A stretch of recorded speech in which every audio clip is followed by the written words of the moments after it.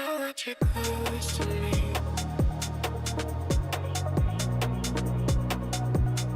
I want you close to me.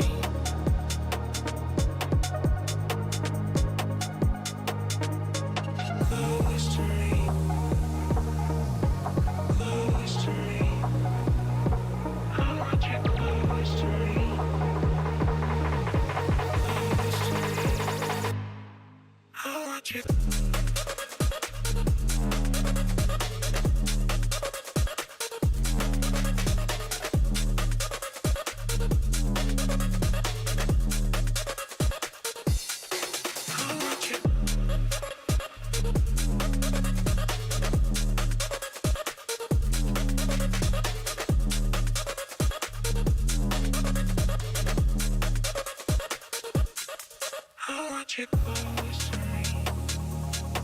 Close to me.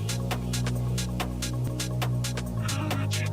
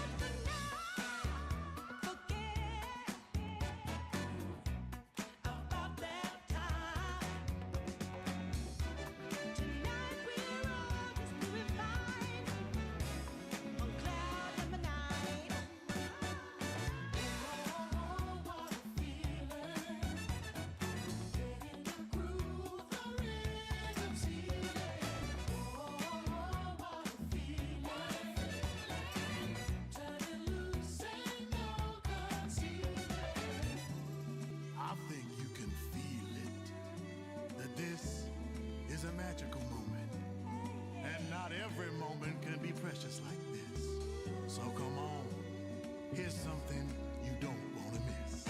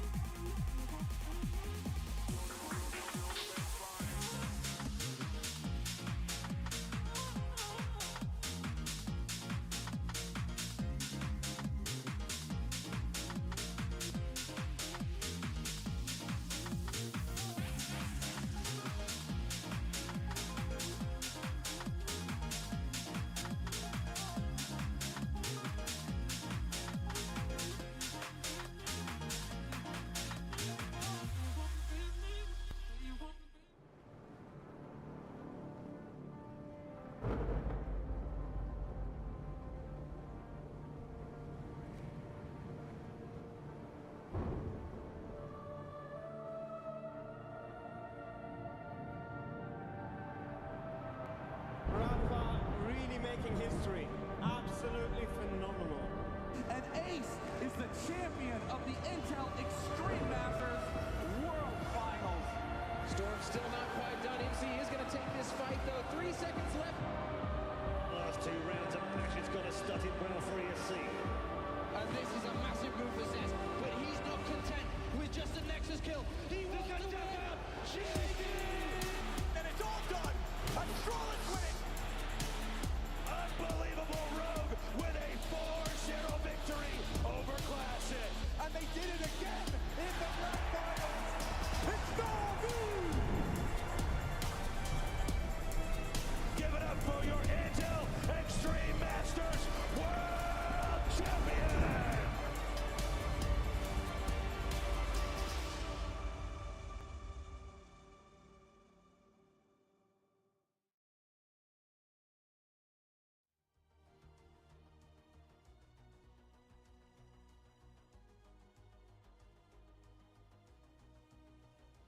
Qualifier. It is day 2, and I couldn't be more excited to be here, Brandon, and for many reasons. But I think for more than anything, we have a very exciting opening game. Yeah, we absolutely do. Foot versus Eyeballers is on the docket for the first game of the stream today. And Foot and Eyeballers have had relatively similar journeys. However, it was a lower bracket victory win for Foot over K27. They made very light work of them, actually, especially on Nuke and Mirage. 13-7 on Nuke, 13-2 on Mirage. For Eyeballers, it was a little bit of a longer day because they had that triple overtime on Inferno that we covered to round out the day against Nemesis. Then they went up and they played Ursa. And we thought, oh, okay, well, Ursa beat BC Game, but surely Eyeballers wouldn't struggle. They actually lost that game 2-1. After taking the first map. They needed an overtime over there or on Mirage as well. And that finds us here in the lower bracket round 2. Any loss in the qualifier from this point onwards in the lower bracket for either Foot or Eyeballers means they are eliminated from the qualifier.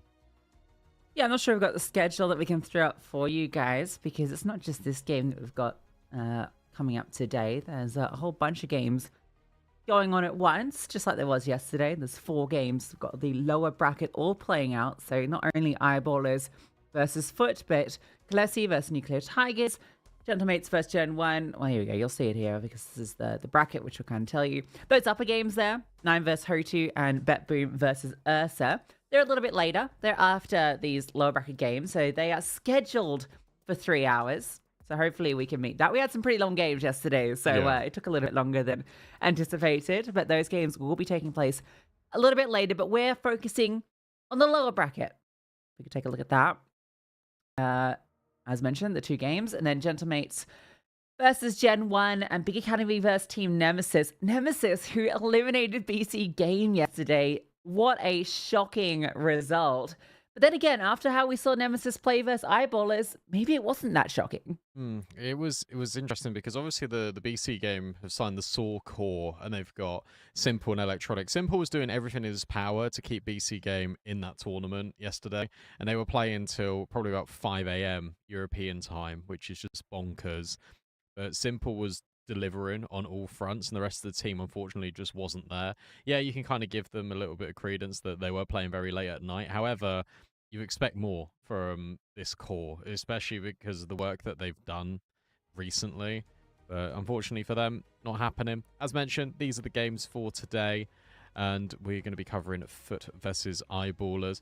I expected Foot to be in the upper bracket. I think everyone really expected Foot to be in the upper bracket after Bounty and after the way that they've been performing. I think Eyeballers, the fact that they also aren't in the upper bracket and that they lost to Ursa, I think raises a few eyebrows as well.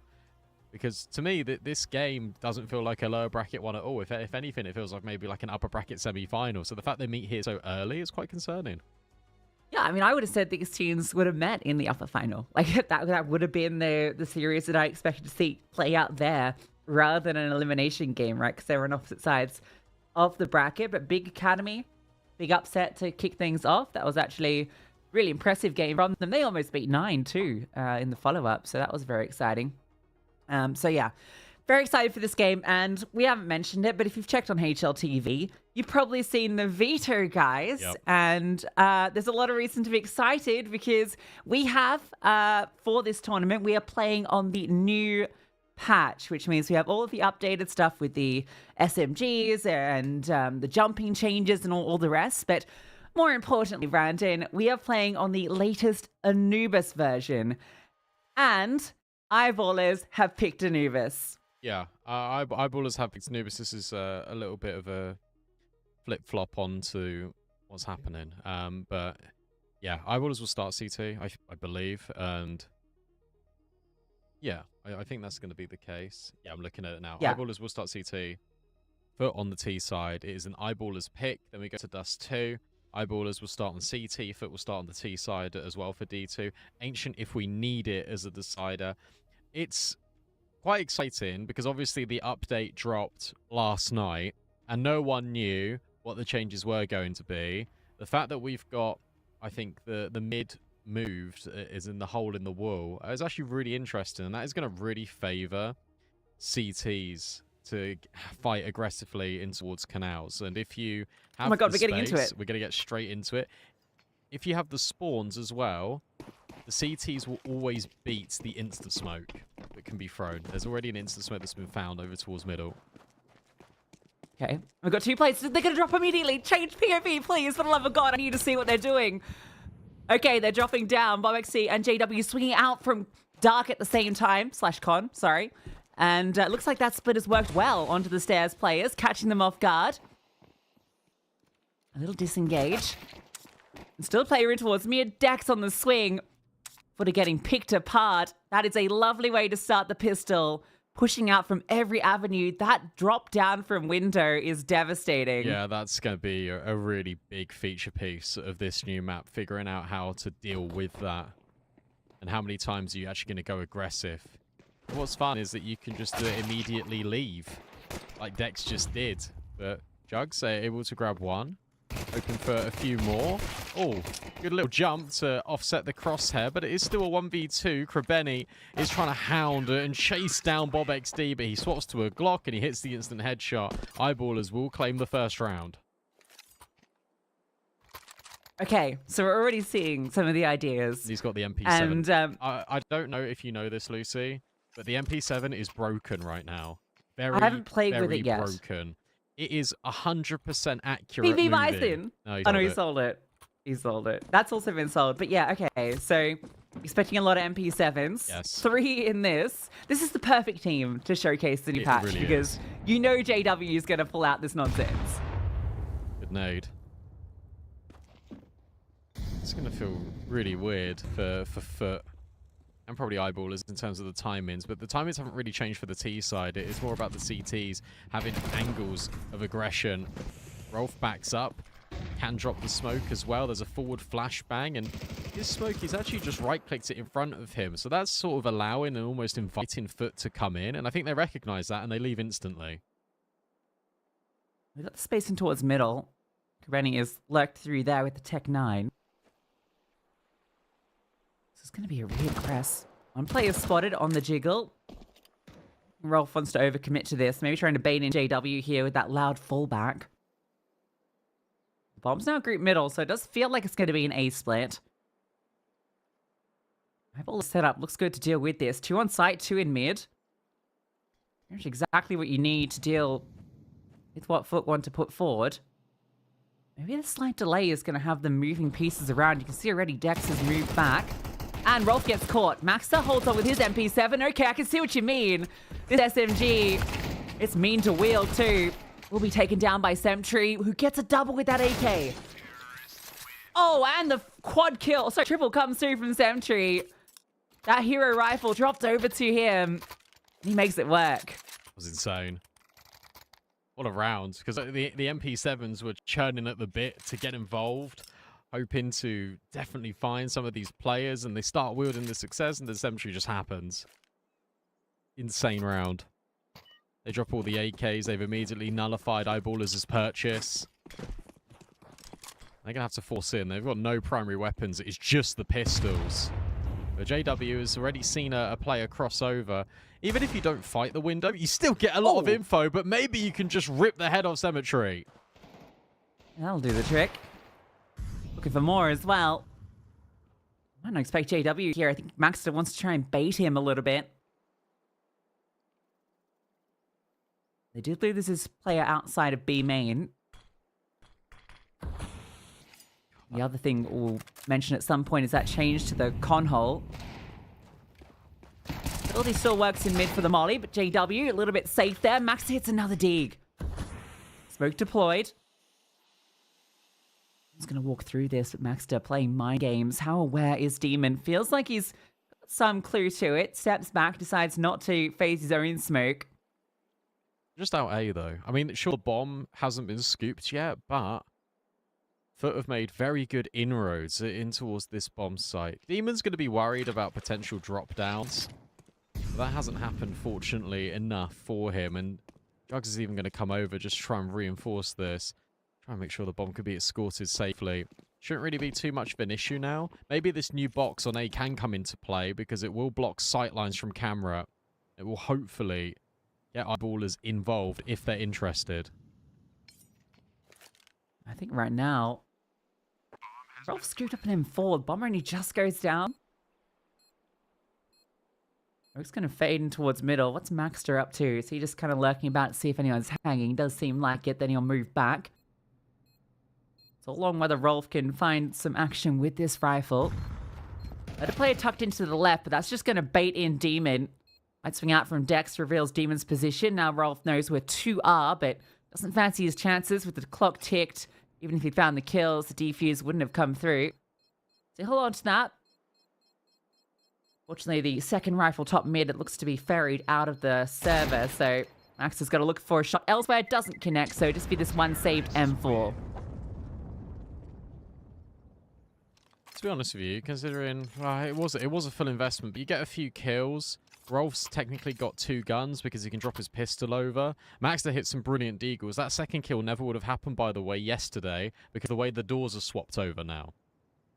So he actually gets that sightline in towards middle. It makes it a little bit easier again for the CTs to see. I wonder if Foot are ever going to boost in towards the hull, because you can do that now.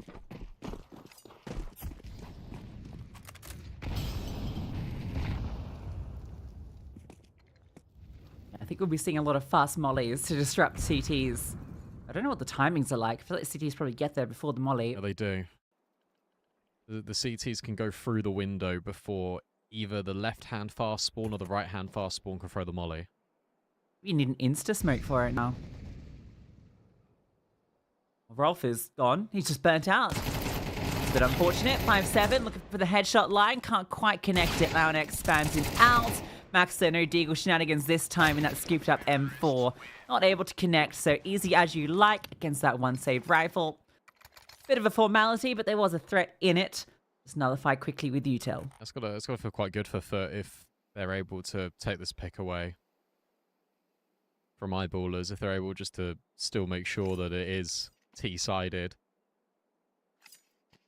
And you go on to Dust 2. That's a fan favourite for Foot. Demon is, and Krabeni, to be honest, are really good on that map. Launex 2. But eyeballers, you don't want to do this as a punish and then capitalise off it. Good counter flash thrown in by Launex, and you've heard the shots fall off, so you imagine that Max is canals. They're just going to throw some util, force disengage.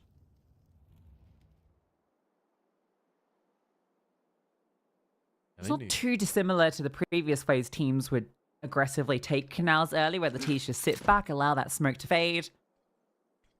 CTs can't really afford to hang around that long, even with that window hole. Because of the stairs smoke as well, that's why Foot used a lot of their utility. They've still got plenty of it in their pockets. But that's why you got, I think, that extra ollie, extra flash out that you wouldn't otherwise normally have. JW in the corner, deals with one, but Demon's there for the immediate trade. There's no follow-up here for eyeballers. And that means that Foot, if they want to, they can walk in from A. And something that I've just realised that Demon's just also clocked is he can use that window to look through and catch players on the flank in towards the water. Rolf needs to hold his nerve. Can't. The trades are brilliant. BobXD also just can't find anything. Everything is not going to plan here for the eyeballers. Yeah, just a couple of shots there that go awry, don't they? Oh, T-Man, that is a clean headshot onto Maxter. Good sequence from him. Triple in the round. Good work in towards middle. But, I mean, Eyeballs had their chance there. We watched the tail end of 2 duels where both players, unfortunately, lost out versus Foot. Ultimately, they did have the players in the right places to deal with the response from the T's.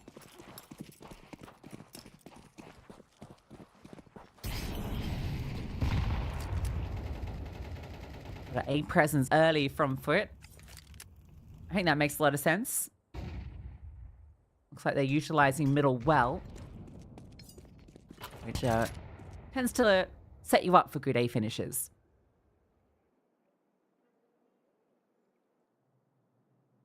There's definitely like a lot more of an onus on to take in mid control here, especially in the early rounds of this game. I guess it makes sense because if you control middle, you probably also control canals as well. It's not really so easy for the T side to walk under and go into E-bots, as Valve have dubbed it. No, we ain't doing that. What it's called? I've conceded on con. They even changed the patch notes from con to E-bots. I'm not gonna do that. That's a yank call. Alright. Nice up, Deagle. Oh, come on. Rolf can. Rolf, though. Only one. Oh, okay. Well.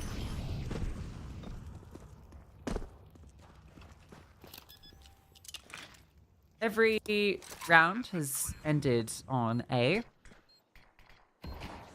Thus far. I think that's going to be a theme, to be honest, for the first week or so of Anubis. Well, that sight line is a lot more easier for the T sides to kind of get a little angle on. There isn't that lip as well that you could jump up on and like tuck behind the wall. That doesn't exist anymore. But I'll just run. Yeah, there was like a little box there, like on the other, like a vase or something on the other side, and it's now gone.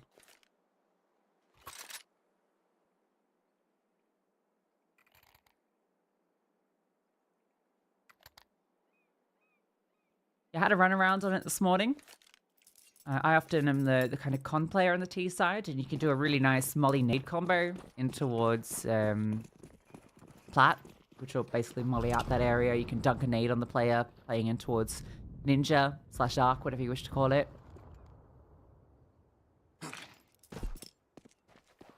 Interesting spot. Okay, we get to see a bit of B. Yeah, they've gone A all the time, and now they're just going to full exec it in towards the site. First gun round, first proper response in towards B, and it works out beautifully. Eyeballers just have to call the save. JW is already out of there. And I really like the timing on this call out of Foot. First gun round, you exercise the default. Eyeballers want to get aggressive by dropping that stairs smoke. In this round, you bring the guns out again. You know that Eyeballers would have been investing. You imagine that JW is probably going to be on the AWP. Well, where's he going to want to take the AWP? In towards middle, in towards A. So it's a perfect time, especially when you've not gone B once, to just pull out this execute.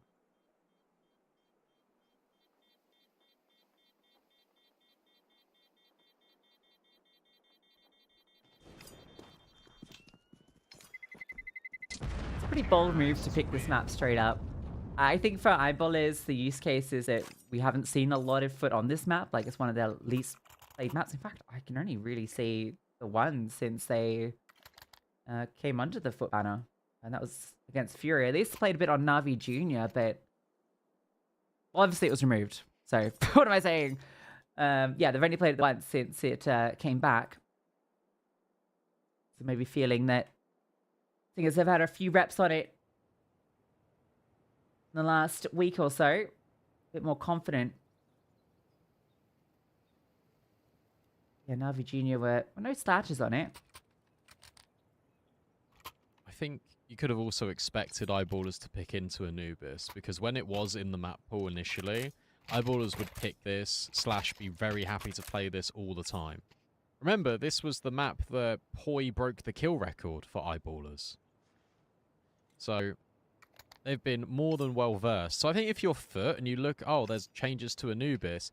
Oh, we're playing Eyeballers. You could expect them to pick it. When I saw this was the game of today on the stream, I knew there was a very, very high likelihood we'd be getting Anubis. Yeah, Foot played it pretty well against Furia as well at Bounty. It was a 10-13.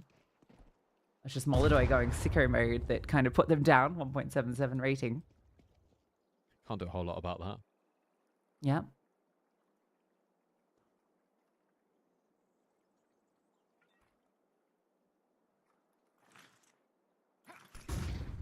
It's just going to be another one of these quick pops. The smoke goes in immediately. Double mollies. Flashbang forward to get them through. I think Foot are just going to burst. I love the molly that they've thrown. It spreads all the way over on the scaffolding. Krebeni ready for Rolf. And Eyeballers just can't get in. I really am loving these timings of the smokes falling. Because it is just immediate for you to get in the site. BobXD will at least get rid of Krebeni. And Foot is now starting to scale and take deeper space in towards this site. They have to take something. Jux just dropped smoke that's landed right in front of the entrance from CT. Yeah, you can see it's completely blocked them off. So rather than going on to Heaven itself, it just makes it so hard to scale. Still want to go for this. Fighting their way out, but it's straight into this deadly crossfire and they get eviscerated. Oh, GW doesn't even get to hold on to the AWP. Yeah, A has been under threat so much, and I wonder if we'll see CTs just in general lean less from this 1-1-3 setup to a more heavy A presence, just given that mid is going to be a lot more prolific now with how important it is. Or even if it's just like a 2-2-1 kind of default, just something that kind of gives you that more reinforcement over on A. So I'm not sure that new box has really offered up much to a solo defender because it still gets mollied. It's not like you really have anywhere you can go. I think there'll be actually probably less people on the B-bomb site in the mid round because at the end of the day, if you've got control of middle, then there's no way that the T side can really get in towards an house. Nice shot. I mean, look how quick this is. Now Foot just completely turned on the gas. This smoke was set up by Eyeballers and they actually started to push with it, but Foot just take middle and they can go B. They always wanted to go B as well. Look at where the bomb is. Yeah, pickup bias is so cool, but look at the positions of all the Ts. You got one walking through to backstab onto Dex. Well, the Dex has descended and, oh, he half clears it. So they're definitely aware that players could be walking everywhere. They've got players clearing CT now. He's timed out. Yeah, he's timed out. That's not ideal. Yeah, Dex sort of heard that exploding player as well. So knows that he's under threat. Maxter comes back and, oh, this is going to be really unfortunate if this DC ends up costing them. I'm going to get the bomb in. Now, they do have this player that's been lurking mid the whole time, so Cemetery can still provide that backstab that Krebeni was meant to. In fact, he's cleared out the site. There are 3 players back here, and, oh, good kill into the first. Okay. Oh, clean from Cemetery. This guy is digging graves. Dex has been here the whole time, but unable to get involved. Just negated by smokes, mollies. It's hard to fight forward. XD is smoked off as well, so both these players isolated. Great nade. Huge. So tough to get into, especially with no kit. Pre-fire and pre-aim, yeah, all net one trade, but you still have to get by more. Oh, well, maybe you can do it, BobXD, yet again. You have time? Yes, I believe so. That is absurd. Lives on 5 HP and is able to spray transfer both players in towards CT. Cemetery nearly provides that little bit of relief after Krebeni was DC'd. Yet it doesn't matter anyway. BobXD had a 1v3 against Nemesis and has now got a 1v3 against Foot. That one's brilliant as well. How clean was it? Especially without the kit. Foot going to be feeling a little silly. You can't blame them for the way they tried to take the fights there against BobXD, like the final play that falls. I mean, you just want to get that trade right. You don't know that there's no kit in play.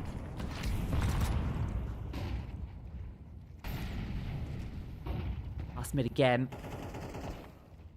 Trying to deal with JW. He does actually get the trade from the Flames. So 1 for 1.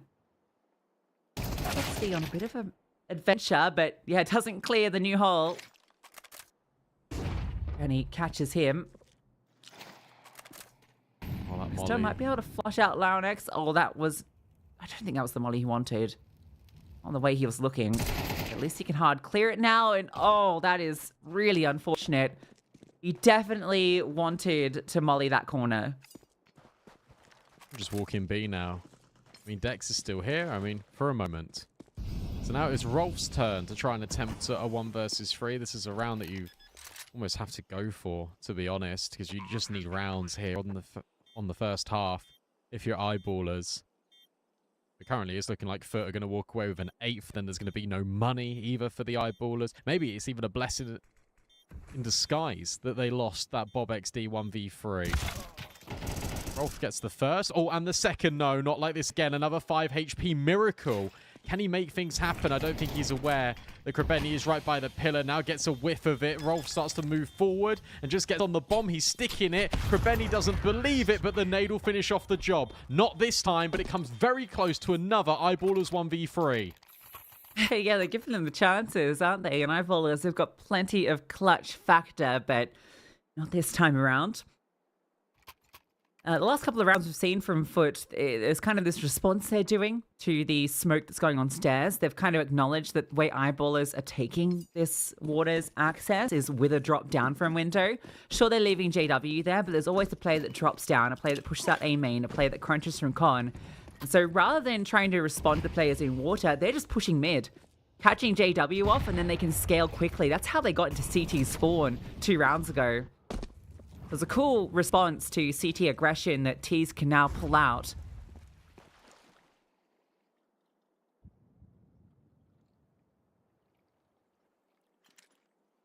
See some more aggression in main. Just going to be a player tucked. MP7 again being wielded. A really good util to just gut out all of main. XD. Oh, has spotted someone in the corner. That is a crazy bounce on that molly. Dex will burn, but Jugs is trying to at least secure even more kills. Dex is still fighting firm, and these trades have not gone Foot's way.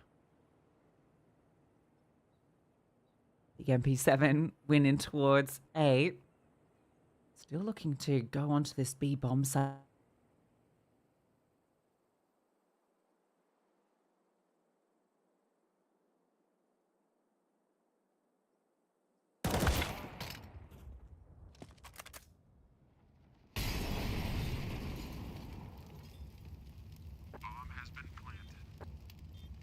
Now he has a kit. GW makes the sound cue. Flashbang is brilliant. Perfect setup. Means Maxon now has to come through with the clutch. He has a bit of information off that Krebeni is scaled. Then a flashbang came from somewhere towards main or pillar. They can make the assumption that's where this AWP lies, but bomb planted here. It's a very tricky position. Molly not going to flash out either player and acknowledges just too tricky without a way to block main. So Foot can get up onto 9. Yeah, and hey, I thought these changes were trying to make Anubis more CT-sided. In fact, it just hasn't whatsoever. 9 rounds for Foot. I mean, they've been playing a brilliant game. I think Cemetery in this round does everything perfectly. Knows his responsibility, has to hold for the deep player at back sight. And then the way he even peeks to throw the flashbang in towards Temple, just steps slightly to the left-hand side. It means that JW cannot get an angle on him whatsoever. And then the way that he throws the flash too, it doesn't bounce. It completely blinds JW. He's not ready for it. Foot, they will claim that easy 9th round. Everyone is firing on all cylinders. This is where Foot is the most dangerous. This is the Foot that we saw in that second map against Big Academy yesterday. And this is a Foot that Eyeballers definitely weren't expecting or ready for. I really wonder how much time either of these teams had this morning to kind of get a feel for how they wanted to approach this map.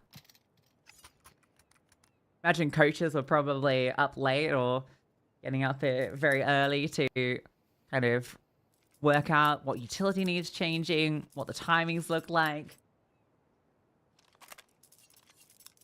There's a lot on the line here. This is an elimination game. This is the only way you get to Rio is winning this best of 3. It's almost like Eyeballers felt like they were the underdogs in a way by picking a brand new map.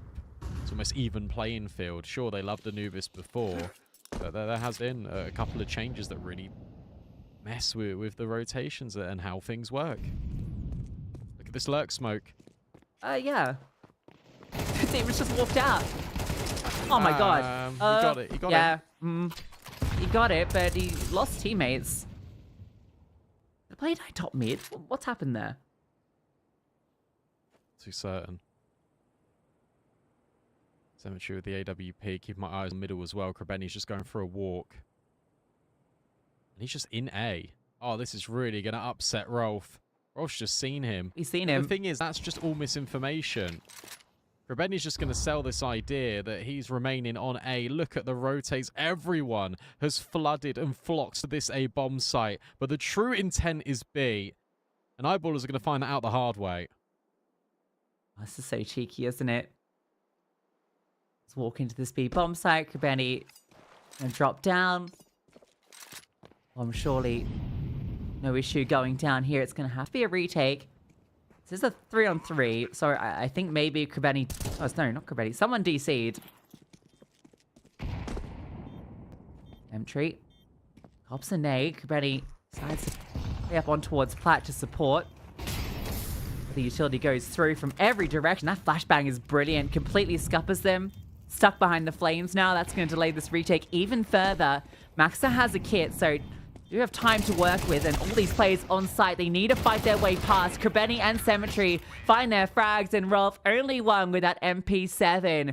Foot showing how the new Anubis is played, double digits on the T side.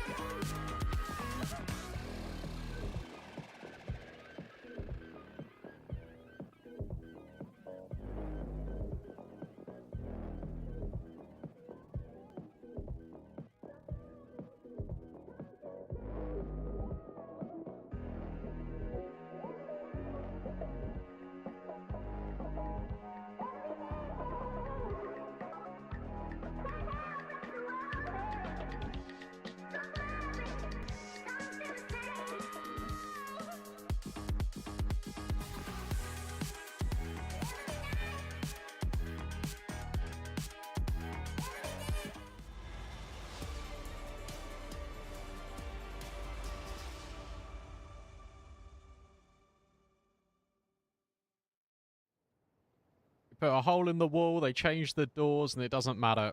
Foot has still found 10 rounds on the T side of Anubis. And for Eyeballers 2, I just don't think it's going to be enough. This is still a 5v5. We're missing a guy on the HUD. Yeah. Now next is somewhere. Yeah. He's around. Worry not. He's behind the bowler. Pass out through mid. Oh, he's hiding from everybody. Oh, it doesn't matter. He just got bursted. That's ridiculous. Who even has that turned on? JW gets a follow through. Demon. Oh, okay. 2 from that is ridiculous. Let's maybe giving Cemetery and Jugs a chance. Potentially. If the dualies can connect, but Rolf jumping, trying to secure things, they baits him perfectly. Into 3 players, wide swing now coming forward out of decks, means that JW can also get on the angle. A comfortable one for the Eyeballers. I can't believe he bust fired him in middle. That's crazy. Great job from Demon to get 2 there, but yeah, unfortunately not enough. Does allow him to buy the MP7 with armor. How much is it now? It's 1,500. Got reduced, I think it's 1,600. I think it got reduced by Okay, yeah, because it was 100. 17 before, wasn't it? Yeah. MP5 for JW, that's also been reduced in price. So that must be 1,400 then. Yes. We are not live. The buys in. Please don't buy that. If you've seen the changes to SMGs, never buy the buys in. And the reason for that, guys, if you don't know, it has the lowest armor penetration of everything except maybe the dual Berettas. Maybe they're equal, but either way, compared to the other SMGs, you do not want it. Unless you want to do like 99 and 7. Last time I used the Bison was, do you remember when Vertigo had the ramp, the little hole in middle that you could go to the B bomb site with? Anyone remember that? You're talking well back. Like the old Vertigo. Oldest Vertigo.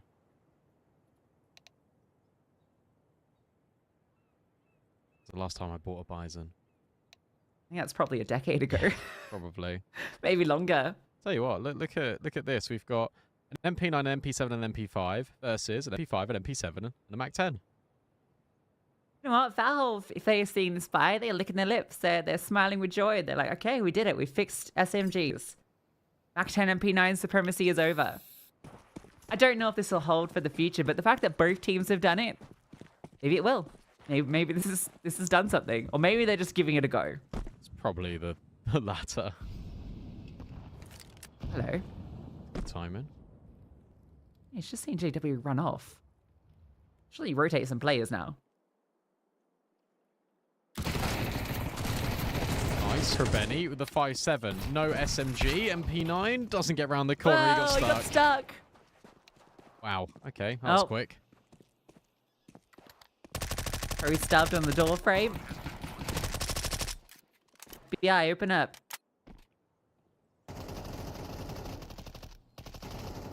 Just hear the MP5 rattling off. It's so ridiculous, isn't it? I said this on CCT earlier, but I'll say it again here. I think that obviously this MP7 update, this has just buffed nerds by like 30%. That's true. Could probably need that right now, so. Fortunately, I don't think Blasts are actually playing on the new patch, so it won't help them in Bounty. Unlucky.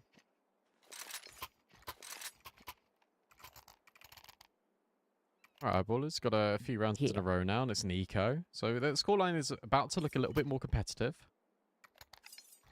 Yeah, I mean, double digits, so that's... You kind of accidentally win at this point if you're foot. A whole lot of smoke's being thrown out. Flames everywhere on B. Dex gets brought down very low. Wins that engagement. Bring some more players over. JW, keep your eyes on him. He's wandering through middle right now. He's MP7. I don't know why he's got that instead of the MP5. I guess someone died, right?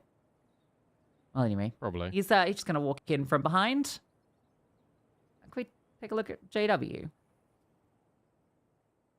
maybe in a moment. He's about to backstab.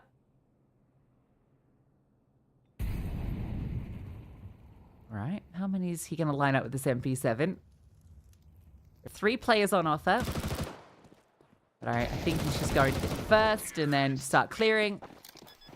That one's easy as you like. I mean, as expected. Yeah, nice little flank from JW. He died last round. He lost his MP5, so he bought an MP7 instead. Get a kill with it. I don't want to play with you anymore. Decided it was, he didn't want it. With the AWP. He was very good on the T side with the AWP, so it's nice to see him equipped with the sniper very early.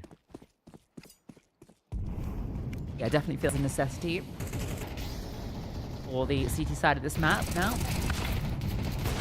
Oh, come on. Ain't no way. Little sidestep, Krabeni gets overwhelmed, and Dex removes Symmetry. That AWP doesn't get to fire off. Back. YEBALLERS. They've exploded through middle. This is exactly what Foot were doing to them. Jugs. Ooh, cleared on the angle. Dancing back and forth. The swing comes through. He almost takes another. And in fact, oh no, Leonex catches JW while he's throwing utility. That smoke lands but does nothing. Bomb needs to be picked up. Leonex has walked out. There is smokes down, so he can't see anything right now. Demon, though, he might have an opportunity. Another smoke lands. I don't know how there's still so many left. Well, Leonex might be the threat. In the strike. Notice that bomb's been scooped up. Gonna walk around the edge, but BobXD secure right now. Maxter steps back in. I thought maybe Leonex was gonna have that, but Maxter thorough on the clear. For all Leonex's hard work, put Demon into a tricky position. Oh, he spots one, wins that duel. Runs out of ammo though and brought down so low, and feed is frozen, unfortunately. But I don't think Demon's gonna win the clutch. Oh man, he ran out of ammo too. So presumably didn't quite close it. Oh, that's tough. And I think we'll assume he didn't win it, but no, he didn't. Didn't. No. Makes sense. All the hard work from Leonex, the fact he's able to line up both those players, the timing of his swing was really good as well, Jugs. Felt like he had more in him for the multi-kill. Tell you what, if he did get a multi-kill, then potentially that round could have gone the other way. MP9 goes swinging and searching, but doesn't find the mark. I thought not use that window in mid yet to kind of drop down at all. Wonder if they will be. Oh, JW caught off by Krabeni. Surely he's going to get overwhelmed though. Yeah, players in through main deal with him. Now next just going to look for some exits with this MP5. Get some extra money. There's already a player converging on his spawn. He's dead. there's no way you can really do anything here. They're playing contain. Has to go forward, can't go back. He's probably thinking, why is no one fighting me? Where are they? Have I got a time in? The answer's no. Because Max has just crept in behind the pillar. He'll hit the instant headshot yet again on that same position. YEBALLERS were 10-2 down. They've won 5 in a row. And now it's suddenly a 3-round game.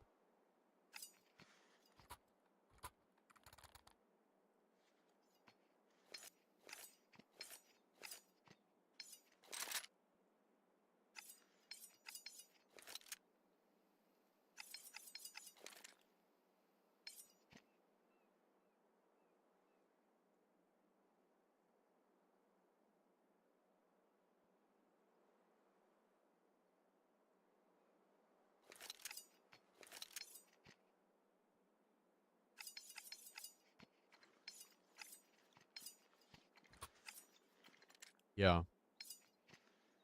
No. No, everything follows through within the next 10.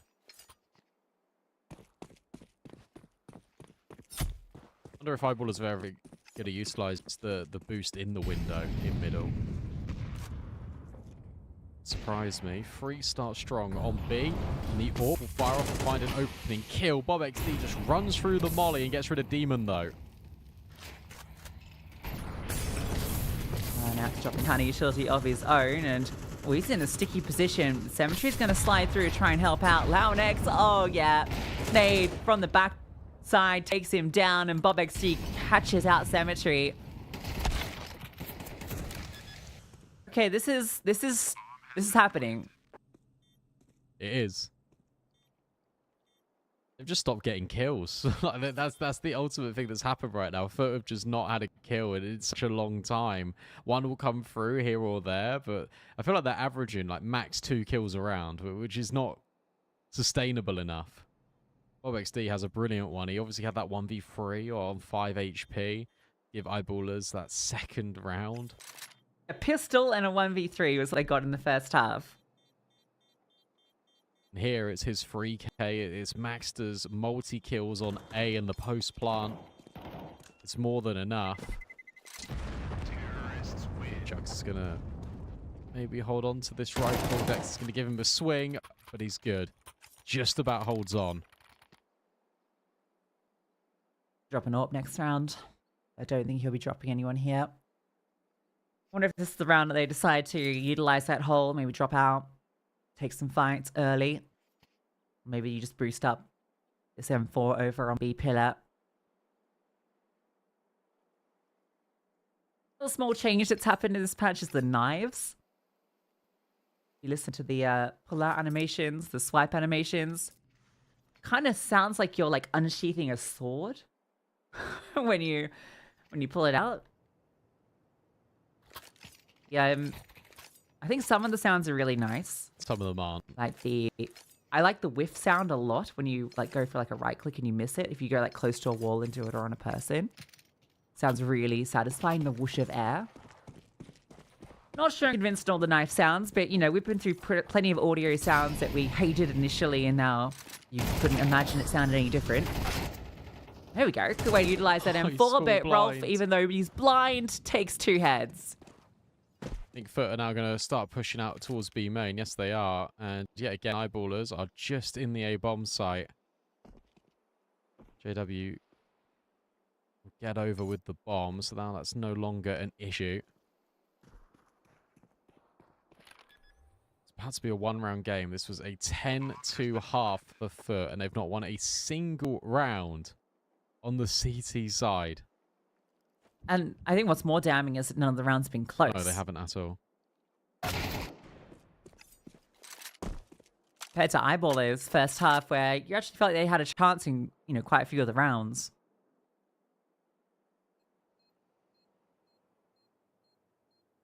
This is feeling disastrous.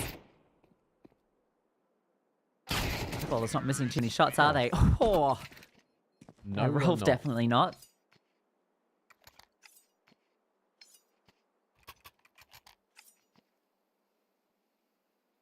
They ever gonna be aggressive?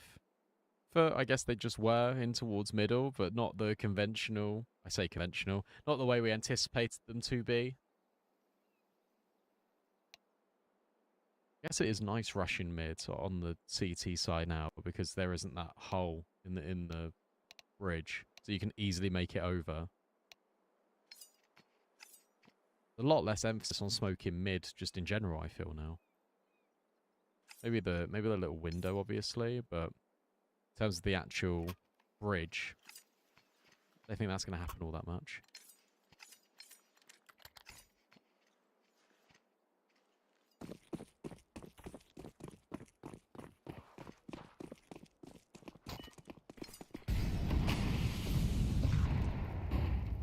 It's that smoke, but T's go ahead of it. They actually call the bluff. They aren't going to get aggressive. So nothing to be found from it.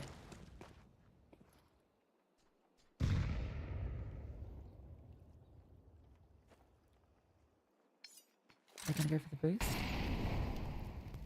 Bob XD just takes a look. This one of the slowest rounds we've had, I actually. think he's going to get boosted. Okay. Oh no, he's going to boost JW. No? So JW with this boost, JW can see deep mid. A nice way to hold with the AWP. Given anything. Now we might get this boost. JW What? going. Why is it JW? Of course. Why am I even asking that question?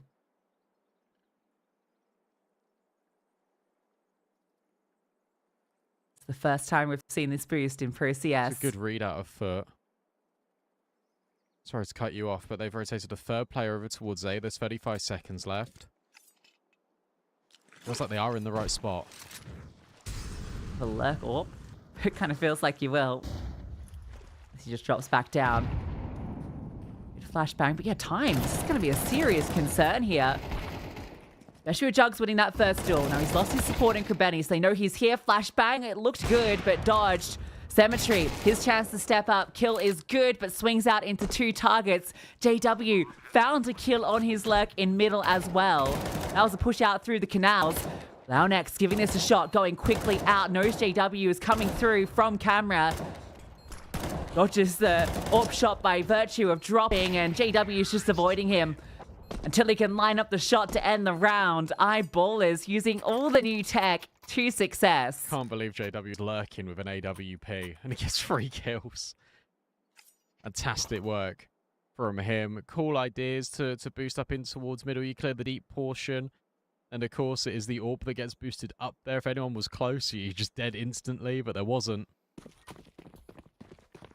Now 8 rounds in a row. This is the money seriously in the bin as well for Foot.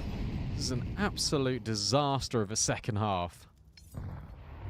Crazy molly throw. It looked like it just kind of fell out of his hand. Oh, Demon might have a chance to punish Bob XD here. Oh, no, Krebeni will be the one that does it. Now they're just going to explode onto this site, and they overwhelm Launex. Cemetery still back in. Needed an instant deke to give them a chance in this round.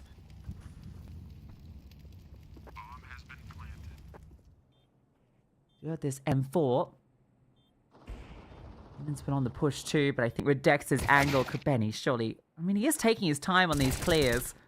So he might actually clear it out, but losing this play outside of main makes this a whole lot trickier. Oh, okay. Krebeni still keeps fighting. Giving them a chance into this.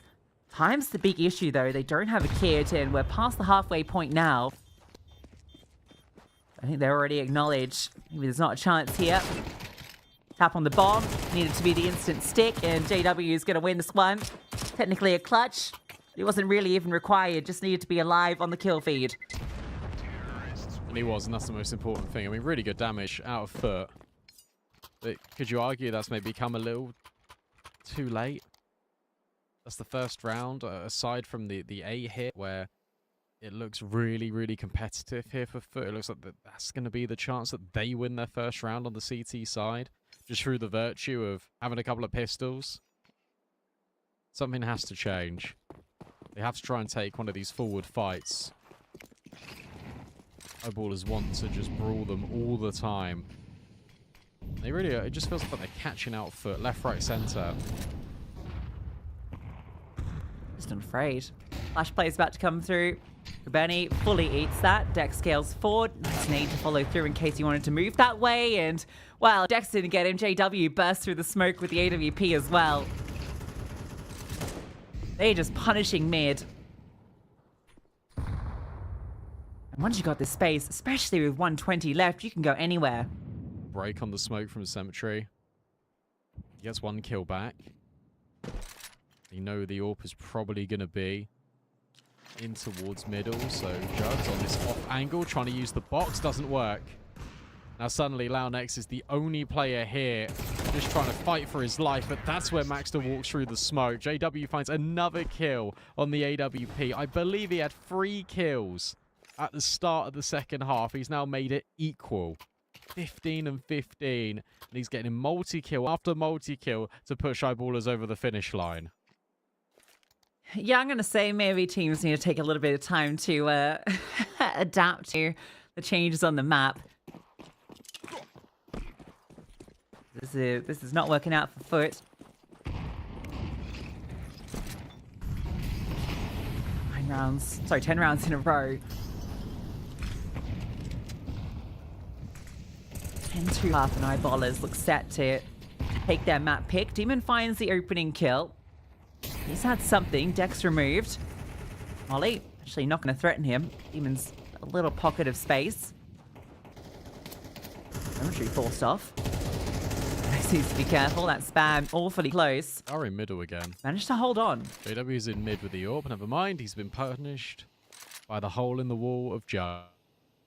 Now you've got no space, really. This is a great angle for Krebeni. It's going overtime, isn't it? It might just. It might just. Good clear onto Krebeni there. Gonna force Jugs to move about. He's hoping someone goes looking outside of B main, but I don't think he's going to find that.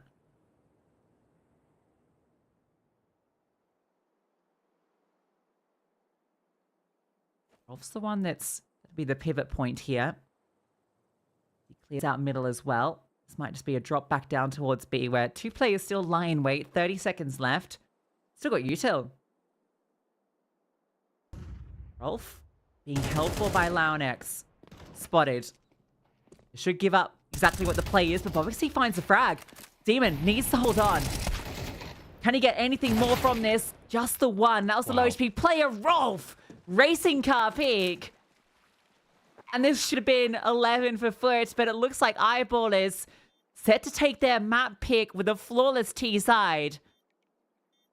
2 rounds on the CT half. And 11 in a row. What was required? What was brought through? 13 to 10. YEBALLERS. They had no right for that comeback, but Anubis proving just as strong on the T side as it did before the patch. If not even more. And obviously it's going to be a bit of placebo just seeing that first ever game. But my goodness me, Foot just didn't really utilize any of the new spaces, did they, on Anubis? And YEBALLERS did, and it still wasn't really working out for them. And you think, oh, okay, well, maybe there is certainly something to be said. Obviously, it's going to take teams a little while to adjust, but Foot will be kicking themselves because after a 10-2 half, you expect them to at least win any round on that CT side. 2 rounds in total on the CT side between YEBALLERS and Foot on map 1 of Anubis. Fighting for survival now are Foot. They need to win their pick of Dust 2, which is coming up right after the break.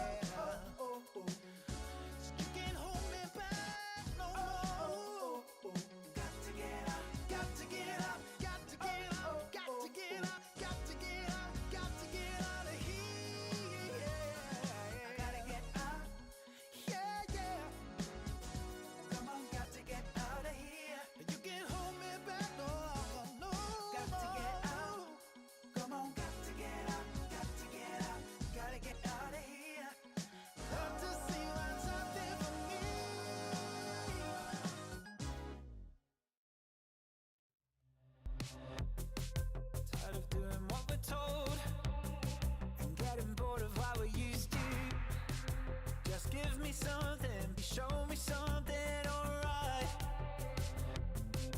Cause I'm scared of getting old, and I'm more tired than I'm used to. Just give me something, please show me something alright. I forget that I'm down with you guys around. Cause everyone knows life's better with love than being alone. Consider yourself the motive for finding a way to right my wrongs. Catch a locomotive or hit the highway, just move on. Cause it's so fun and no one's upset. You sit on my trunk and watch the sunset. Consider yourself the motive for living my life the way I want.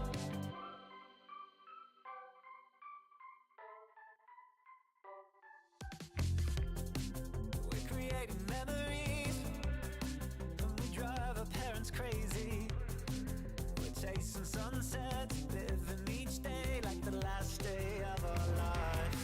And I know this is what we want, cause this is just what we do. Free to tell our lies while discovering our truth. I forget that I'm down with you guys around. Cause everyone knows life's better with love than being alone. Consider yourself the motive for finding a way to right my wrongs. Catch a locomotive or hit the highway, just move on. Cause it's so fun and no one's upset. You sit on my trunk and watch the sunset. Consider yourself the motive for living my life the way I want.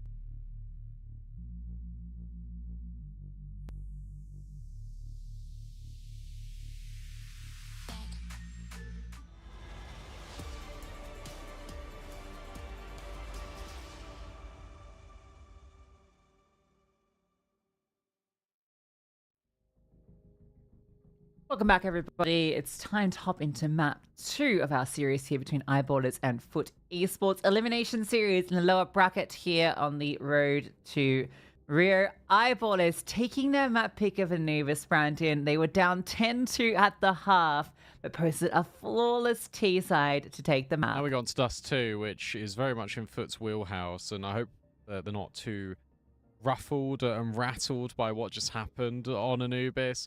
You always probably know going into Anubis, especially with the new map and the new changes, that you can just write that one off. But from the position that they were in, I don't think they ever expected to lose that map. You got to remember that this is the lower bracket, so if Eyeballers do win the series, Foot are eliminated from the qualifier. Eyeballers will start on the CT side of Dust 2, and Foot are going to buy a lot of utility. Yeah, normally I was saying, yeah, Foot, you know, a lot of young aimers, they can just kind of headshot you on this map, but Eyeballers in that second half were not missing a single headshot, so I think we're going to have some pretty specky Counter-Strike coming at you. JW is taking a forward spawn to go through lowers and is cleared out towards B tunnels. Tries to don't rotate Rolf off, but maybe Dex can just win the round by his lonesome. Just the one out towards long, but bomb spotted. Should send the rest of the CTs over. Maxa, wide swing comes out towards long. That's so hard to deal with. Loses his teammate and then loses his life. I think JW's flanked the only real way back into this. Demon's already considering it. I think he'll have his number. Easy as you like. This is Foot's pistol. Pretty much locked in. I think it's just really crazy misinfo, to be honest. I think JW obviously pushing B, says it's clear, doesn't see anything. But you've got no info in towards middle. You've got 3 players over towards A. Dex gets a kill easily and then isn't prepared for more players to round the corner. And from there, players are just caught in no man's land for the Eyeballers. Like, you're never expecting someone just to be in the middle of ramp there for the CTs, and he's just completely blindsided. Obviously doing that because he's worried and paranoid a little bit about a short, but no one in Goose. It just feels like a little bit of an oversight.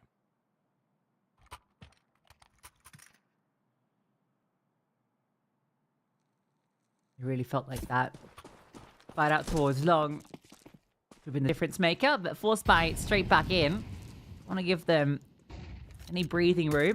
Rolf spots a player at Sui.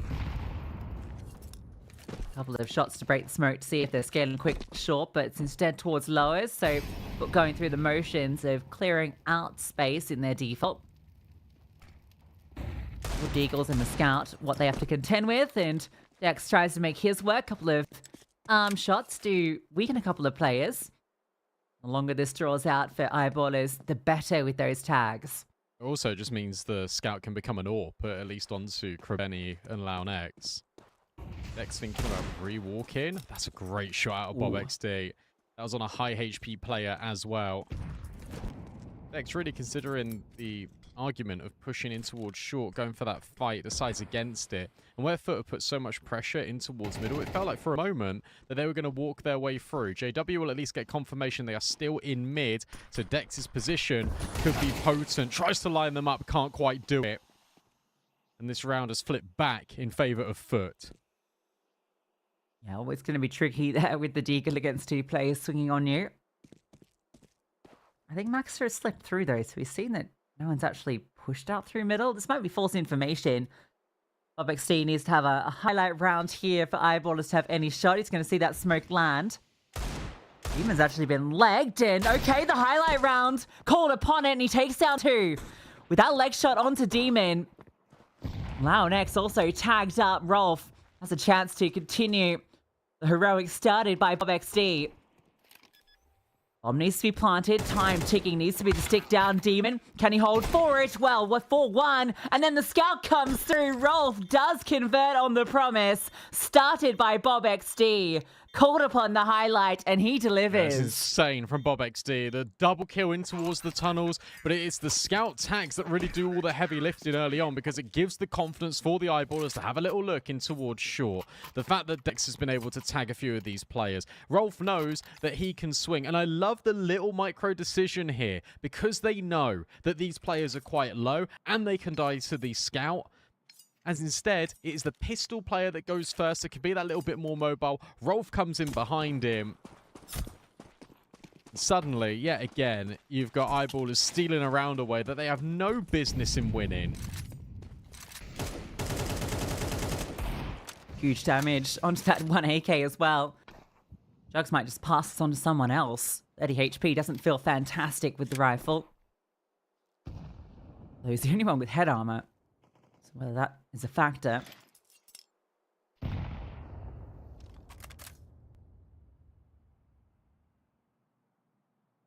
Bob XD, hero of last round, slides through to respond to some of this mid presence. Just about blocking that smoke. The confirmation they're not on their way. So eyes can now be towards short. GW's got util, that smoke will land, still has an incendiary as well.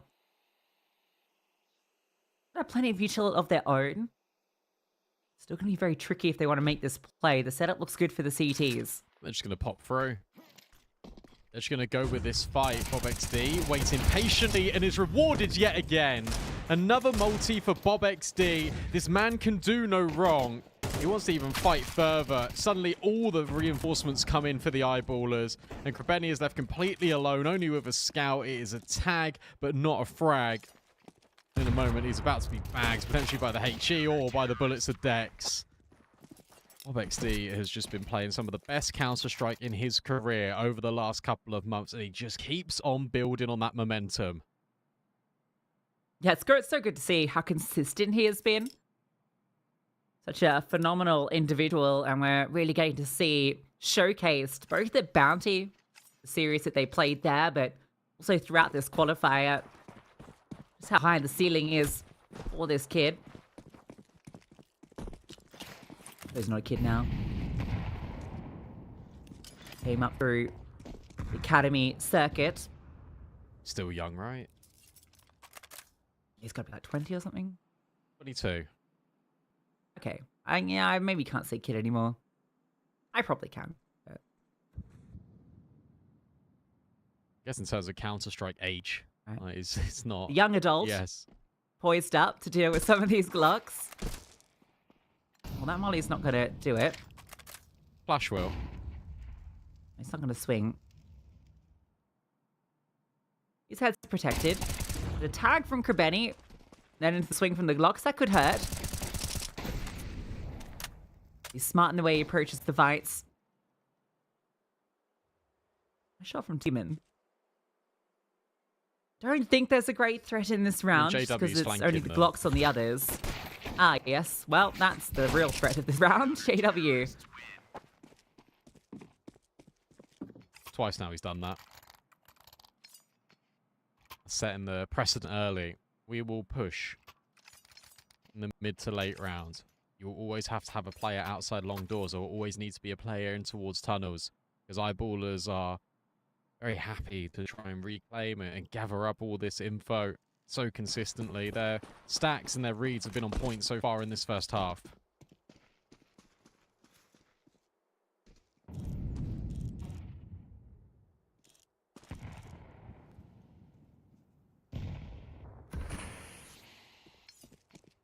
One player falling means a good excuse to buy the AWP.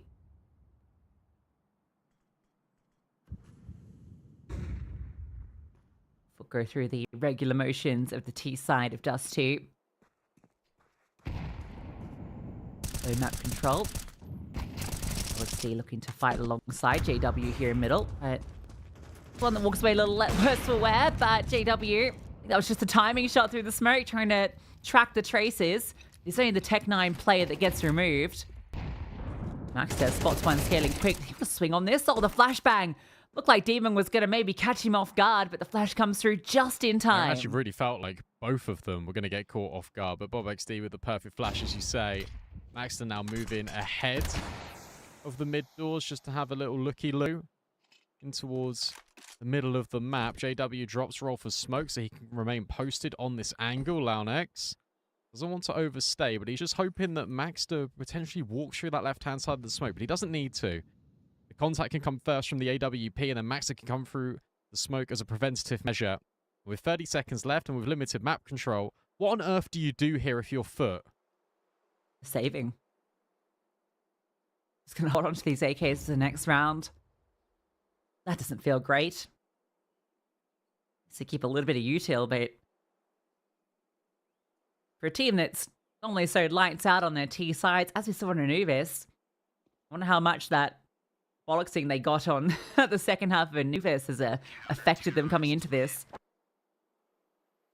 Look at the kills. It is Demon getting a kill and then nobody else. It's really top heavy right now for Foot. They need to shake things off. And yeah, sure, it is the same for the eyeballers, but in this round, JW gets the kill. As BobXD actually sets up Maxter to get his first kill of the game. And from there, that is the round just won in its entirety. Cemetery being limited, not allowed to have an AWP, has just saved an AK, so his bankroll doesn't get an injection of funds for the next couple. It's going to be really difficult to have an AWP unless you prize it out of JW's hands. And that's why Cemetery was doing his best work on Anubis. With that AWP, finding multi-kill after multi-kill, especially on that T side.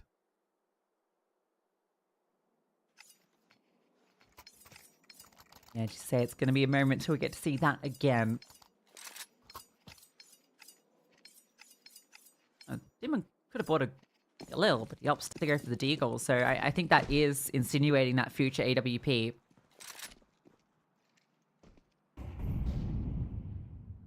Oh, sorry, he could have bought armor.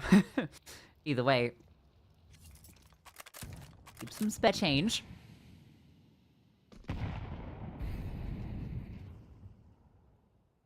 It's 3 AKs.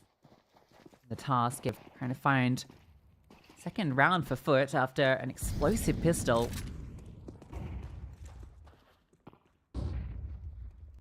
So far, it's been all about the default.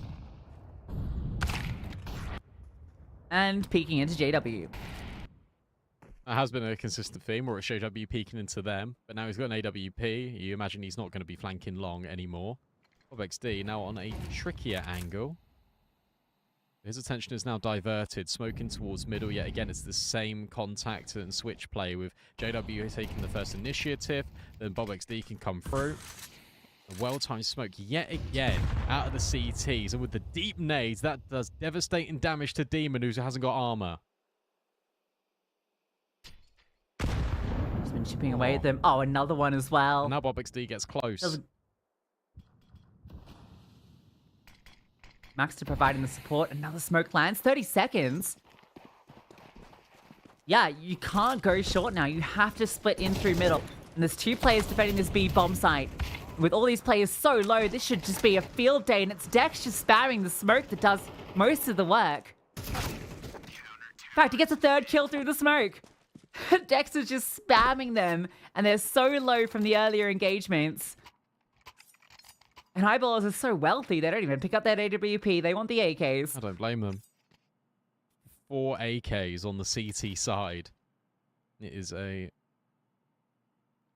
pretty painful picture because you look at all the wealth, you look at the fact that, hey, we've got all your guns, you look at Foot, they've got 1. They've got that missing AK that BobXD isn't wielding. For the rest of the gang, it is just Tech9's, Deagle's limited utility, but maximum pain. This is 1 round that Foot have won in the last 20, maybe? 18? Ballers won 11 in a row to lock in Anubis. Yeah, 1 round 1 out of the last 18 is a crazy stat. Yeah, and it's just a pistol, right? Like, and a coin flippy. Anyway, oh, BobXD, that timing is not good. It's a great opener for Foot. Rolf is all alone over on B, so you can see Eyeballers immediately scramble, but Foot actually don't accelerate off it. They're happy to get this pick, regroup, and they might still have this destination of B in mind. Good timing right now. It's gonna... Yeah, JW isn't helping. His eyes are still on middle, so he's gonna get here late. The flash will come over. Rolf, what can he get off it? Just the 1, and JW misses the flick up. Needed to find that one, it feels. Puts it into the 2-on-4. Jugs swings out. That's the Tech9 for you. But will get their 2nd round. Brilliant timing on this, and it's just because you think about the way that they've been playing, and you've been saying it over the last few rounds, Lucy. Default, default, default. So you flash back in towards the mid doors. Foot have only used the mid to B smoke once, and it was when they got spammed down by Dex in the previous. So this time they go on a greater tempo, they flash through the mid doors, they get the opening pick onto BobXD, who isn't ready, and then they fall back. And to Eyeballers, it's like, oh, okay, well, look, we haven't seen them push through the mid doors all that much, but we have seen them default a hell of a lot, which means they're going to be trying to take short control. It means they're going to maybe have a player just deep out long. What it doesn't mean is that all of these players are going to now reset and go back in towards the B bomb site. They get completely bamboozled because of Foot's great timing.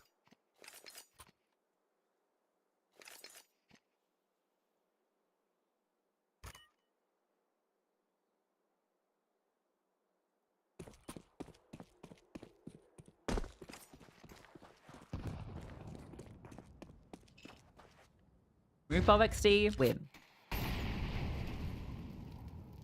Easier said than done. Pop onto B now. A lot of aggression out towards long to make it seem like that's the space. And with Demon getting that kill, it's going to turn eyes. Rolf has still managed to stand true, and he actually takes down 2. Cemetery can't get that necessary trade. The bomb's dropped. The idea was sound, but the kills didn't come through. And maybe when they found that frag out long, you didn't have to go immediately. Still potentially answers to be had. That could have been a way through for Demon, but Maxter wins that duel. Kubeni gonna slide through to try and punish something back, but the fact that the bomb is sitting in B and the fact that BobXD is pushed through tunnels, even if you find these frags, doesn't matter. I suppose there's still time on the clock to work with it. BobXD should have Cemetery in a moment. Oh, JW! He saw like the edge of his knee, and he knew exactly where to put the crosshair. I think also BobXD might have calmed it as he comes around the corner. He's like, oh, he's just on the other side of the door. Okay, thanks. Crouching? Yes. Easy. Brilliant work out of JW. Brilliant work out of Rolf. And again, it goes back to a point that you made right at the start of Dust 2. It's the fact that normally we say, look, Foot, love to take these fights, love to get aggressive. Every single one of these players stepping up in a really big way. Yet, when it was Eyeballers' time to shine, every single person came up with meaningful contributions. Everyone is blind, and BobXD still gets a double kill. Puts it into the 3 versus 3. Max still waits in the wings. hugs close to this wall. Is there going to be a flashbang, or is he just going to take this on? The timing Cemetery was holding, and that's so important. Maybe if he just held it, he might have had a good shot there, but didn't expect the Ort to be holding the line, especially on that timing where he waited a bit. But look at JW. He's dead, though. Alex is Oh, holding. is he? Is Launex going to clear this? Oh, maybe not now. He's heard the smoke thrown. He's hearing all the util.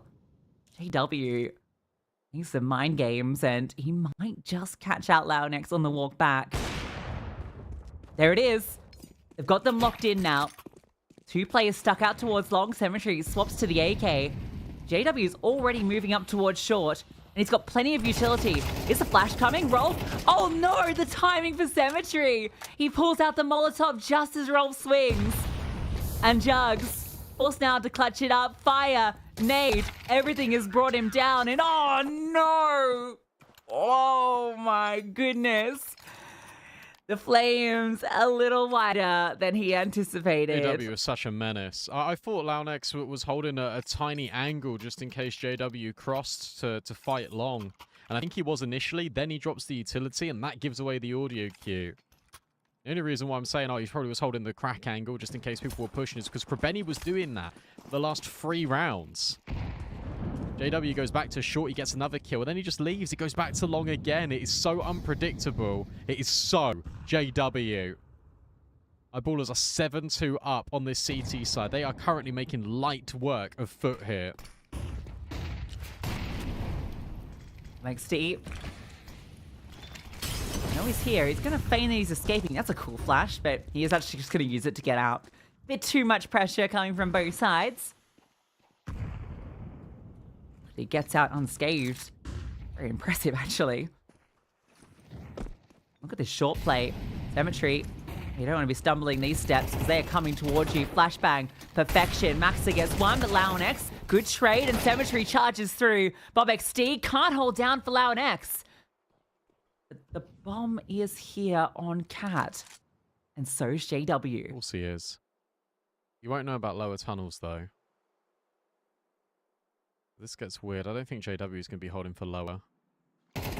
Oh, but Rolf is yet again another opportunity. Goes begging for foot. Flashbang and Molly's drop forward, and now this time, oh my goodness me, how many times are there going to be quick switches? JW finds one, Rolf grabs another, and it's a 1 versus 1. Bomb at least has been scooped up, and with 30 seconds left, Jugs is going to try and make his way in towards short, but Rolf has already got the read. He creeps slowly and carefully in towards CT spawn. Next question. Molly. Is there going to be a fake plant? No, instead it's just going to be the straight fight for Jugs. The Molly gets pulled and forces the hand, and Jugs wins the fight. How many of these players are going to pull out a bit of util and get caught? It's ridiculous. I love the way Eyeballers try to find their advantage back there. But JW, unfortunately, can't quite find the success he wanted. Nice try from Rolf. Have a fight out towards long.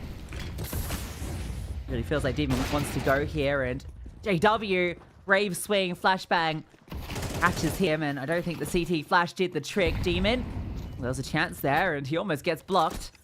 He'll get away. JW, I think, getting a little bit too confident there. Cemetery really wants to find this AWP in the smoke. It's not quite connecting. Another one is replenished now by the CT side. They throw it with the lineup rather than just on the fly. So worried about the scaling here for foot. Benny goes back to drop the mid utility. Still 2 players lean B for Eyeballers. They are not certain this is going to be the long commit. In fact, they've completely made a read and an assumption that it's going to be B, and they are completely wrong. Yeah, this might just be that 4th without too much of a contest. Eyeballers are going to go for the gamble, and they'll just try and hold onto their weapons. Try and fight for an 8th in the next round.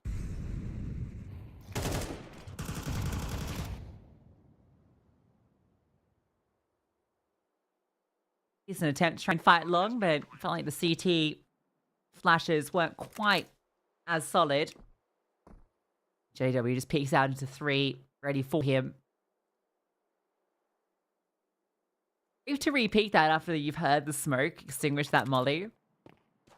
But I suppose JW, maybe the bravest player there ever was. I just think by the way he's been playing as well, he was always going to re-swing that. He's just so confident. He's walked mid and has caught 2 time-ins now.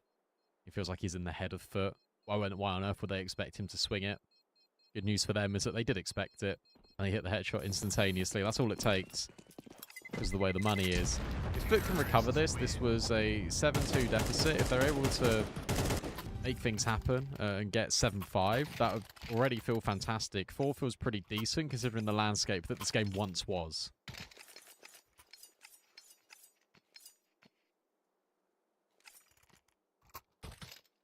Yeah, after getting hard reset early.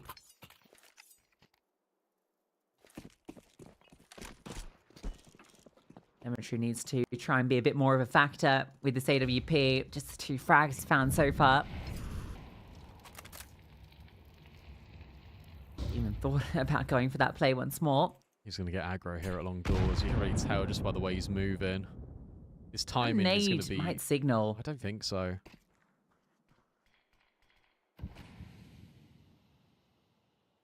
Smoke lands. Feign that no one is here. Demon has his eyes firmly on this, so it's going to come down to the timing. Demon decides to turn away to throw util or whatnot. Can't hold it forever.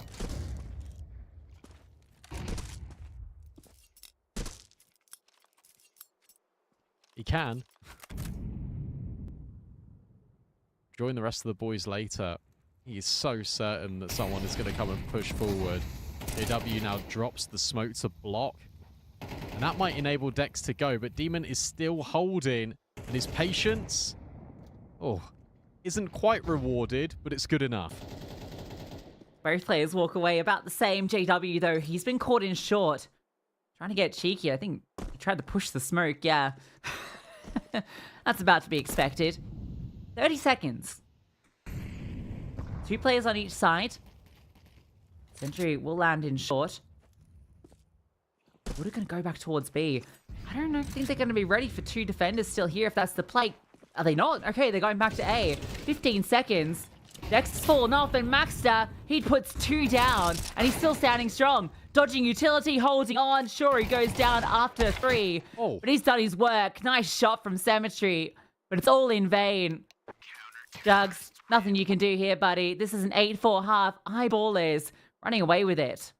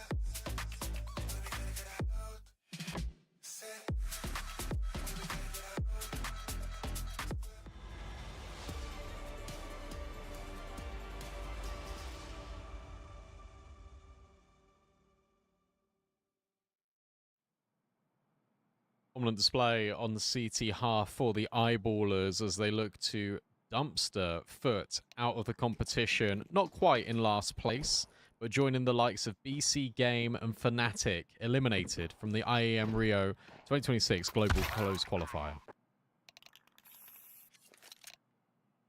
Yeah, what a sad result that would be for Foot, that I think coming into this people had high expectations for, but they've had some tough opponents.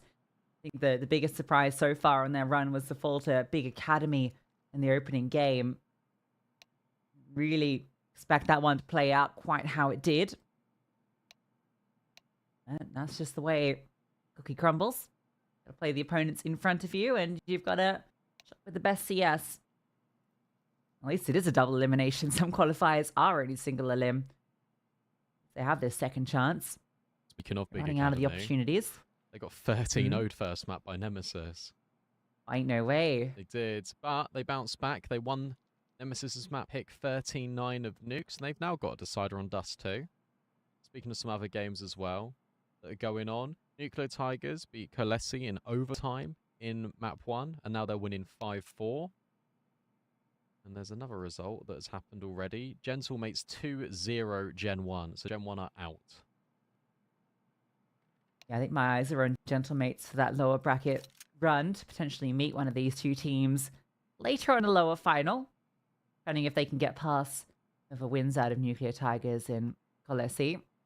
I know you've got a lot of stock in Nuclear Tigers. You think they're a pretty threatening team? Oh, I think they're very capable of beating Foot or Eyeballers, to be honest. I think that they were unlucky against Gentlemates because it was 13-10 to them on Ancient. They lost 13-9 on Nuke, and then Inferno was double overtime. So I think there's definitely a lot of capacity for Nuclear Tigers to. I wouldn't call it an upset, but I think people would view it as an upset. I'd like them to have one of the two spots. I know that is a really big ask because they lost that opening round, but I would absolutely love it. Well, one of those spots will be going to one of 4 teams, which is 9, HOTU, BetBoom, or Ursa. What do you make to those upper semis? Should be lower games. I think 9 makes sense. I was expecting it to sort of be 9 Gentlemates, BetBoom, BC Game. I think everyone was sort of expecting that, to be honest. Hmm. I only know one player from Ursa. That's it. I only know Alv. Yeah, that's crazy, right? They've done exceptionally well, taking down 2 of the favorites. Tell you what, I think the most impressive thing about this 9 roster has been, they've got Beanox. Shield standing in, Oh, yeah. right? Shield. Oh, yeah, Beanox. But he's been really good for them. 1.41 rating in that extended series versus Big Academy.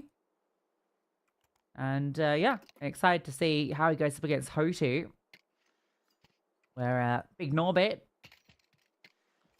is a key to victory against Gentlemates. Him and Kalash playing, it looks like 2v8. Oh, yes, yeah. Yeah, it's got to be BetBoom going through, surely. Imagine so. I know he's been playing some fantastic Counter-Strike. 1.51 rating Wow. versus okay. Kolesi. 1.39 versus Gen 1. That's pretty insane. BetBoom would have the easiest run, I think, in the qualifier. Boom, Kolesi as a winner of 9 HOTU. But let's see. Let's not rule anything out. Let's figure out if Foot are going to come back on their map pick of Dust 2. Currently 4 rounds to the deficit. Maxter trying to find the head of Cemetery. He gets flashed back in, and it's a fully blinded Dex to get the opening kill for the T side. Yeah, a lot of eyes were on that, though. A lot of bullets, so it was always going to be a tricky shot. An opening pick found. A lot of util, the T side. W and Rolf going without armor to enable that, and Max's P250. A little drop down, that's been heard and dealt with very quickly and easily. Was that little trick necessary when you had the player advantage? We'll see. Maxter at least gets one back, but Benny being a thorn. Still a player Oh, wow. in Jug's backside, but Maxter Brilliant shot to Krebeni, and, well, now knows Demon's hanging out here. Quick flick down, and it takes a couple of shots at Maxter, putting the P250 to good use. Yeah, really actually like the way they play that round, because sure, you got the player advantage. Maybe you don't need to make the jump in towards CT, but it's part of the strategy anyway. And to be fair, it did pull 2 players over to stare at the CT smoke. You're still paranoid about short. That lets you go out of the mid doors for a moment. You get the trade, you fall back, you go in towards tunnels because you've already got your player taking contact with Jugs at a back site. And then you've got Maxter that can just lurk. It works out brilliantly. Really impressive result from Eyeballers. 9-4 now. Full eco for Foot. Bob XD will get the first, and subsequently everyone else. That was a very quick round indeed. Double digits, 3 rounds away from elimination off Foot.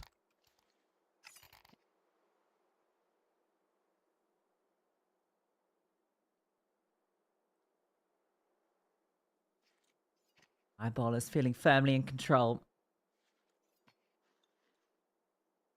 Considering they were down 10-2 on Anubis. Now 3 rounds away from eliminating Foot. Pretty remarkable run in this best of 3.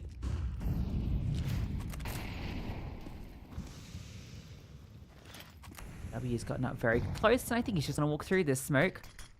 You should always be prepared for this, but the utility raining down might cause some eyes to look elsewhere. JW removes Cemetery, but there is this double setup on B still. Launex holding on. Now JW is going to be nuisance, you think, but he might just get shot in the side of the head.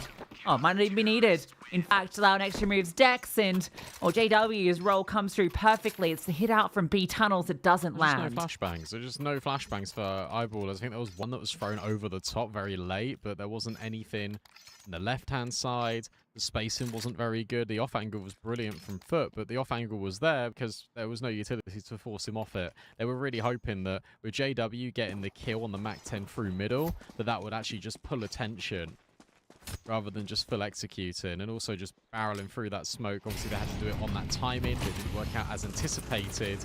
Launex has now spotted 2 players being very aggressive in towards Catwalk.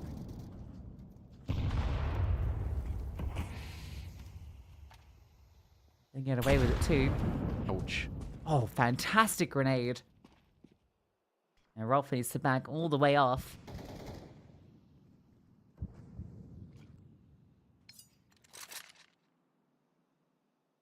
Gonna make this round a little trickier for Eyeballers. One piece almost absent.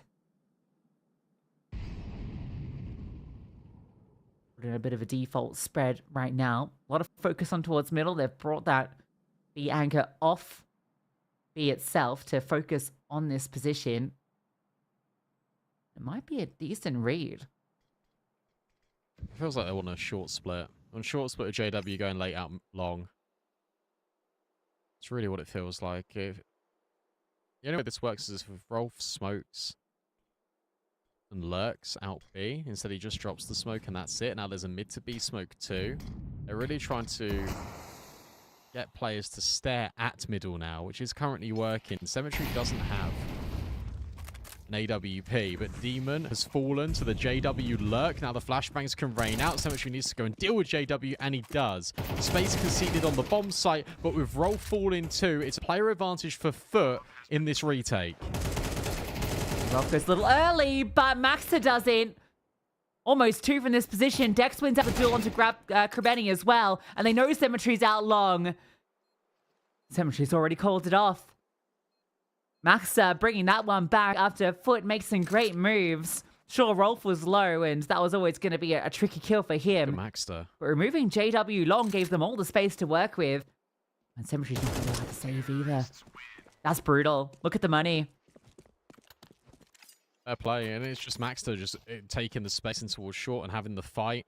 And they're not expecting someone to immediately be re-swinging at a different area of map control as soon as JW's fallen to Cemetery. They're expecting Eyeballers to bunker down or at least lead with a flashbang. No, instead it's just pure contact out of Maxter. Catches players yet again with nades out. How many times has that happened to Foot in this map?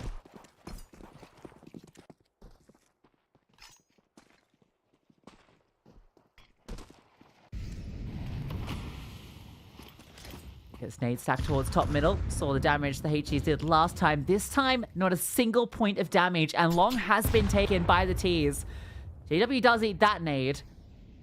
Cemetery might have a chance with the scout on this position. Every CT is over here. Krebeni with the M4, trying to make it work, and he's managed to find two.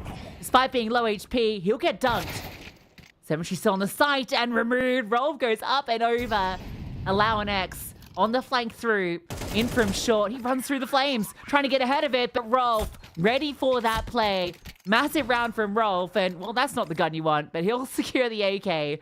And Eyeballers secure a series point. They probably are going to take it at the first time of asking because it is scouts, it's MP9s. There's smoke that foot through to try and block long. Eyeballers were already ahead of it, but the reaction was fantastic. They just nade Krebeni. They pre-fire the corners of the smoke as well, because if Krebeni is fighting forward that aggressively, surely there's going to be players joining, trying to get involved in the fight. So fantastic pre-fires out of the Eyeballers. Now with 7 chances to close. 7 chances for Eyeballers to continue their journey in the lower bracket of the close quali. MP7, not just a fad for Anubis. Demon has brought it into this round as well. Here on Dust 2. It's the first time we've seen one of the avant-garde SMGs in play. Here on Dust. Although we saw plenty on Anubis. Felt like everyone was just trying to test new things on that map.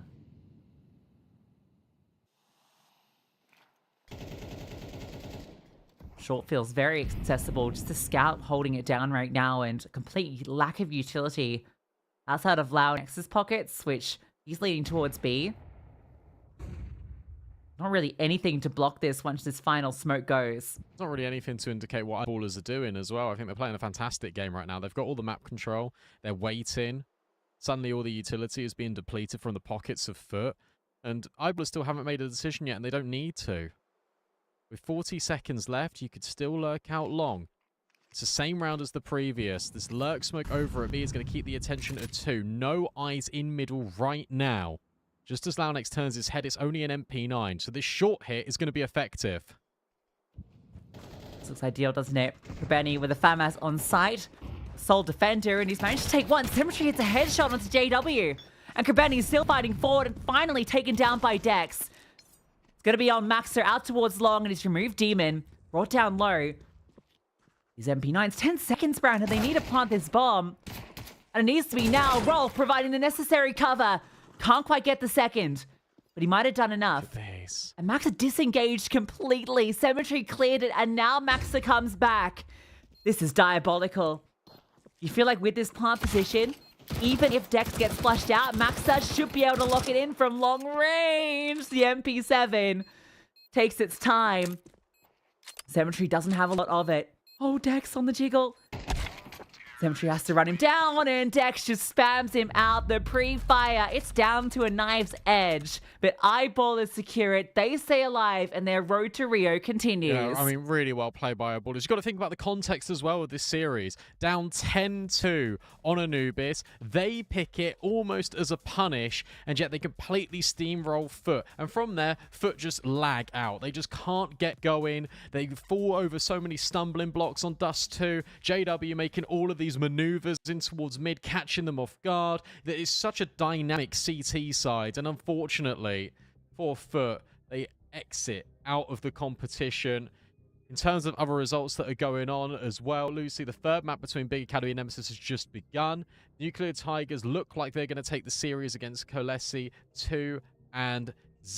That's it for us on the closed qualifier today. Jay and Dweg are going to take you through the remaining best of threes on the main broadcast. Coming up, as you can see at on the timer, in 20 minutes time, it is HOTU taking on 9. They will see you then.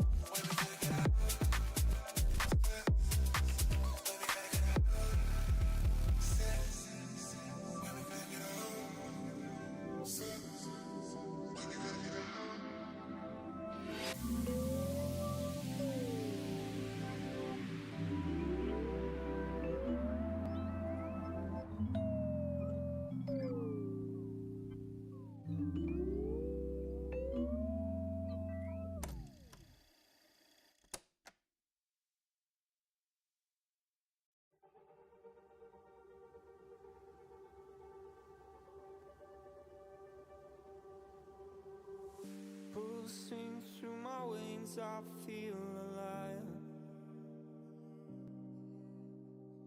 A surge of energy as you come into sight. Caught in the moment, I'm hypnotized. With every breath I feel the fire inside.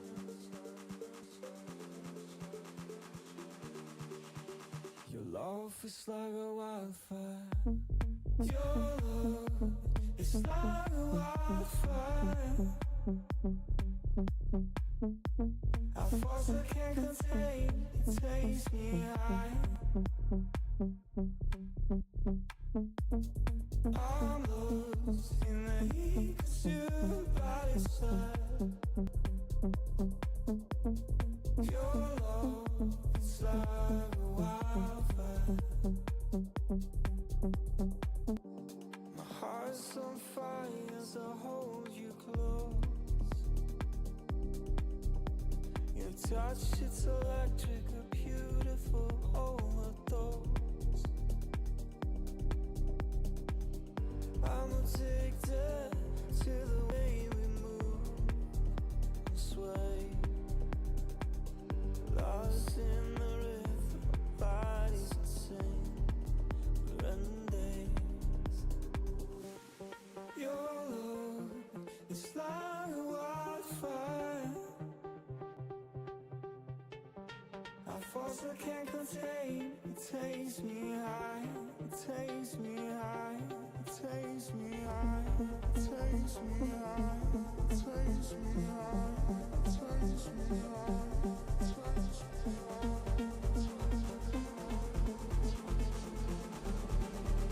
Your love is like a wildfire. Your love is like a wildfire. A force I can't contain, it takes me high. I'm lost in the heat consumed by the sun. Your love is like a wildfire. Like a wildfire. Wildfire. Like a wildfire, like a wildfire. Lost in the moment, but caught in the flame. Your love, it's like a wildfire, it's never the same.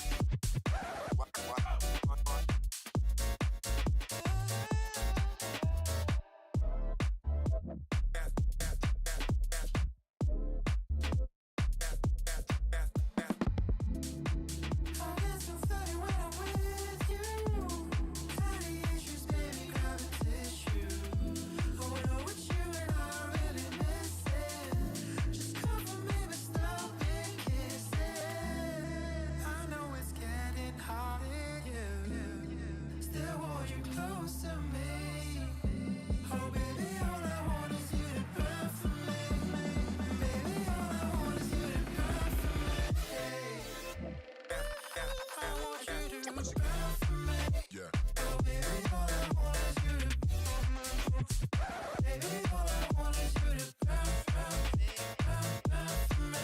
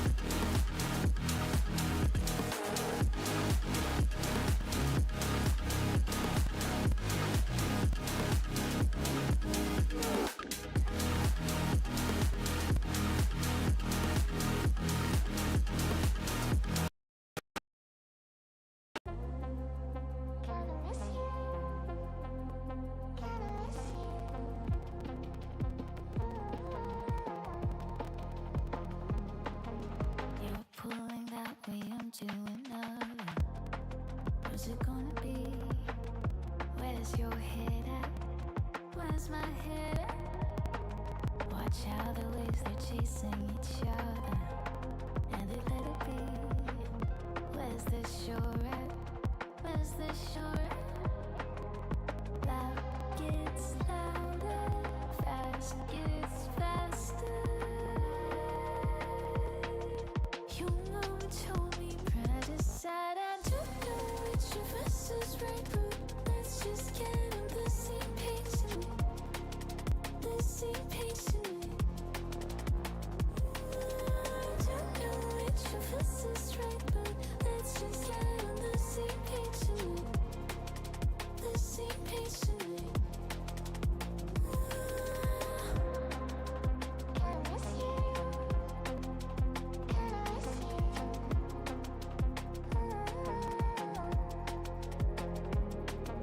Wanted to lay my hand on your shoulder for a minute there.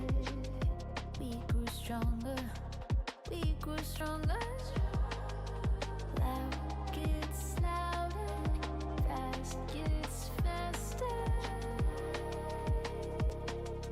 Your mom told me pride is sad. I don't know which of us is right, but let's just get on the same page tonight. The same page tonight. I don't know which of us is right, but let's just get on the same page tonight. The same page tonight.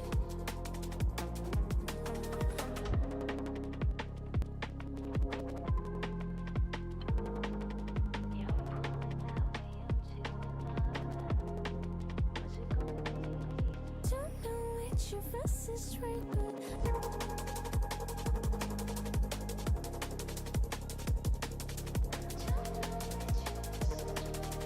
don't know which of us is right, but let's just get on the same page tonight. The same page tonight. Don't know which of us is right, but let's just get on the same page tonight. The same page tonight.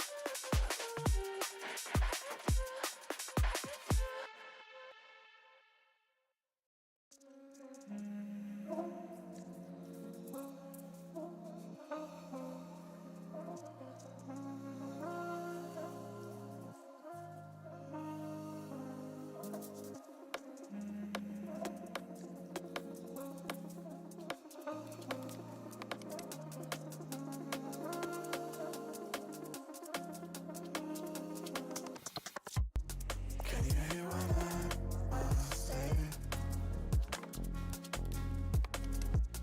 I've been feeling quite away from you, but the time is done. It's a thing, and I feel better.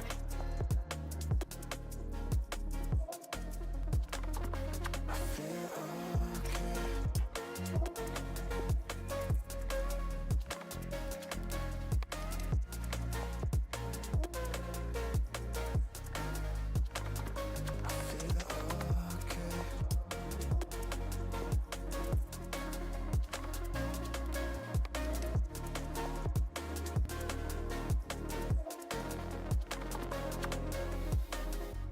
Can you hear what I wanna say? I've been feeling quite away from you, but the time is done. It's a thing, and I feel better.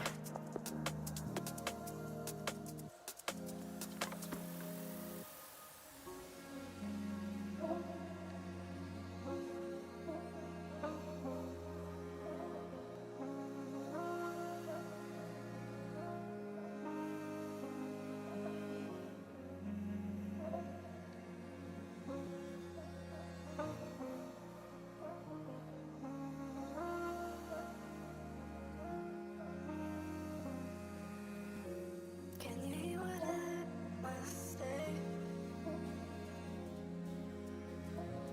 I've been feeling quite away from you, but the time is done. It's a thing, and I feel better.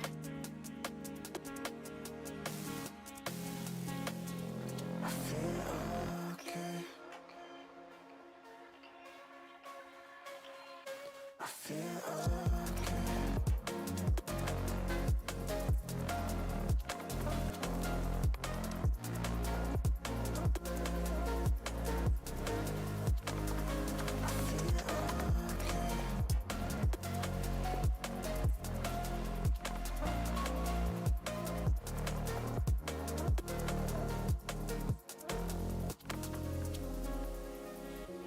Can you hear what I wanna say? I've been feeling quite away from you, but the time is done. It's a thing, and I feel better.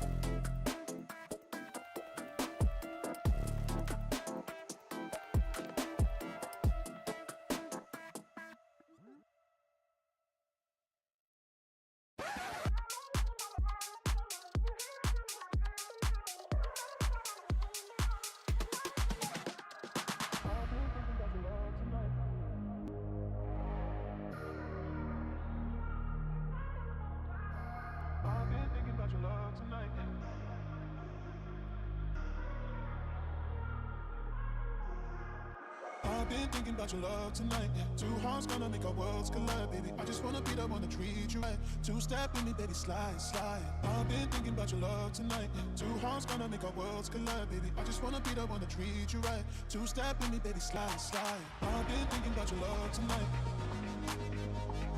I just wanna be the one to treat you right. I've been thinking about your love tonight. Two hearts gonna make our worlds collide, baby. I just wanna be the one to treat you right. Two-step in me, baby, slide, slide.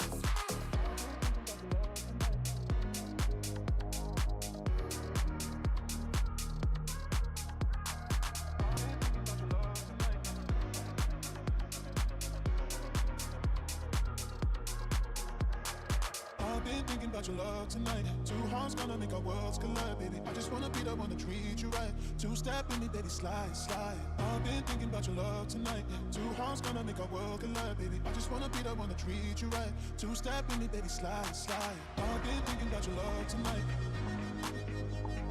I just wanna be the one to treat you right. I've been thinking about your love tonight. Two hearts gonna make our worlds collide, baby. I just wanna be the one to treat you right. Two-step in me, baby, slide, slide. I've been thinking about your love tonight, love tonight, and the love tonight. I just wanna be the one to treat you right, treat you right, treat you right. I've been thinking about your love tonight, and the love tonight, and the love tonight. I just wanna be the one to treat you right, treat you right, treat you right. I've been thinking about your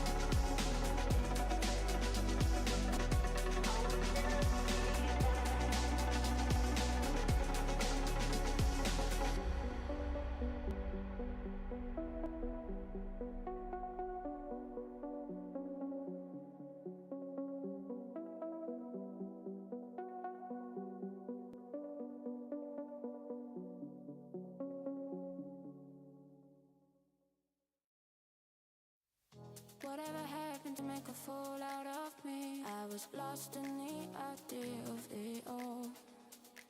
Too many years of you suffering here, burning down right now.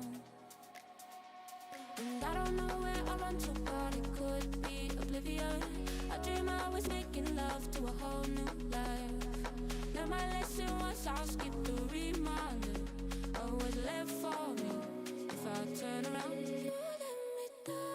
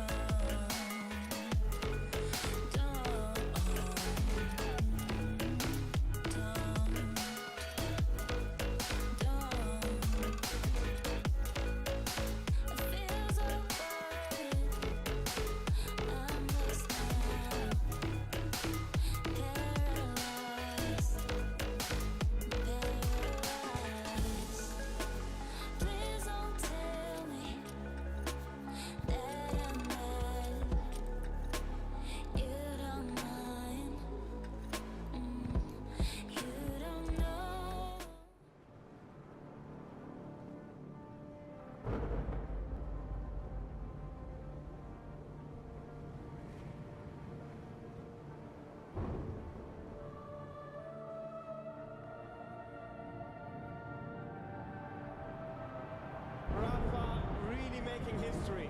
Absolutely phenomenal. And Ace is the champion of the Intel Extreme Masters World Finals. Storm's still not quite done. MC is going to take this fight, though. 3 seconds left.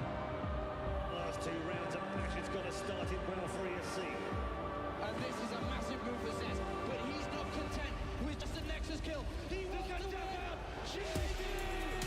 And it's all done. A Stroll's winning. Unbelievable road with a 4-0 victory over Classic. And they did it again in the grand finals. It's Nuke! Give it up for your Intel Extreme Masters World Champion!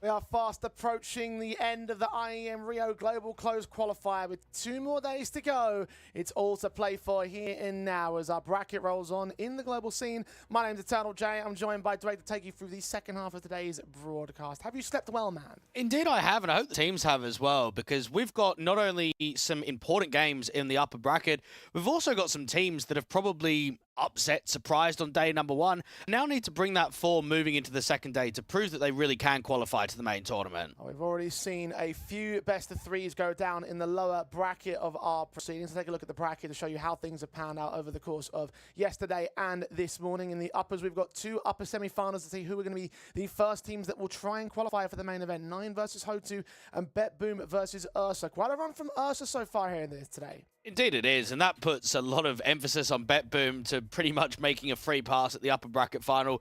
Surely there's no way that we could see 3 upsets from Ursa in a row. Oh, I guess we'll find out in due course. Meanwhile, in the lower bracket, we've said goodbye to 3 more teams. We're about to say goodbye to a 4th, Big Academy and Nemesis going to overtime on their 3rd map. But we've seen the eliminations of Foot, Coalesce, and Gen 1 in that lower bracket. So, yeah, they won't be going any further, Dweg. I'm very surprised about that Big Academy result, because I was watching a little bit of that when it started. It was a 13-0 from Nemesis. When I saw that, I thought, okay, this series is going to get wrapped up pretty quickly. And yet, somehow, some way, a lot of these series have proved that they've been down to the wire. We've seen a lot of overtimes across the last couple of days, a lot of 3rd map deciders, a lot of games where teams are being pressed the distance when they really shouldn't be.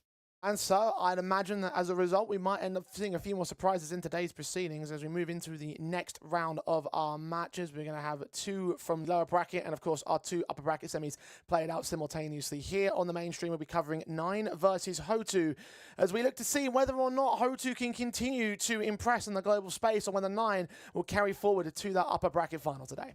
Well, it's very easy to draw comparisons in recent history and say, where have HOTU been? All they've played online was Blast Bounty and here in the closed qualifier, whereas for 9, they've been playing in CCTs, they've been playing in Galaxy Battles, they were also at Bounty, they've been going to a lot more international lands, they've been traveling the globe, they've been grinding and working really hard to try and get the team as prepared for this tournament as possible, and I think it's quite easy after looking at those last couple of best of 3s.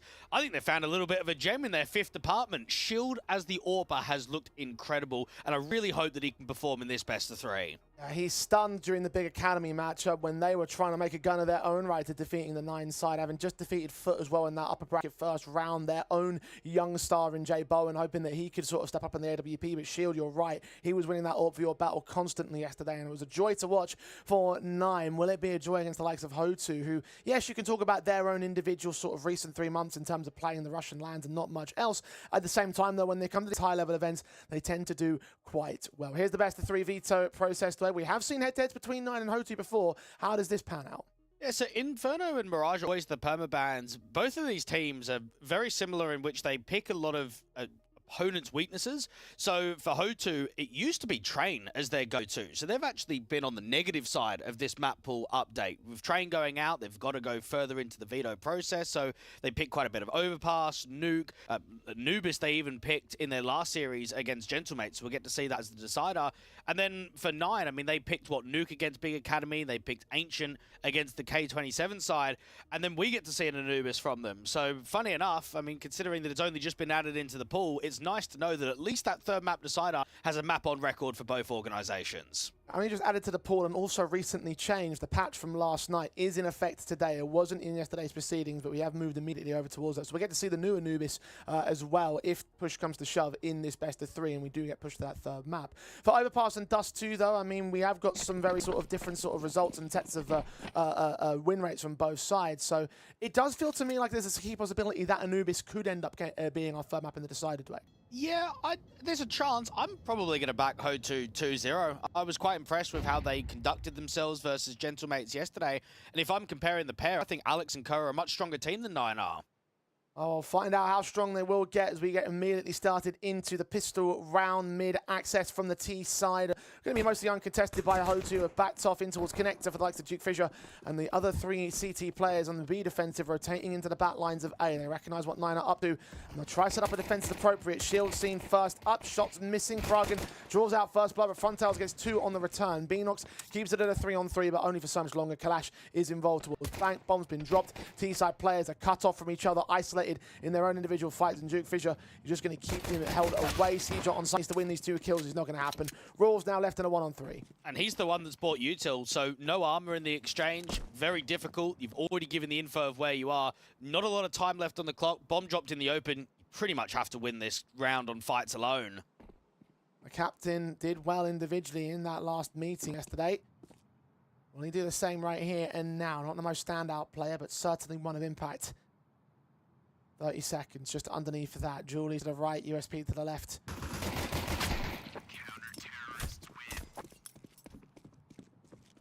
It's funny that you look at that round from Duke Fisher and he's just spotting, right? He's got the info out from Connector and he just respects it. He falls back down, plays as much of the life game as possible and waits for a rotation room. Now, Kalash, one of the guys first on the scene out from Bank, strikes quickly on that crossfire towards Truck. He's one of the newer players, isn't he? Come out from loan from Amcal. He's been here since the end of October of last year. Trying to make a difference towards the HOTU side overall. Now, if anyone watched that series and the viewers yesterday, Jay, they'll know that 9 were force buying a lot. Every time they lost pistol, every time it was an anti-force buy, rather than playing it safe, they always try and buy it up, try and force that reset as quickly as possible. So expect that throughout this entire best of 3. Also expect to see new usage of the MP7 as well throughout the course of the day. It's been buffed in the recent patch. So very MP7 centric on HOTU's secondary investment round 9. And the Tech 9s for 3 players, so they'll also be heavy buying down to try and catch the HOTU side off guard.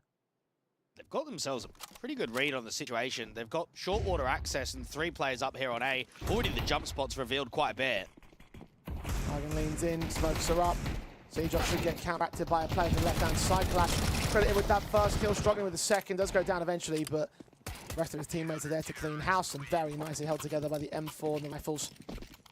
A holdover for HOTU in the 2-0, 9 on the basics of the eco now. Do you know what was a pleasant surprise when I was doing some research for HOTU earlier this morning? Is that Norbert is currently the highest rated player in the entire closed qualifier. 5 maps played, plus 24 KD difference and a 1.47 rating. Bro, he's an anchor. He's not a star player. So for him to be putting up successful numbers time and time, maybe that just shows you the experience he has. I mean, major winner, over 1,500 maps played on HLTV. Perhaps he's just thriving in the online environment in these closed qualifiers.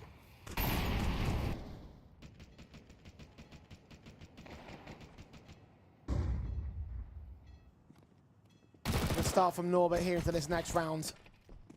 And the easy pickings from 9, or from HOTU. See what extra they can do in this round. The money farm that Duke Fisher can have that MP7, only the 1 kill found. Kragan and Co will go no further, so we get to the key rounds now of this game. Rifles available for 9. Most of them stay in for HOTU here. For 9, you do have to wonder what sort of, not only fatigue for the players, but also preparation can be done for a match like this. You were playing late into the evening last night.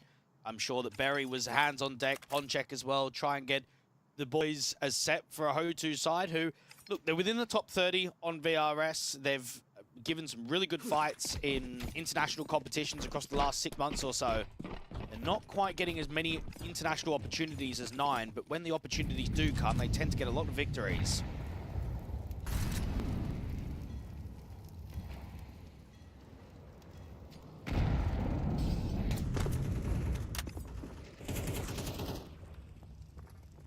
impressive in the last year. Let's see whether they can be impressive here this year as same.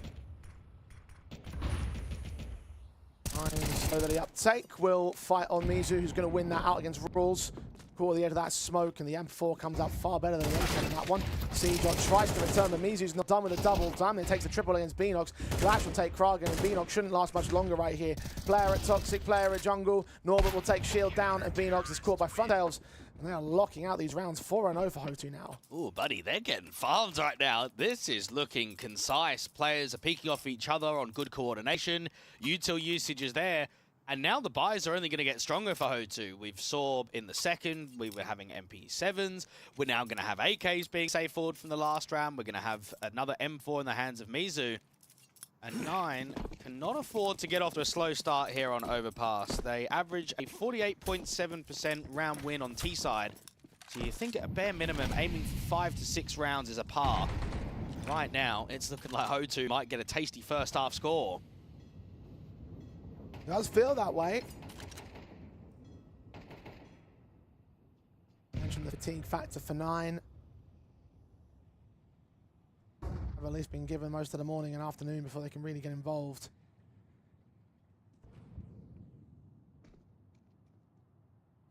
A lot of players are feeling it after yesterday. Seedot yet to start, Shield yet to start. We just gave him so much praise for being such an important player to 9 in yesterday's proceedings.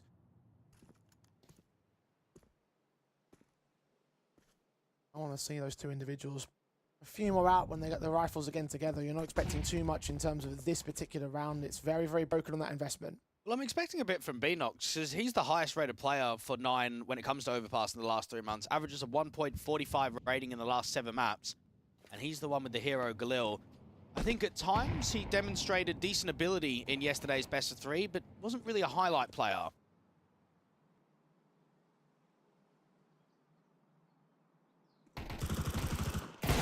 Funtails, port of call on the defensive. Might go up on the pistols here, being this close quarters, but he's backed up by his teammates behind him. Kalash and Co. Kragen gets 2. The Eagle. Oh, Funtails, what a hell of a shot that is. Triple to his name at 1 point of health. Not too terrible. 5-0 for HOTU. 9 have 1 chance to stop them from taking minimum 6. And when you witness rounds to that degree, you can start to understand how they 2-0 Gentlemates yesterday. I know that series was quite tight, and map number 1 of Anubis went to overtime, and map 2 of Ancient went all rounds in regulation. These guys are sharp. These guys play some good CS, and individually, they're out-fragging basically everyone on 9. 5-0 is the best way that you could get a best of 3 forward with early momentum, confidence in your favor, AWP out early. How do Rules and Co try and adapt to this?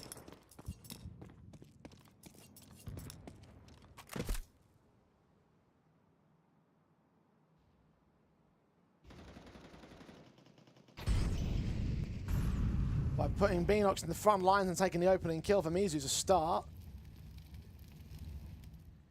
All defended on the short access for all that individual, so now that he's down, 9 lightened up that B site for a little bit, but nothing that should lead into definitive round as of yet. They need a little bit more with the way that HOTU have been playing. Well, we've seen Mizu quite aggressive around the short sandbag area, and this is finally the moment where he gets punished. Now, HOTU have been stacking bomb sites excellently, haven't they? We've seen so many rounds, 3 players A, 3 players B. Wherever the bomb is going, they're going into heavy players. So they're getting a good read on the situation. Duke Fisher, the in-game leader, is being completely solo out here towards long. Everybody else is tightened up. More HEs. That's very unfortunate for Clash to not go down to that stack. Runtails on 1 point in the last round. 2 HP for Clash this round.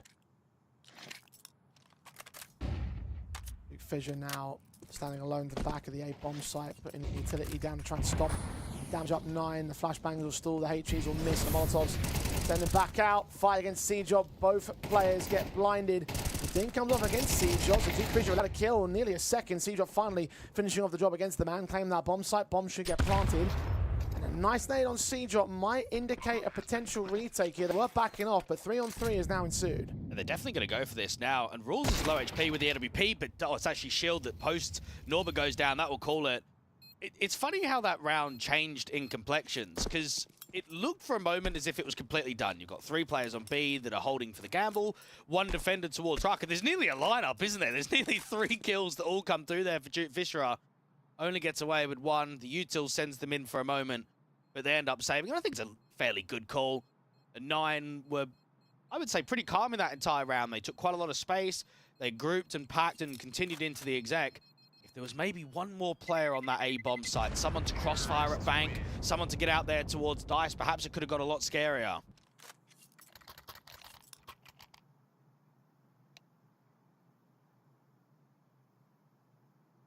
It'll be a completely flawless end to the half for HOTU. 9 will post up some resistance, but still battling from a significant back foot here. And to win the half would require them to go flawless on this T-side basis. I know from their recent history, the T-sides haven't exactly been their strong suit. We have seen a dominating overpass from them so far in this bracket. 13-0 over K27 in the first round. I don't think they're going to replicate any sort of major confidence like that against HOTU here.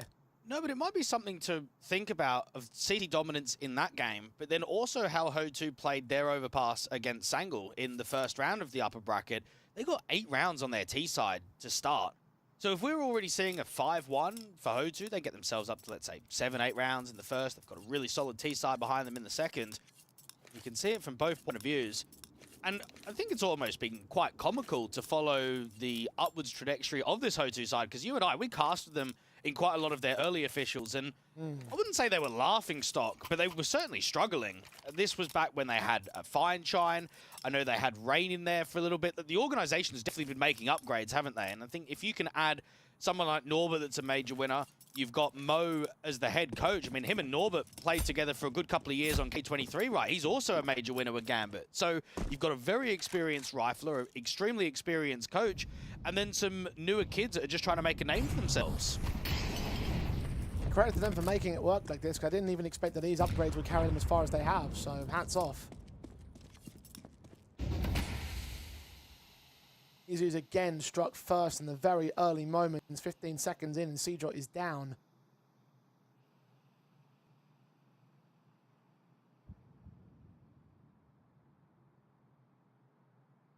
To see nothing more of Nyan, playing a very slow style of T default thus far.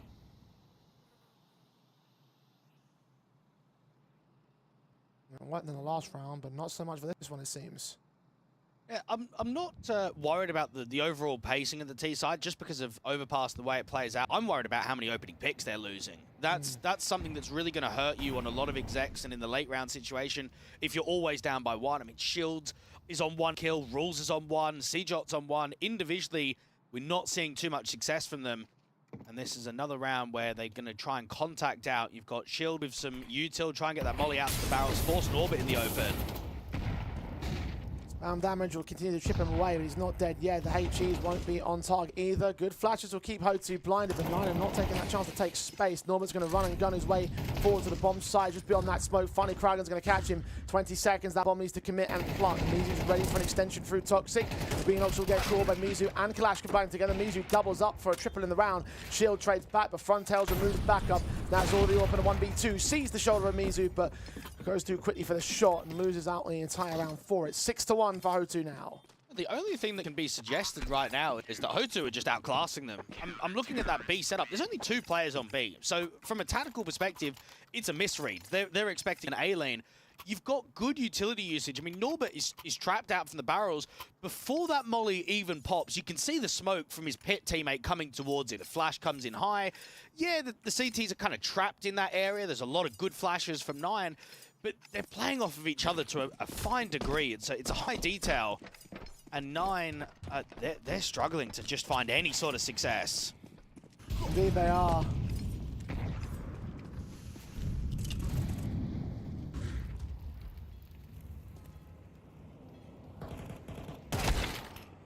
Norbert fights Beanox, takes him down. And they're getting desperate. Like you've just said that they've been so slow. We're talking 20 seconds into the round. And Beanox has attempted that before, isn't he? He got that kill against Mizu in a previous gun round.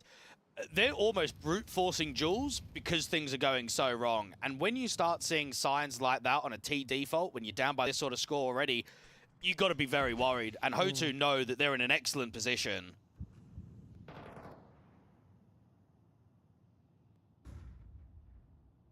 Beanox, one of the 2 top fraggers of 9 so far in this matchup, and unable to find that opening fight. It doesn't indicate good signs on that respect either. Mentioned the firepower lacking in several elements, and the ones that are doing something, not doing enough. Kragan caught by Frontals, the other top fragger dead. 5-on-3 for HOTU with the 40 seconds on the clock. 9 are already out of this round. There's surely no way to make an exec happen here. Nah, you've got a good read. So many players towards this A bomb site. Frontails can deal with front of bathrooms out there to long. 9 have got little time, and now they've seen the bomb. They know exactly what's going on. Might bait the AWP shot, but there's so many players around the bomb site. They know what to do. Siege up. Desperate to fight against them. HEs and smokes come back. Smoke bouncing off the truck to find some cover towards the bomb plant position. Frontals does find shield. Kalash eventually finds rolls on the backstab. 10 seconds for Siege to go down here because he probably is going to die after time if he doesn't. 3 seconds. Turns back. Good shot on towards Mizu, but it's meaningless. Kalash will take him. Half advantage now for HOTU at 7-1. And there might be a lot of people out there that are unfamiliar with Kalash. He doesn't even have 500 maps played on HLTV. He was a part of that roster of DMS and Amcal, which has featured, from now, players getting promotion. And the first one is Molodoy, that's gone out towards Furia. And the other one was AW, that was playing recently with Jame and Nota out there on Paravision. So even though it was a side itself that wasn't too successful in Tier 2, they've been able to now promote some decent scalps and made a name for themselves. HOTU having 4 players on that A defense really was just a brick wall for 9 to get into, and there was no way that that was going to happen. And when I look at Overpass in the pool, even though HOTU have picked it from time to time in best of 3s recently, and we saw that against Sangle in the first round, I'd say it's their second worst map in the pool. Like, their Nuke's really strong, Dust 2's really good, Ancient, I would say, is up there, so that's the top 3. Then you've maybe got your Mirage and Overpass, potentially Anubis now coming in as your mid-pack pool maps, and you're 7-1, you're not even sweating it. No, not at all.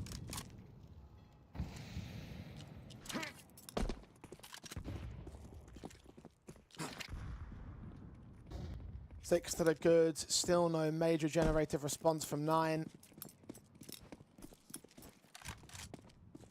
Tech 9's on 2, P250's on 2 more, Galil for Procedure. Desperate to bring home some sort of responsive, some sort of potential. A half buy on the basis of the cash, so they should still be able to buy back in the next. Frontails just nails Kragan. Easy, easy kill there. They just got another great read. Stacked up on the bomb site heavy. Rifler going fairly aggressive towards the bathrooms, and Frontals with a flash. Too close, swings out. Galil in support of Kalash. Frontals gets involved. Yeah, they're mowing through them. Oh dear, I know it's only pistols, but they just held nothing in that round. And there's just no kills presenting anywhere for 9. Oh, I know that T-side Overpass can be a bit rough, but, I mean, they're not even competing. They're not even putting up a fight. And HOTU are going to be looking at this one thinking, lads, we've gone to overtime twice in this qualifier. We've gone to all rounds in regulation twice. And yet on our opposition map pick, we might win 13-1. It just seems a bit strange after how day 1 went. You were right about that karmic justice thing yesterday. We had the supremely long day, overtimes, 4 AM finishes, and now we're just going to finish at, like, 7. Yeah, nicely done. Let's reset the clock. Let's get back to some normality. I need to reset my body clock as well. My sleep pattern's been messed up after last night. Good guys, HOTU in that respect.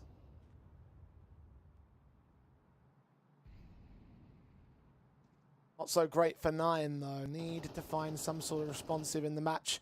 I have a rifle buy, of course. Max loss bonus, as you expect. Mizu's expecting.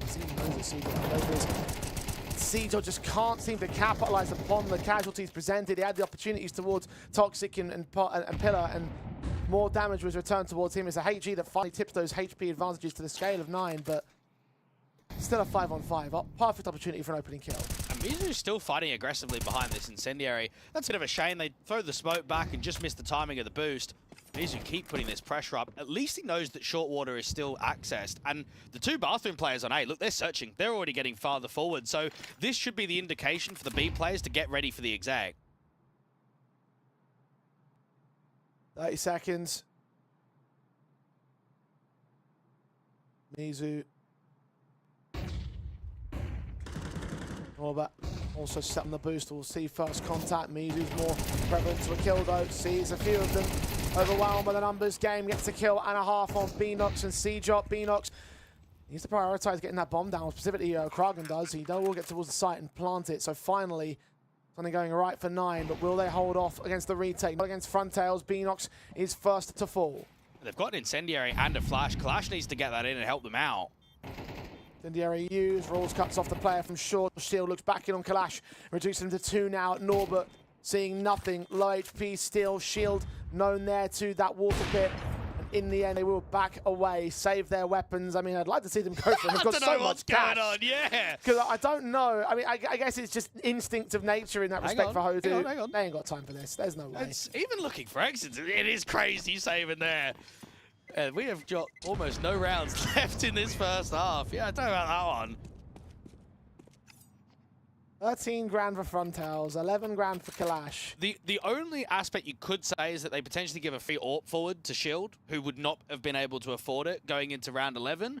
And maybe it's a psychological thing as well, where you're keeping it up and you're not giving a clean round to the opposition. But let's just say that's a not questionable, but an unlikely circumstance to see. Not the kind of call I think we might have made in the moment. No.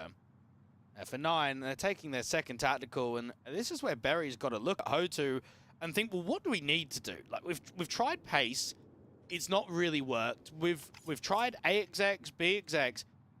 I actually just think it's down to the individuals. I don't think it's too much about the default at the moment. I just don't think the players are connecting onto kills they should do. And a perfect example of that is the last round where Sijot gets boosted up and Mizu's throwing that smoke back. Why is he not getting that kill cleanly? Why is that not just an opener straight away? And that really has been the name of the game. I mean, just look at the numbers. You've still got like 6 frags at best on Beenox, who is the top of the board for his team. They've got everyone going negative right now. We're not seeing the impact. We're not seeing the quality. The eye test doesn't match up. HOTU have been left unpunished. We've got players on a single death. Frontails 15-1. Not without their mistakes here, HOTU. That monster smoker's going on top of the railway.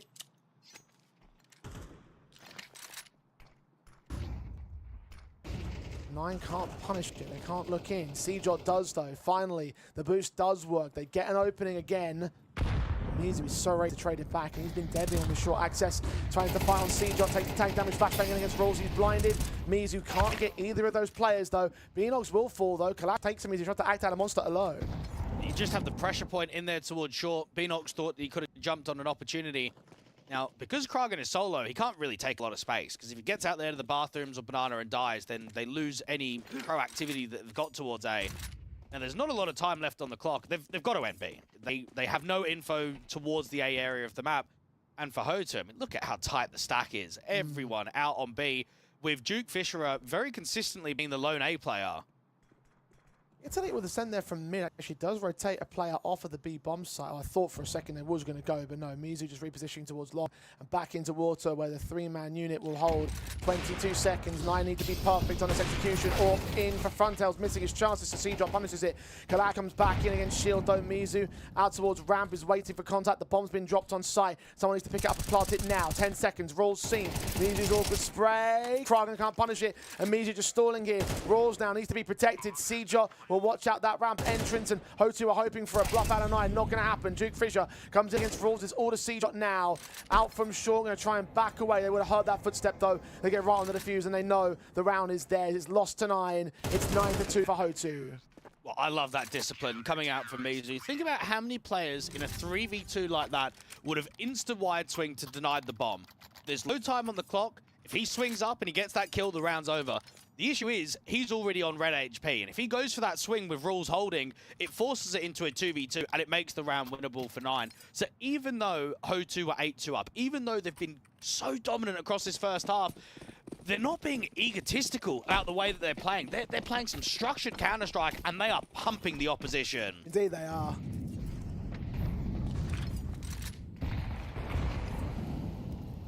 Funtails starts off the opening kill counts again. Orb v Orb battle against Shield, and nothing gained out of that. Kragan does find 2 to line up, however, so 2 men down out towards mid, and an advantage that 9 can work with once again. A little something again going their way. The third will be a consolation prize. A must win when you need every little bit of advantage here in this matchup, but Mizu has other plans. Well, Kragan's going to be very disappointed if that double entry is not leading to a round success. HOTU is still being very active. They've cleared out short water. They've dealt with the B site anchor. There's plenty of time on the clock for 9 to make a decision. They can commit A on the exec. They can go down underpass and maneuver themselves out to B. They've got to go back and get the bomb. Now, Norbert is high HP, so is Kalash. Mizu's the low one. And it might just turn into a gamble. A, if it ends up being a B plant, then you play retake heavy.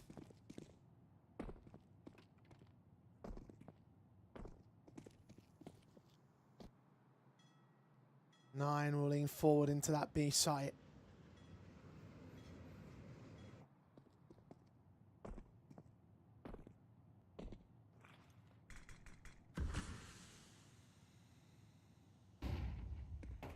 Lashes forwards. Rolls will take a minimal amount of damage. That bomb. And now crossing as Kragan takes that headshot. 12 seconds. 8 cheers. Come a little bit missing against the T side line. Retake required out of HOTU. Last round of the half, of course. Mizu is low. Norbert. He's lacking an impact himself, so there's a little something that at least 9 can relate to him on. HE's forward, Kragan catches, and Norbert goes down just as quickly, so it is a small silver lining, but still sort of a 9-3 half for HOTU. This is going to be a difficult return from 9.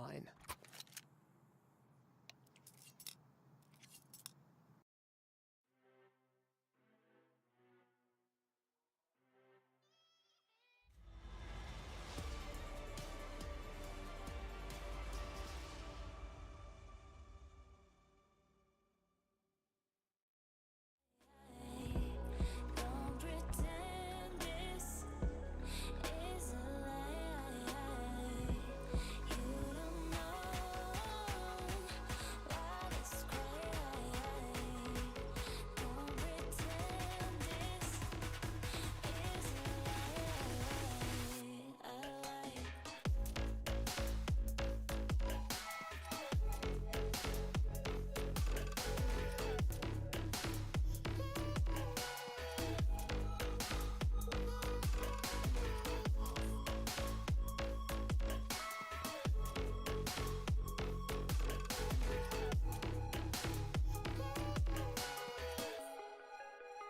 lie.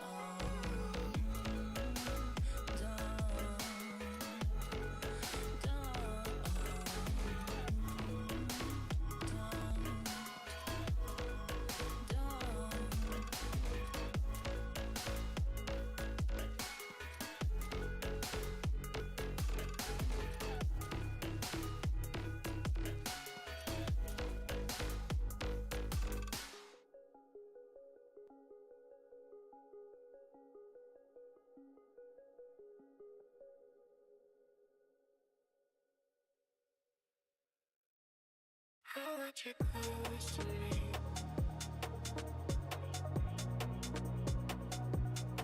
I want you close to me.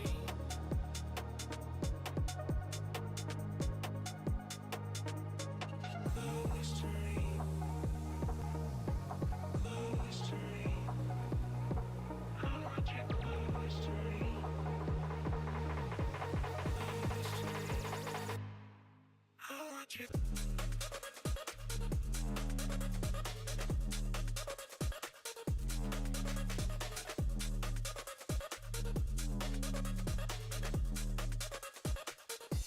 I want you.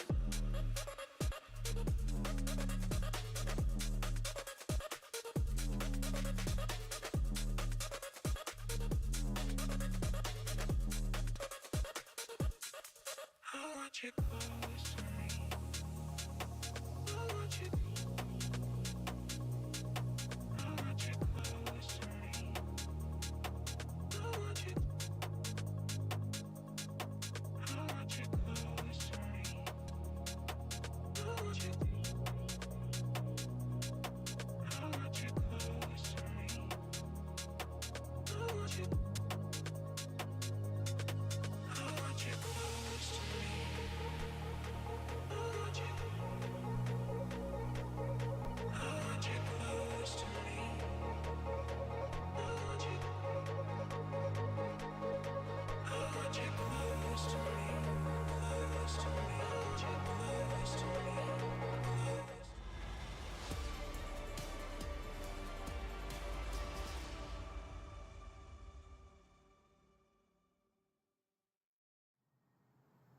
6-round difference that HOTU lead upon. 9 need to bring a hell of a comeback on CT side. Is better half for them statistically, but the way they're playing today, Dwayne, how I'm feeling statistics might not matter. No, I think so as well. And we definitely know that Shield is a player that can be, let's say, an impact man that can take over a series. He dropped 50 kills yesterday on Dust 2, but right now 3 and 10. If he doesn't step up with the AWP, I don't think there's any chance. Got his pistol pulled out, USP into the pistol round. Yeah, the footsteps coming into the right-hand side will back off towards mid-access. The bathrooms now towards the A-play. Second CT also inbound, a third man also involved in the fray. They saw so many players, heard so many footsteps. HOTU in the execution. Counter U2 gets sent to the outskirts of the bomb site, which will stall them out for a second or two, but C-Dot needs to hit these headshots. Duke Fissure at point blank does go down to first blood. Shield gets a kill in of his own right. They're suppressed and held away. Bomb dropped, a couple trades attempted by Mizu, but it doesn't go much further than a one man. C-Dot down, Rules is low. Shield's on 2 frags, now dead to Mizu. Frontail gets Rules, and the round is back onto a 2v2. Kragen's flank of Beanox is defensive, will still have vision and dominion over the bomb. They back away towards long. So they know that Kragen's in the bathrooms and they expect Beanox on the rotate. It helps that they've got so much time to play off for this one because you can just keep contacting. They've even got front tails on a wrap, and this is a close-range duel against the Julies. Kragen. Right way at the right time. It was baited by Frontail's shoulder. 30 seconds. Now they're trying to get towards that bomb site a bit more so from the second individual. Frontails goes down. It's all on Mizu, who got the trades appropriate to get this round back to winnable ways. And running his way in towards bank, he might meet Beanox head on.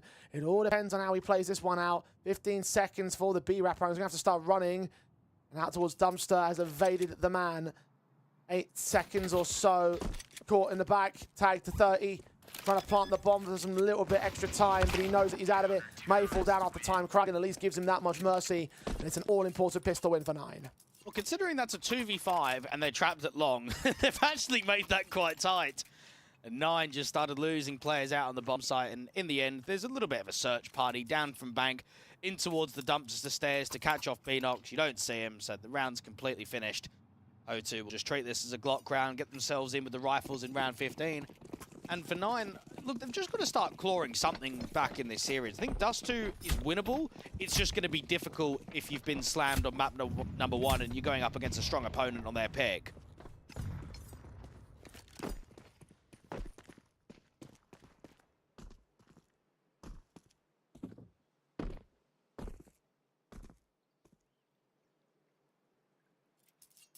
And 9 went into this overpass. We start to see a glimpse of their strength here on this CT side. HOTU definitely been the more impressive of the two teams thus far. How much can't be denied.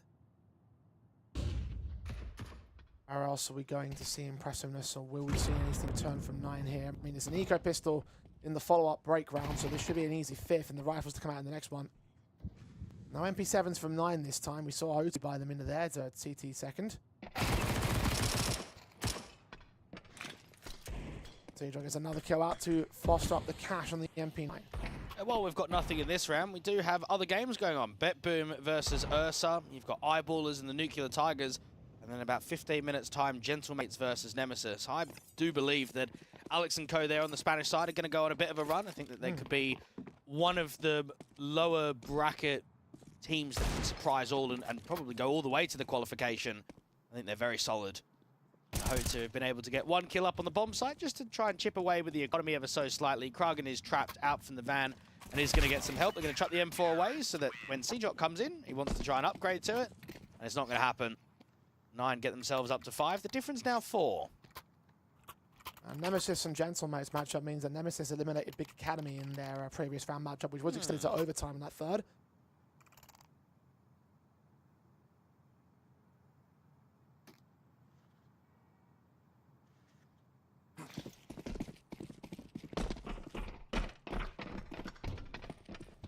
Big Academy no longer in with a chance to make it to Rio. It was a hell of a start for them, but not so much on the follow-ups. Rifle now out for HOTU as they try and follow up from their CT side. Not the best starts in the pistol and conversion, but that's fine with the ecos in mind. Damage done to Norbert early by Utility. Is the one of the 2 lower fraggers on HOTU. Shoulder rates attempted from Duke Fisher. Took some tag damage for it. Shield tanks the HE. Between his damage and the damage on 2 players of HOTU, it's still 9 coming out on top in those exchanges. It's very rare to see an AWP down on the B bomb site, so that might be a tell that they're stacked up quite heavily. We can see from the CT position, CJOT was the only player defending A. They've now rotated Kragan up with the MP9. A minute on the clock, and because they haven't taken any of this A space, Clash has got to try and clear up as much as possible. Now, they've baited a lot of util from the opposition. You've got an incendiary left on Beanox, another one for Shield, but no smokes to block.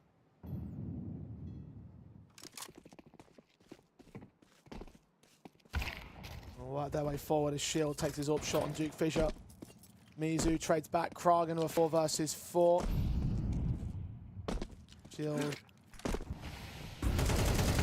Well, going to face in. CJOT was planting an anti-flash there. Got caught with his back completely turned. Shield now going to get pressured heavily from 2 different sides. Couldn't pull that trigger on the player on long as Norbert takes down Rules. Has left all onto Beanox in a 1 versus 4. HOTU eventually on a very confident execution.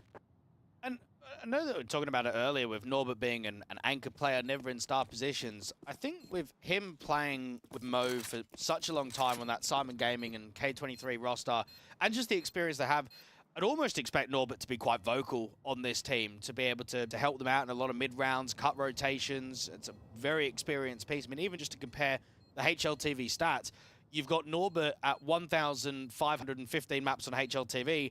The next one down is Duke Fisher at 578. I mean, that's basically 3 times more. And a guy that's been playing for, what, close towards 10 years on HLTV. Just using experience of one individual with the youth of others and the preparation from the head coach gets them ready. And it's a lineup where the core 3 dates back to August, the entire lineup dating back to October.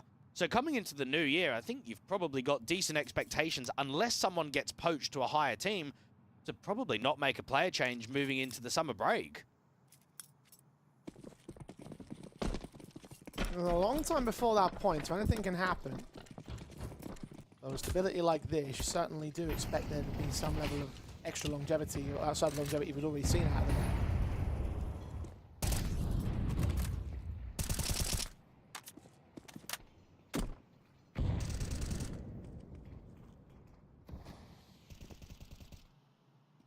Orbit.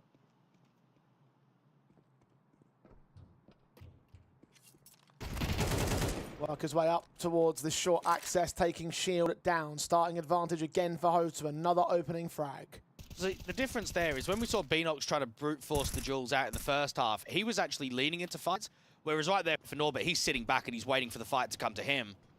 Not being in a position where you're out in the open means that it's an easy start for a 5v4 and for 9. They've got to play a close monster. They've got another one at the pillar. It's Rules. There's 2 and 11, struggling to create anything in this first map.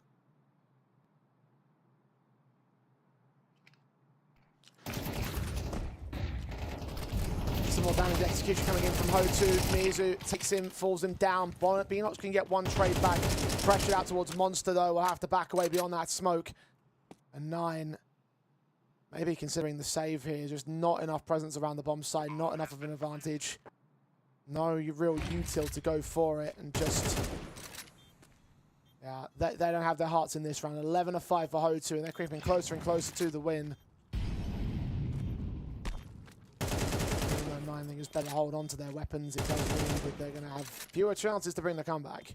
And I think it's fair to say that HOTU have made a lot of upgrades to the performance on Overpass in comparison to last year. Because even when we look back at some of these local lands that they've been attending, they're losing this map to the All-Inners, to Neelan's Nova Q in 10-13 overtime fashion. And they took on Aurora about 2 weeks ago and only got 5 rounds there.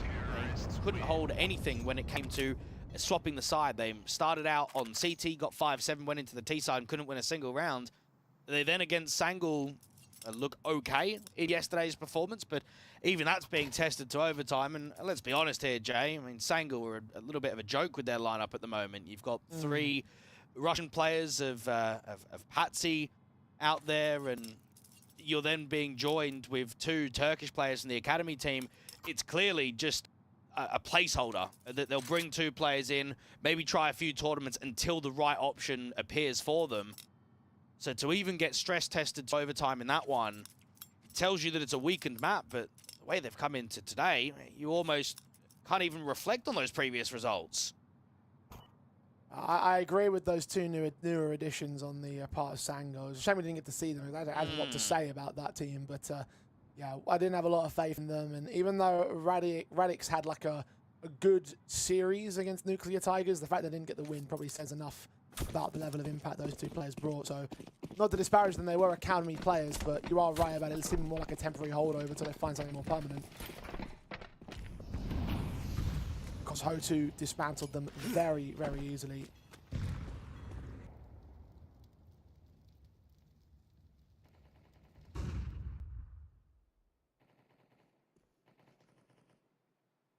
Just like they're easily dismantling 9 here in this.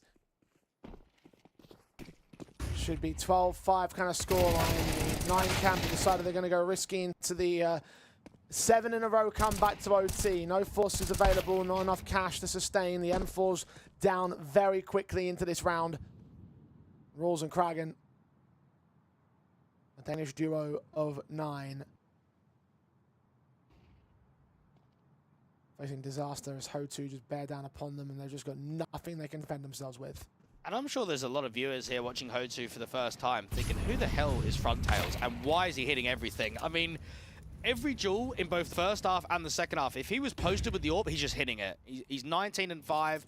He played a few tournaments with Hester on HLTV, but he's basically been the go-to person for HOTU. He's made his career a part of this one organization.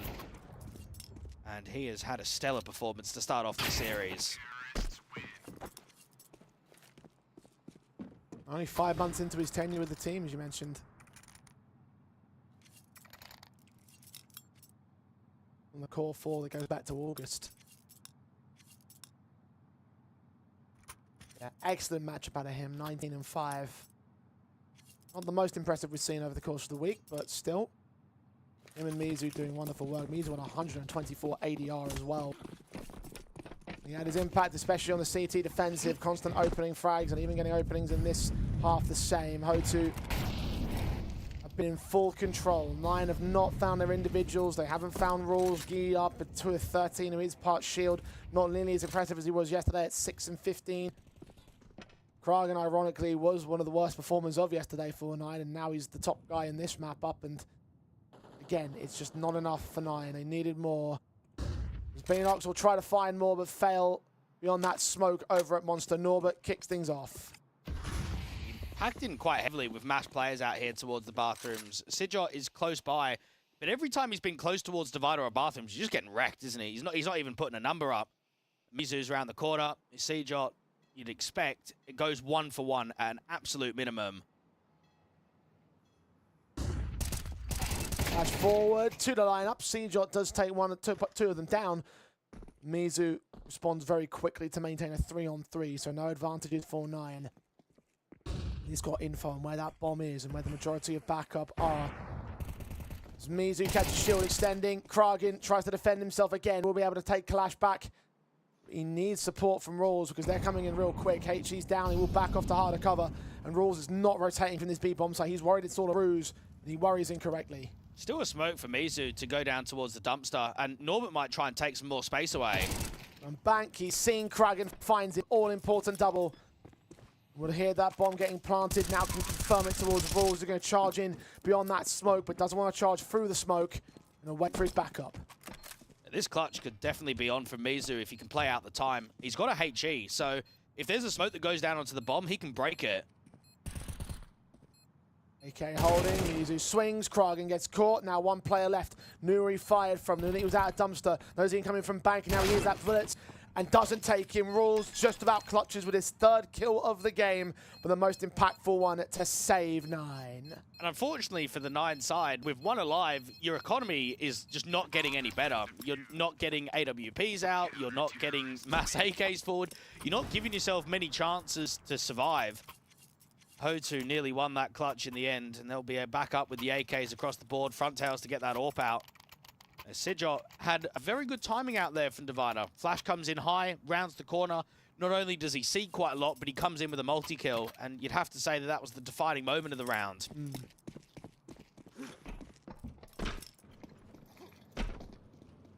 HOTU.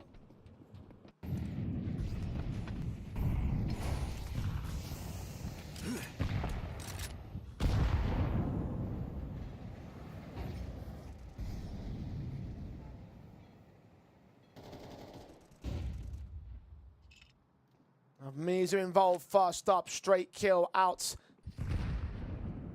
on Seajot. He's down. Shield is hoping for something out to mid to try and present some sort of return, but no. Rules does catch a drive-by, fadeaway against Duke Fissure, and repeats back into Mizu, who's not done. A double is secured.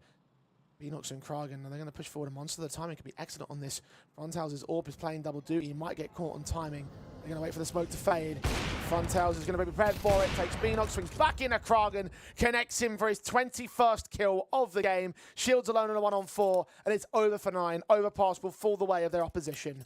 The entire map, they have hit so hard, haven't they? Yeah. Individually, they are insanely sharp. Shield is going to get absolutely nothing in this one. No chance of recovery.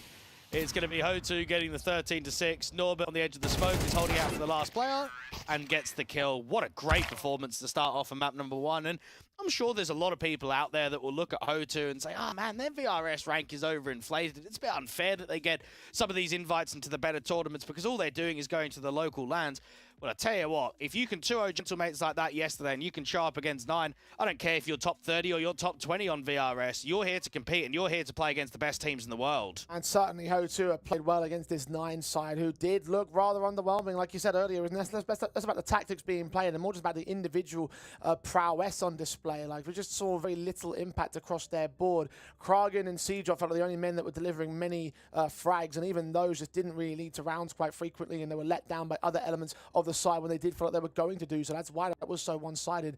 9 just need to wake up, I think, going into the second map, because they've just lost their own map pick. Indeed, and for HOTU, they're coming in with a threat, but also a position where they might start challenging the spot of qualification, because I think getting to a large Tier 1 international land is critical for them, because last time they were at Pro League, they beat Furia, they beat Bait, they were able to beat the Mongols. We saw them take scalps against some very good teams and even competed against the Spirits and Vitalities of the world, whereas ever since then, they've been playing local tournaments and online. I mean, even when they played Aurora recently, a couple of weeks ago, that was online. They'd love to be able to show all the progression they've made in the last 6 months at one of these larger events.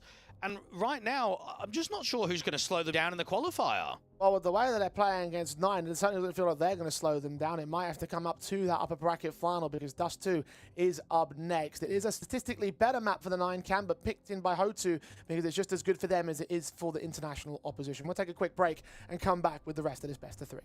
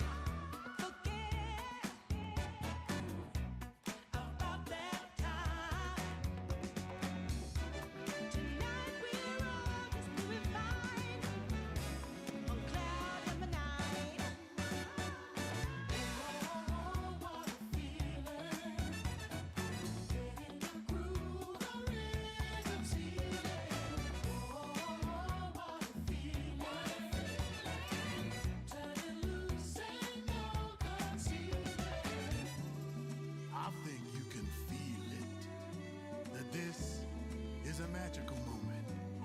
And not every moment can be precious like this. So come on, here's something you don't want to miss.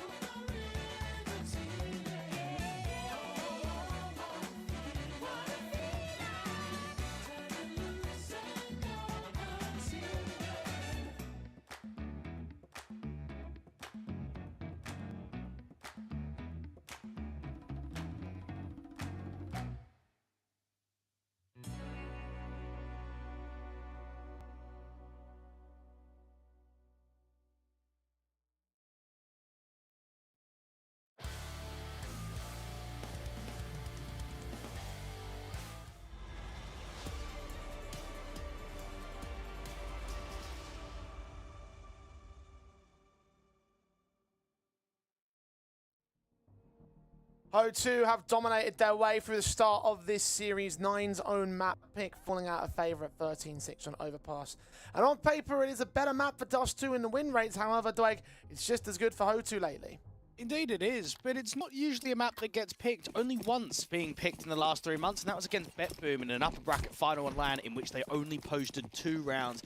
HOTU have got something up their sleeve. It's a competitive game so far. Let's see if 9 can make it more so than map number 1. Mizu was the top-rated player of that last map-up, followed by Frontals as the top fragger of that last map-up. Let's see whether they can combine and continue to apply the pressure against 9, who do need to get away with a decent map, lest they fall into the lower bracket now. Pistols alive, and Seashot just gets domed in by a jumping block straight out. HOTU taking no prisoners as they enter into this A bomb site. Advantage looks to be secured, extended by a secondary kill and a 5-on-3, making it 2. Should be not 1 and none after that. This is going to be a pistol for HOTU. Well, it's a very good way for HOTU to get a sharp little 2-0, isn't it? Get yourself confident, get yourself into that upper bracket final, don't get challenged all that much by 9. What a start to the pistol, just a complete collapse of first contact. And I'd like to just see how far HOTU can realistically go, because I think map number 1 was a bit of a rollover. I'm almost hoping that it's not the case in map 2, but there's a part of me that does believe it's a possibility.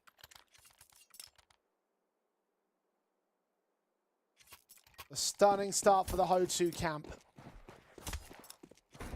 Carrying on their dominance from the previous map up, as we kind of halfway expected. And the main issue for 9 on that last map was just the lack of real firepower. We need to see more. A lot more from the individuals. Let's see whether they've stepped up. The Mike 7's good for the 1 kill out from Seajot. Secondary on Mizu is also fantastic, but he will burn alive. Rules is HT will take 1 back. Just a 4v2 in fact for 9. It's a very good setup for Seajot to just go wild, make a play. Unfortunately, Beanox presses the issue in the upper tunnels and loses that fight. So not only does that create an entire free bomb site for the taking, but it also just answers back 1. Now, that bomb's a little bit trapped up in top mid. At least HOTU have got a lot of time to work with.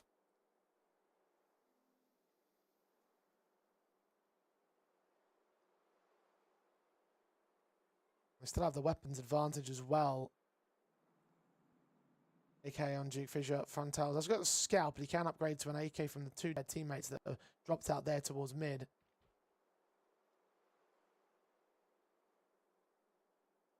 He will throw that sniper away.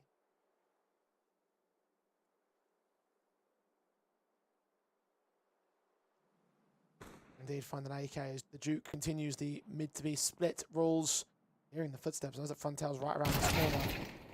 5-7 headshot, too far of a range though. Frontals pick up the casualty. Duke Fisher takes shield next.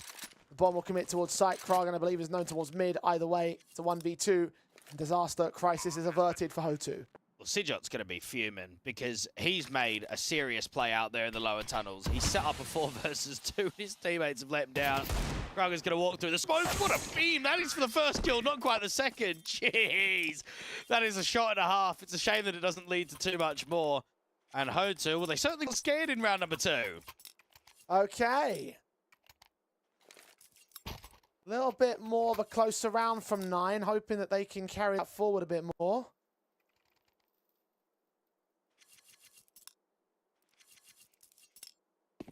Starting shots from Kragan especially. They have limited the economy state of HOTU as they go into a buy round. And Frontales immediately responds with a stellar scout shot on Shield. Head gained and all.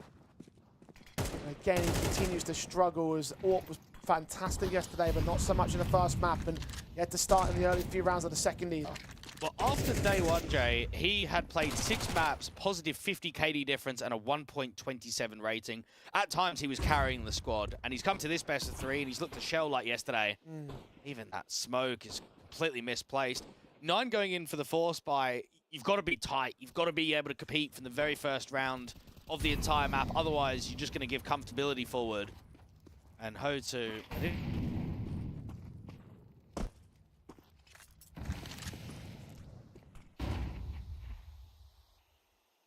Balls. Checked upon by Norbert.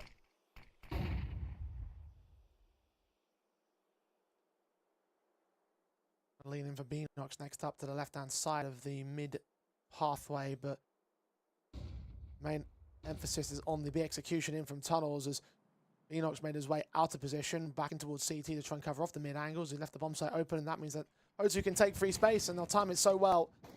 Plant will be secured, and 9, no sense in going for a retake. You're down a man, no presence in or around the bomb site. He's throwing weapons away, throwing money away. Well, we have seen the last 2 officials from HOTU look very uncomfortable with one-sided losses versus BetBoom, but then before that, they had 6 wins in a row against all local teams from the Kazakh region. You go back to even September and the October period, they were able to beat both Ents and Furia one-sided this in Pro League, and then got the chance of playing Vitality and Spirit. So now jumping here into the closed qualifier, you do expect a decent level of degree on Dust 2. And for 9's investment, well, they're not getting much out of it at all. It's going to be a pretty simple 3-0 start. And I do look at 9's Dust 2 and say, look, they've played it twice in this bracket already. They played it against K27, they played it against Big Academy. I just think we need to see a lot more. I mean, that series yesterday that we casted, they had 7 series points on Dust 2. They had so many moments to close it out earlier than getting it dragged to, what, 28, 24, and giving themselves a bit of an earlier evening. If they give us a subpar or even a similar showing from that game to this game, it's just not going to be enough to beat HOTU. Yeah, it's very true.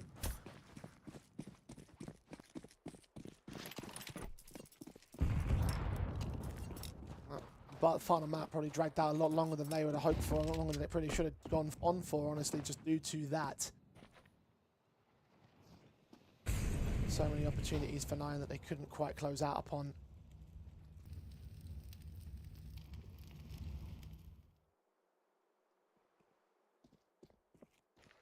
In the end, we'll find that victory and now look to try and get much more confidence on the HOTU side. It's a good start up from one individual, but 3-4 return from HOTU, and 9 can't return with a lack of funds, lack of firepower, a lack of setup at all. HOTU. Some of these rounds have been a little bit closer in terms of the potential behind 9. The streaks will continue to 4 in a row to start off the map. Rifles back from the international squad. And if we are going to nitpick at positives for 9, I know there's not that many to talk about after map 1 and especially now into map 2. It's probably the increased performance from Kragan. We saw yesterday him really struggling on Dust 2 versus Big Academy, struggled throughout the majority of the series. He finished the map on, what, 19 kills when Shield had dropped 50. But yeah, out on map 1 on Overpass, he was working some entries around the bathrooms. He ended up being the only player that was positive with the KD. Coming out into Dust 2, I'd like to see if he could just have a little bit more behind him, give 9 some further backing.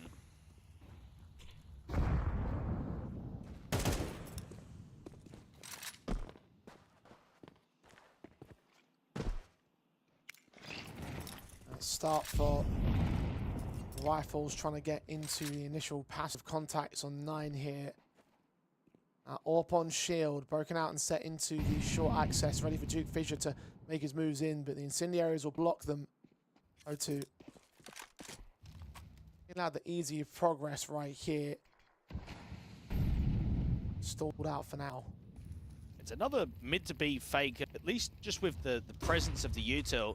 Rules is going to break that smoke. Norbert is being very cautious about getting deep through the doors and being in an open that Sijok can swing. Moves, check in for first. Adjustment Beanox comes up good in the end. Oh, yeah. And so does Rules go down to Duke. Fissure doubling up from the initial casualty. Yeah, this is round over. HOTU going to carry on as they've started. 5-0 once again to kick off a map.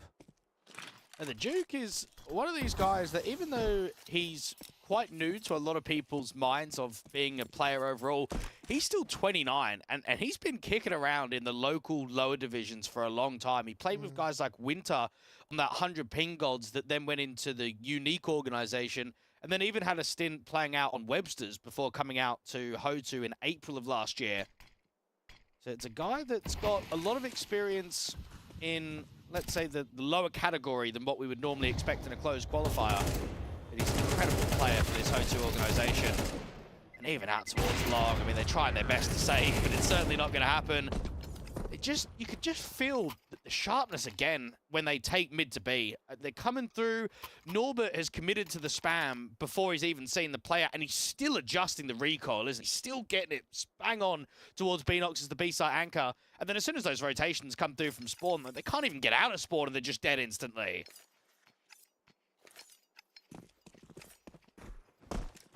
Just excellent stuff from the HOTU camp thus far, continuing to apply that pressure to 9, and we hope that there will be a little bit more out of them initially, but just, yeah, very little gained here. Surely they've got to be the favourites to qualify now. I mean, we've just seen what they've done in the upper bracket from day 1 to now day 2. They're just not even getting tested.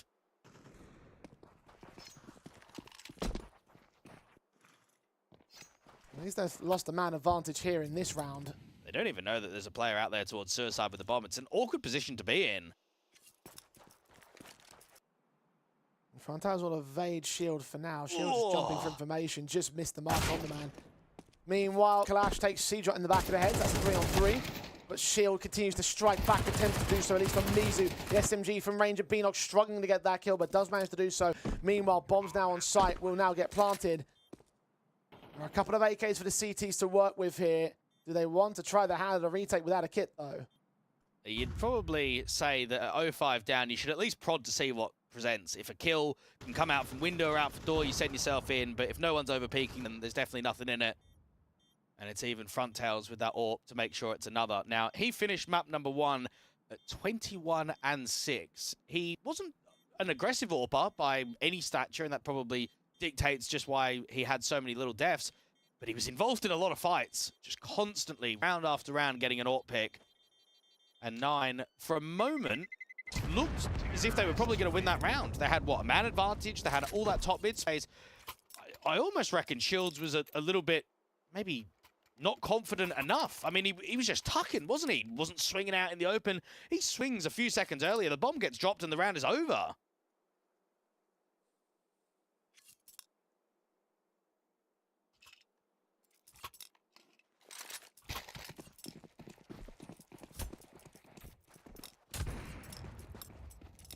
Close but no cigar.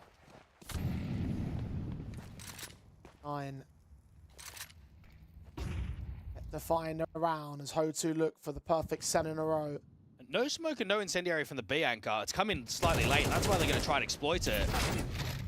Adrian Beanox attempted but failed. Kalash takes the trade of the 4 versus 4. Sight also receives another casualty. Shield outside of it, front tails. Picks him up, and HOTU up by a man. Bomb will rotate in soon enough, and 9, I mean, I don't see them having really any chance to make a retake happen here. As a B-side anchor, I think 2 guys on Eyeballers, both Rolf and Bobek, are perfect examples of extremely calculated CT players on how to hold that B-bomb site. Now, if you're not putting a smoke or an incendiary down early to block, when you do eventually put util in, you've got to be ready for a fight, because a lot of T-side players are going to sit there, they're going to wait on the timing, and if they see that util hasn't come, they're going to try and prod, they're going to try and scale. And while it's a good first kill, as soon as he jumps, he's just dead. And you just can't let that happen. We're seeing exploitations across the map right now.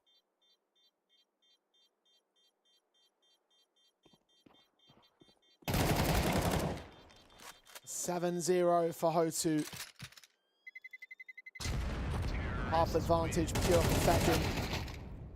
Even Kragan goes down in orbit, so they can just continue to compound the hurt against 9 here. Again, we're seeing no real individual impact from the players here. Shield on 0 and 7.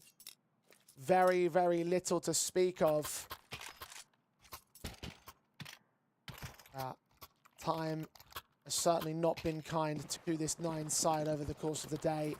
And can you just say that we hope Big Academy should have been here instead? I mean, yeah, I mean, it's a good point. I mean, a Big certainly showed up their big moments. Excuse the pun again, over the course of the bracket. They looked rather impressive at times against 9. The same. 9 were in control for the majority of that series, but it was right, like, considering how down to the wire that 4th overtime had gone to.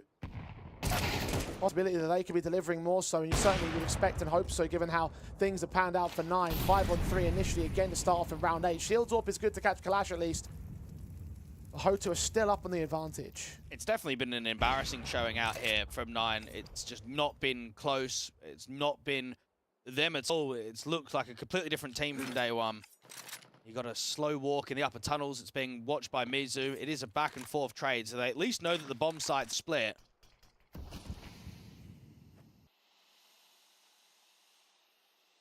Shield getting 2 picks up, finally starting off in this map. Flanked in by the Duke, instantly takes him, wants to waste 0 time in finding Seajot. Will just find that bomb on site, plant it immediately. The pole on a 1-on-2 that now needs to come together for 9. They are still roundless, they are still winless in this map up. And the Duke just checks him the perfect moment, looking the wrong way. Seajot goes down, 8 in a row for HOTU.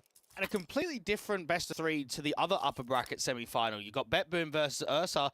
Map number 1, BetBoom took 13-11, being stretched the distance, all rounds in regulation. And I'm sure that HOTU, if it's possible, would love BetBoom to get upset there, because we've already spoken about it in a few of their maps. HOTU don't have a great record against Boomich and co. And for that to potentially be the pairing in the upper bracket final that qualifies you to the main event, they're either going to have to get really good preparation or just deliver to an account that they've not been able to do previously.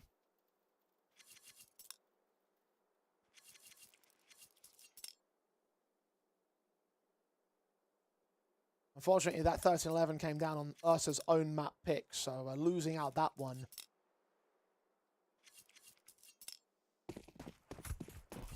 And a bit of a dream match, actually, if both of the results ended up going, if that result ended up going the way of Ursa, because like HOTU broke out last year as the unexpected CIS team, and now Ursa doing this as the unexpected CIS team. Year-on-year development for those two sides, and kind of a meeting of the minds in that respect. HOTU certainly feel like they're set for the upper bracket finals. Ursa not so much at this present stage, but I guess anything can change in the next hour or two. Well, I know that we casted Alv a couple of times when he was on 9 Pandas, but when I was preparing for that team at the start of this qualifier, I'd never heard of any of the other 4. So that's always what open qualifiers can give you. And funny enough, that core and those players have actually been playing together for a really long time. It's just that they've not been playing on HLTV. They've been playing in ESEA Advanced, been playing at Wikipedia tournaments. But everyone is making a name for themselves in this close qualifier. 2 wins in the first 2 rounds have climbed themselves quite high on VRS. I think they were just barely inside the top 200 at the start of the week, and now just outside of the top 100. Yeah, that's decent. Well, here we go. As well for Norbert. Go on. Here we go. Knife him. Oh, come on, man. That's no fun, is it? Yeah, we've got to be entertained somehow. God forbid, not going to do anything entertaining right now. No. They are very much just not here to play, unfortunately. And that is a shame, because, look, yesterday it did look rather decent. Today, though, it's not the same, and I mentioned yesterday as well that I've sometimes been a little bit down on 9 because I've expected decent things out of their lineups in the past and they haven't delivered, and now I'm starting to get the exact same vibes where it's like, oh, my expectations are pretty decent considering what we saw yesterday, and then 24 hours later, not even that, and it's like, well, now it's just fallen to pieces. Double up setup because I need to train something to find anything against this HOTU side. Still roundless in 9 in a row for the CIS squad. It's definitely underwhelming. You can always reserve judgment slightly because it's an upper bracket game rather than a lower where there's no more chances. But even still, we compared the numbers. We're talking at 22 rounds won for HOTU versus 6 from 9. It's just been an entire best of 3 that's one-sided. Sidger was doing some decent work with the secondary AWP in overtime yesterday against Big Academy, but the util against him, he's completely trapped now. Runtail strikes the AWP. Sidger can get one of them, but so fast to the second player. Mizu knows that he's there and can take that peek and pick immediately. He continues his impact from the last map. Once again, 9 are down a man. They've just done the basics better across map 1 and map 2. Spacing and trading's been on the money. You can see that from the lower tunnel stairs. Duke Fisher holding this very tight angle out from Xbox, while his teammate further back with the AWP is holding for the short swing.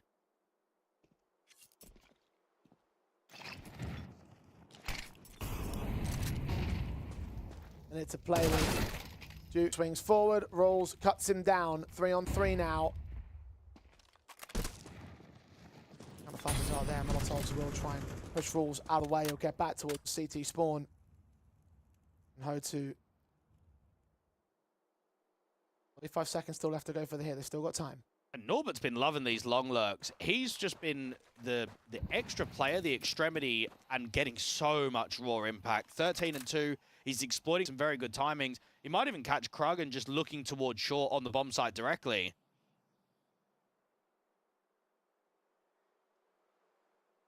Back at Goose. 2 from short, 1 from long. Utility sent in. 15 seconds. Time is against them. Norbert just domes him. Rings his bell. And may well ring the bell on this match as well. 3-on-2. Post plant for HOTU is dominant. And they just have no way in 9. They're already seeing Beanox fall back out towards tunnels, considering the save call. I mean, they might just have to go for it to get something out of these rounds. But they're so hesitant. They decide against.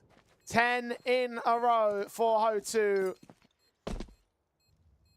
This is dominant.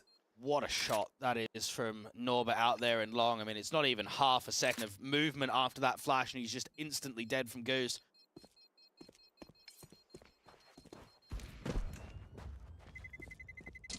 Terrorists win.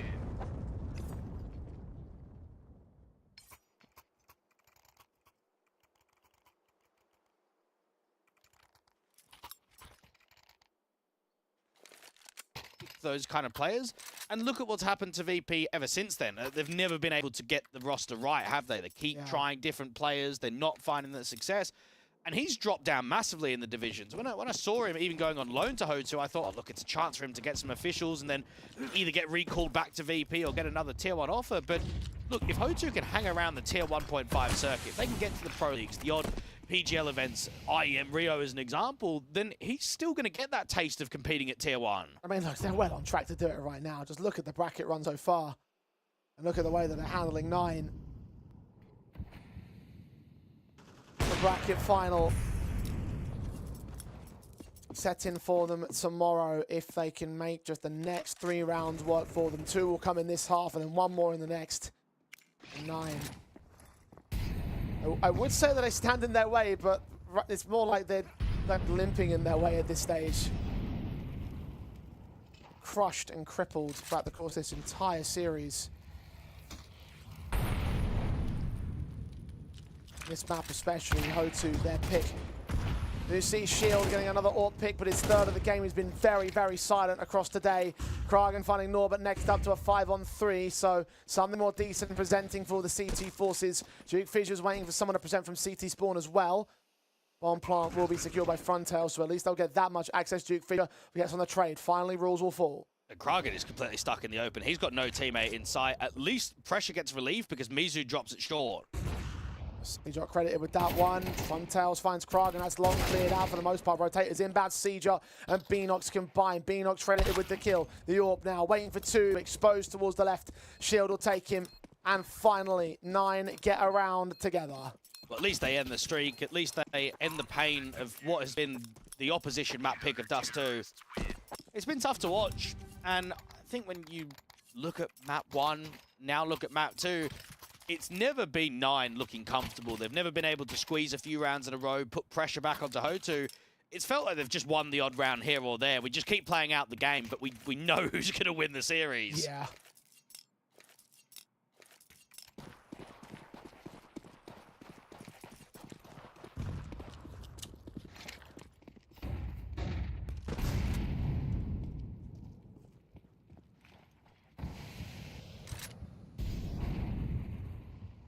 Either a 9 or an 8 round comeback, 4-9 in the second half, depending on how this final round of the CT side goes for them.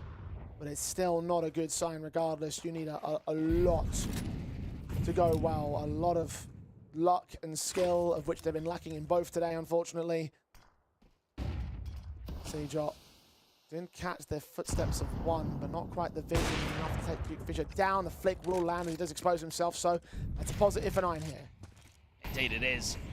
Seajot is just trying to make something happen, but look at the timing on this walkout. I have no idea as well. The smoke down to CT, Rules will start to call in. His teammates say, listen, I've lost vision, I've lost access towards mid.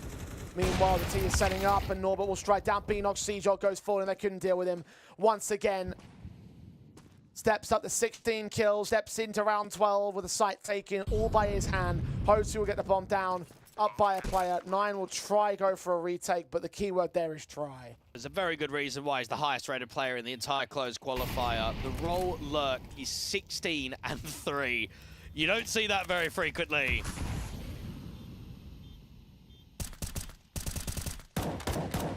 Rolls and Kragen trying to find access, trying to find a way in, supported by Shield in the back.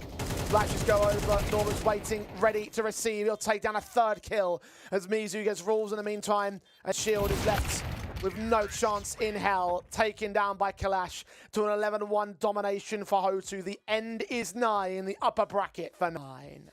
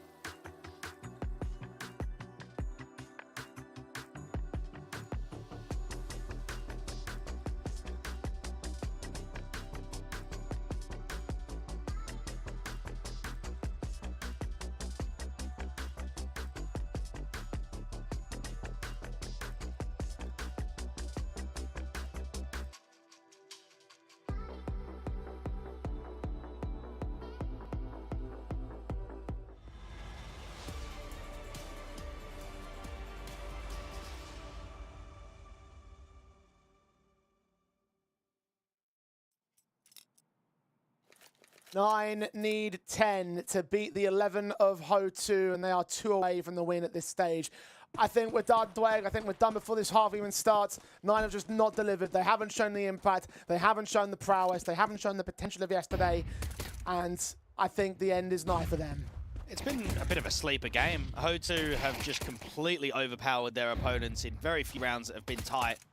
Mizu out here towards long. It's actually Duke Fisher. And look at that, 20 seconds onto the clock, and it's just an instant 5v3. Duke Fisher and Norbert, and Clash gets involved on the other side of the map, out of the tunnels. It was an entry attempted by Kragan, and he's down instantly. Seajot and Rules, 2 versus 5.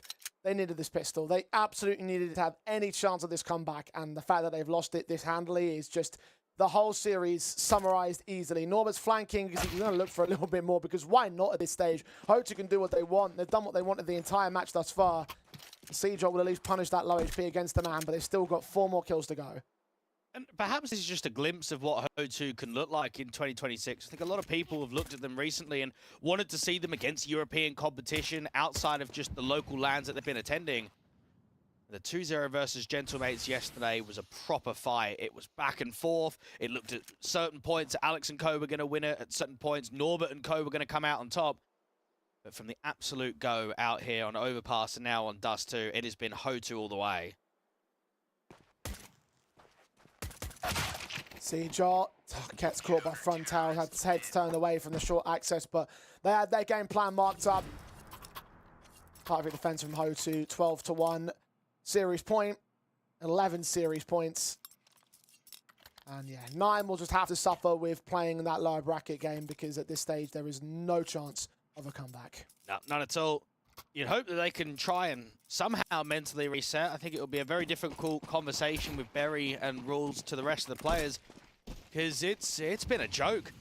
Yeah. This, on paper, is a winnable game. You might not be the favorite, but you can definitely beat them. You've just shown nothing.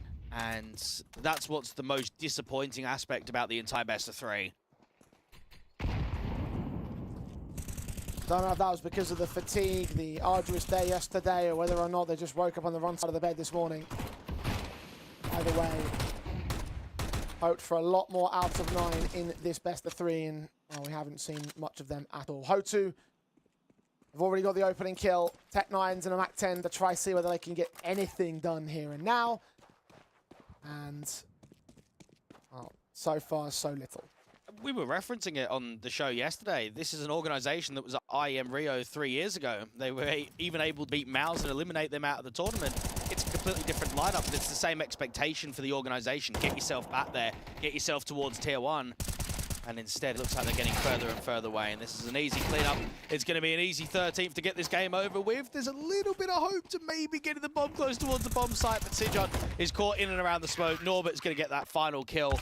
What a performance coming out of HOTU, and now on track to potentially face BetBoom in that upper bracket final. I was having a look, Jay, in the break. They have never beaten BetBoom in a best of 3 on HLTV. They are 0-3. So if Ursa could potentially get their way forward in map 2, get themselves into map 3 and cause the upset, that would look better for the HOTU side. But I would say that it's very likely that BetBoom are going to win that series.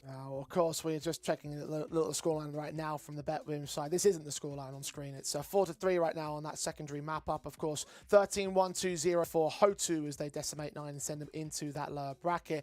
As well as that, in the lower bracket, we're seeing Eyeballers and Nuclear Tigers go to blows. Nuclear Tigers won the first map, but it looks like Eyeballers lead 8-3 in their second. And Gentlemates and Nemesis also got started about 20 minutes ago or so. 7-5 at the turn of the half on the first map of that one. So yeah, Dwayne, we've finished this one extremely quickly. HOTU making it a dominant little affair. 9 needed to deliver a whole lot more to try and extend it, and well, we're just not going to see that. No, they're going to have to be sent down into that lower bracket where they'll face the winner of the Nuclear Tigers and Eyeballers series. I think most people would probably expect Eyeballers to come out on top on that one, just of the way that their pedigree has looked as of late with the increase in performances over the last few months. But at the same time, Nuclear Tigers are a bit of an online demon team. They've won quite a few titles, especially towards the tail end of the last year. So that could be a competitive game right to the end. Indeed, it could well be, and of course we have to keep you up to date with how things look on that particular front of things. In terms of the bracket and how things stand right now, not much would have changed from when we started this series to the end of it, outside of course, 9 being pushed into the lowers and HOTU moving into that upper bracket final. We'll have to wait and see how that Pet Boom, Eyeballers and Gentlemates series play out to find out who's going to be in what appropriate matches. It does mean, Dwayne, that we're probably looking towards a bit more of an extended break here, but yeah, just to confirm it, how the upper bracket will look, indeed, HOTU will be waiting on that Bet Boom Ursa result here. And I believe as well in our next matchup, as things stand at the moment, we were looking at the 9 versus winner of Gentlemates Nemesis kind of game. Yeah, you look at Gentlemates as another team that have already proven quite a lot. I think you can give a lot of praise and credit for the lineup sticking together, because they were orgless for what, over 6 months under the Iberian Soul tag before they finally found someone. That's always very difficult to push players in the right direction. And also a lineup that's made very few changes, right? I think they got rid of Stododo and got Martinez in, who used to play with them in Movistar Riders, an immediate upgrade. That's an obvious one. But that's been it. They've grinded really hard. They've already had the few tier 1 opportunities, and I think that they haven't quite capitalized on them. They've really only come to those bigger lands and won the odd game here or there. They've not been able to make a playoffs or consistently upset the tier 1 team. So they'll look at this qualification as a really important one in IEM Rio to get themselves over the line. We are still a few steps away from the qualification itself. Of course, qualifying games happen tomorrow. For now, we head towards a bit more of an extended break than what we're usually used to, but we will return with that 9 versus winner of Gentlemates and Nemesis game. So do stay with us and come back after this for even more of the IEM Rio Global Qualifier.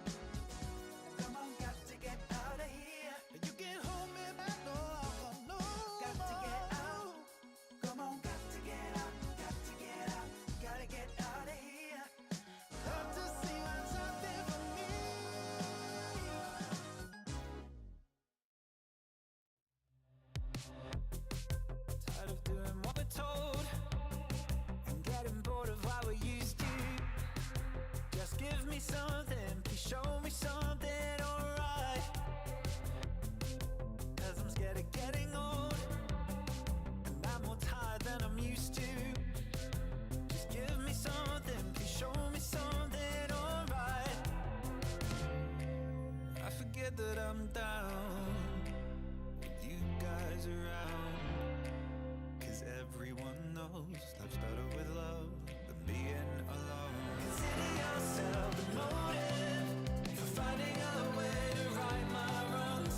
Catch a locomotive or hit the highway, just move on. Cause it's so fun and no one's upset. We sit on my trunk and watch the sunset.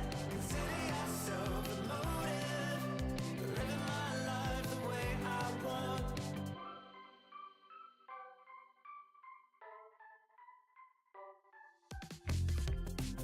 We're creating memories, and we drive our parents crazy. We're chasing sunsets, living each day like the last day of our life. And I know this is what we want, cause this is what we do. Free to tell our lies while discovering our truth. I forget that I'm down with you guys around. Cause everyone knows life's better with love than being alone. Consider yourself the motive for finding a way to right my wrongs. Catch a locomotive or hit the highway, just move on. Cause it's so fun and no one's upset. We sit on my trunk and watch the sunset. Consider yourself the motive, living my life the way I want.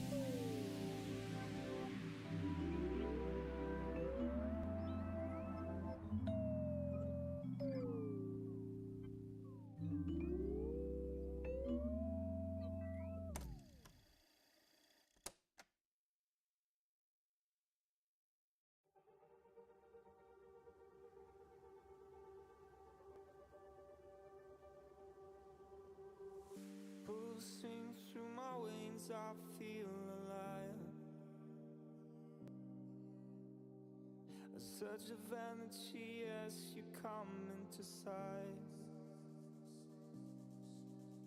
But in the moment I'm hypnotized. With every breath I feel the fire inside.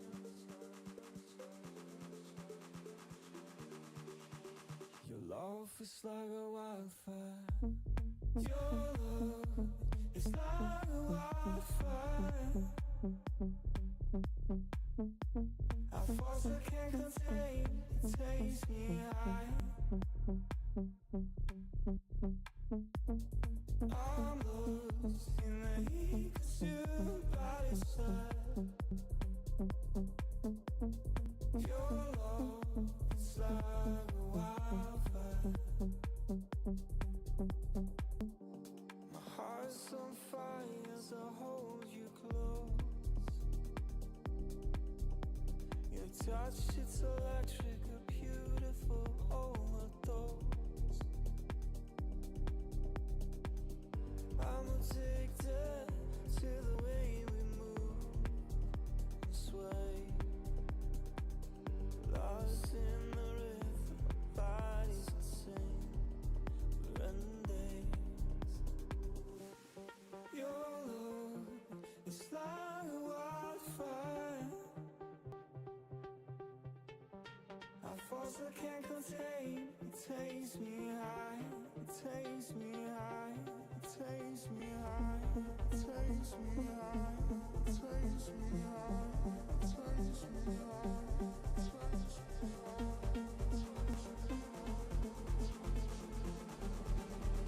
Your love is like a wildfire.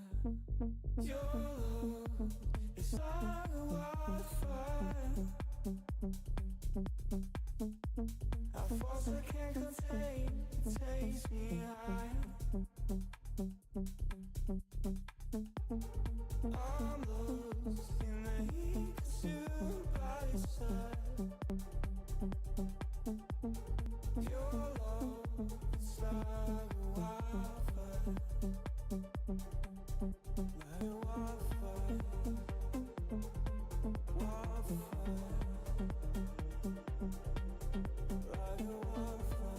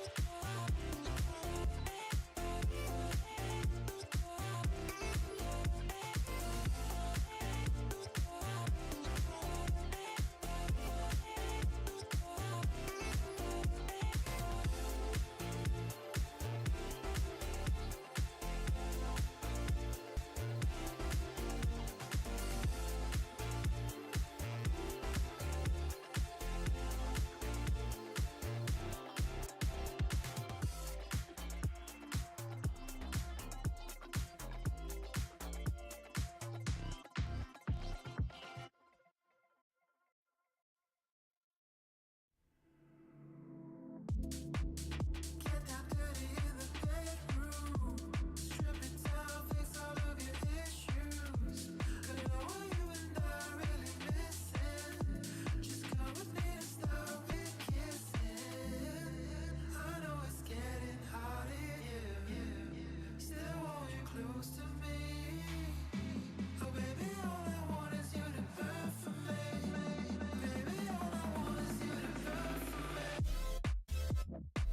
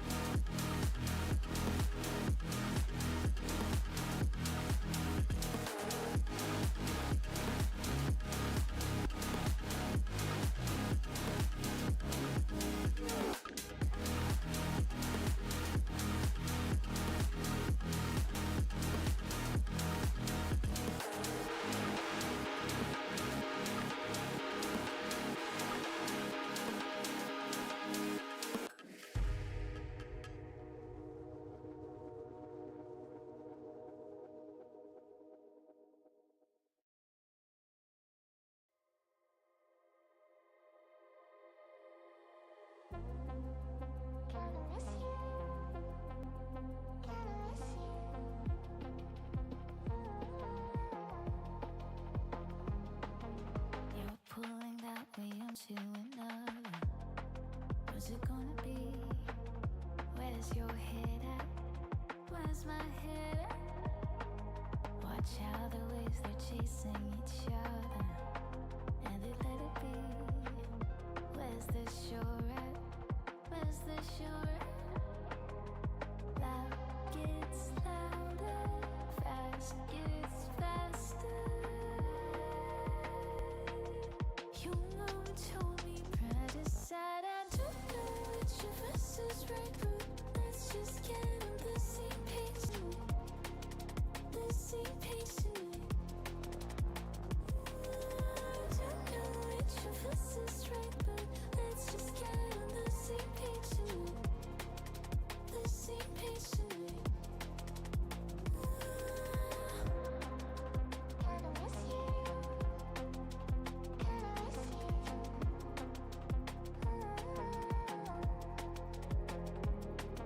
Wanted to lay my hand on your shoulder for a minute there. We grew stronger. We grew stronger. Loud gets louder. Fast gets faster.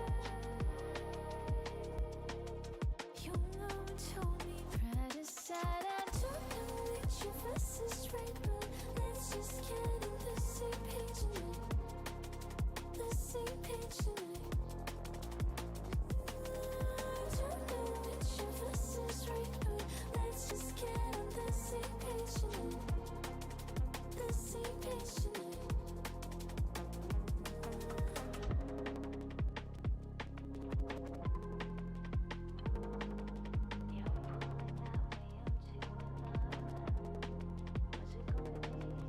Don't know which of us is right, but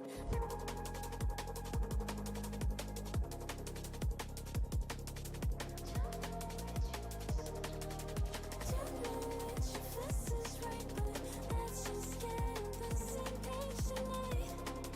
The same page tonight. Don't know which of us is right, but let's just get on the same page tonight. The same page tonight.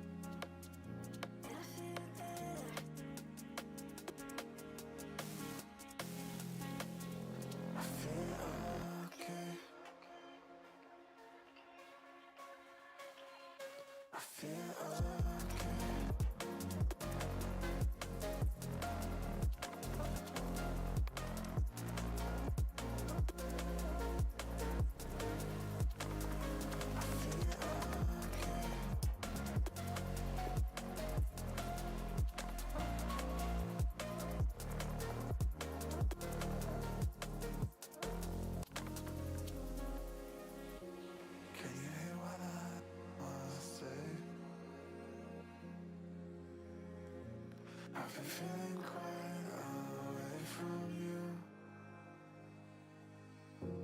but the time has done its thing, and I feel better.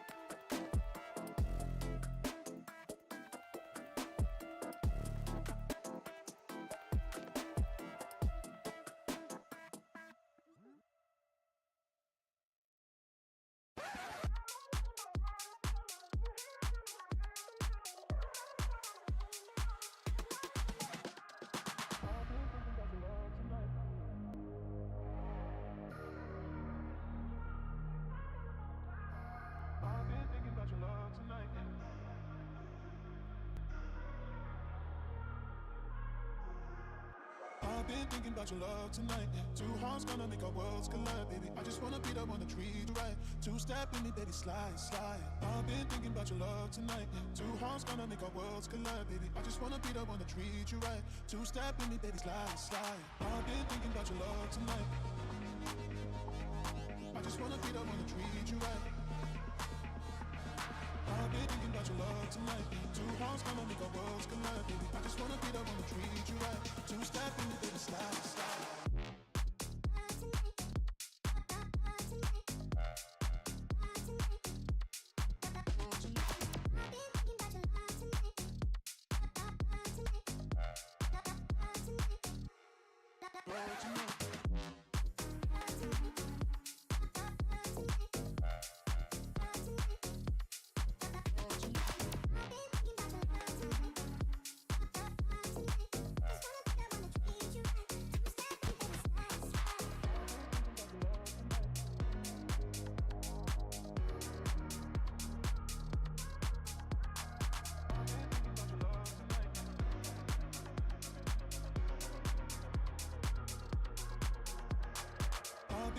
Your love tonight.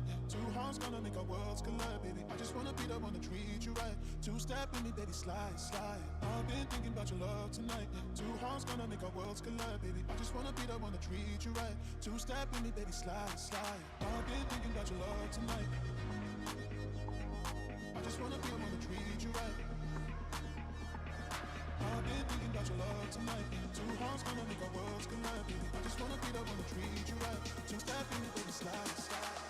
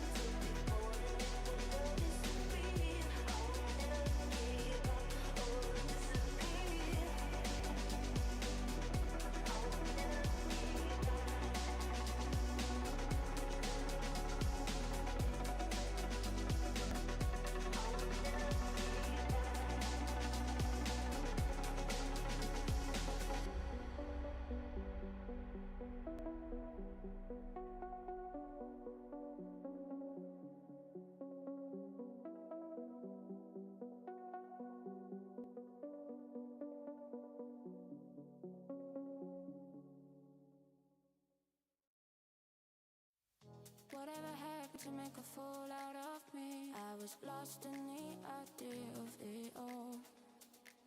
Too many years of you suffering here, burning down right now. And I don't know where I run to, but it could be oblivion. I dream I was making love to a whole new life. Learn my lesson once, I'll skip the reminder of what's left for me if I turn around. You let me down.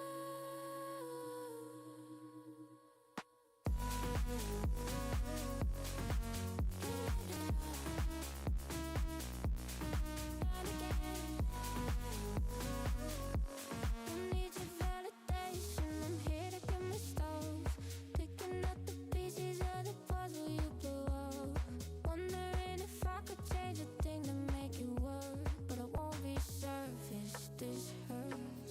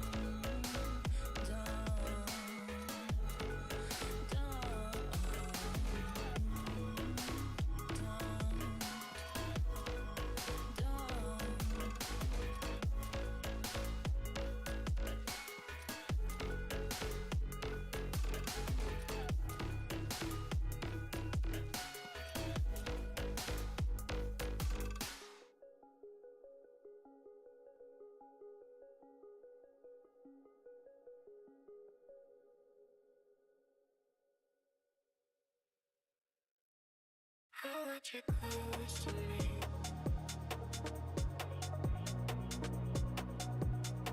I want you close to me.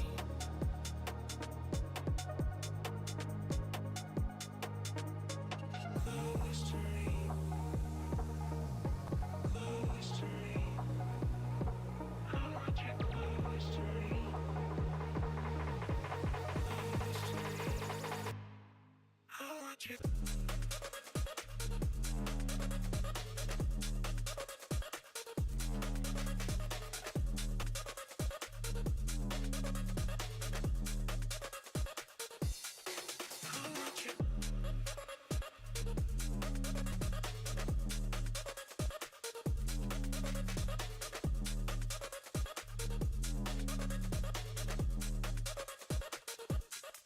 I want you close to me. I want you. I want you close to me. I want you. I want you close to me. I want you. I want you close to me. I want you.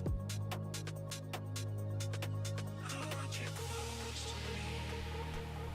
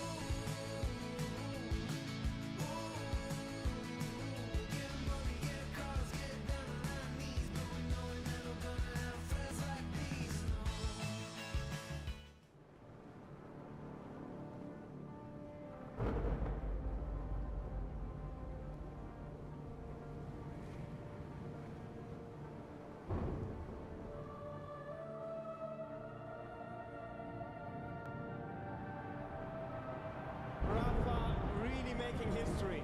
Absolutely phenomenal. And Ace is the champion of the Intel Extreme Masters World Finals. Storm's still not quite done. MC is going to take this fight, though. 3 seconds left. Last 2 rounds of matches got us started well for ESC. And this is a massive move for Zez, but he's not content with just a Nexus kill. He wants to win. And it's all done. A flawless win. Unbelievable Rogue with a 4-0 victory over Classic. And they did it again in the grand finals. It's Nuke! Give it up for your Intel Extreme Masters World Champion.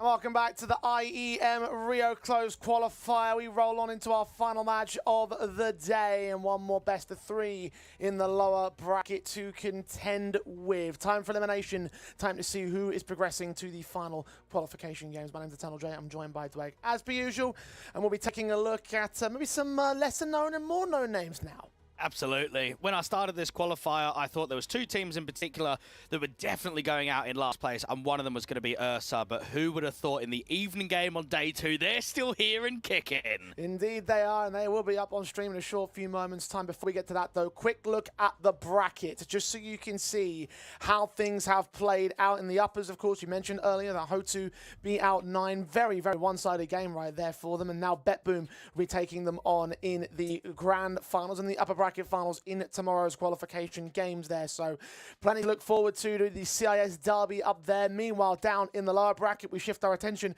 to our elimination games once again. And the 2 matches to focus on: 9 taking on Nuclear Tigers, who eliminated Eyeballers. Big upset there in my eyes. Gentlemates having a comfortable time against Nemesis. They move on to take Ursa in the matchup on stream today.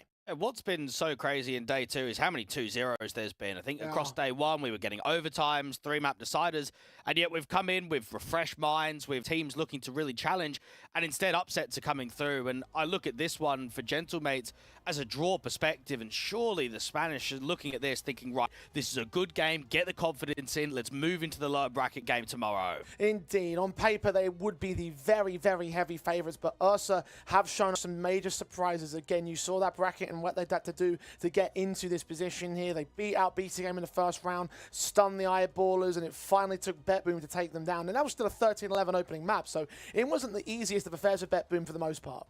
Unfortunately for Ursa, they were 10-7 up on Dust 2 versus BetBoom, which is that map 1 you were talking about, but they choked and they couldn't close out on their map pick. And then what ended up happening was a reality check on map 2 getting slammed, absolutely destroyed, only getting 4 rounds of Mirage.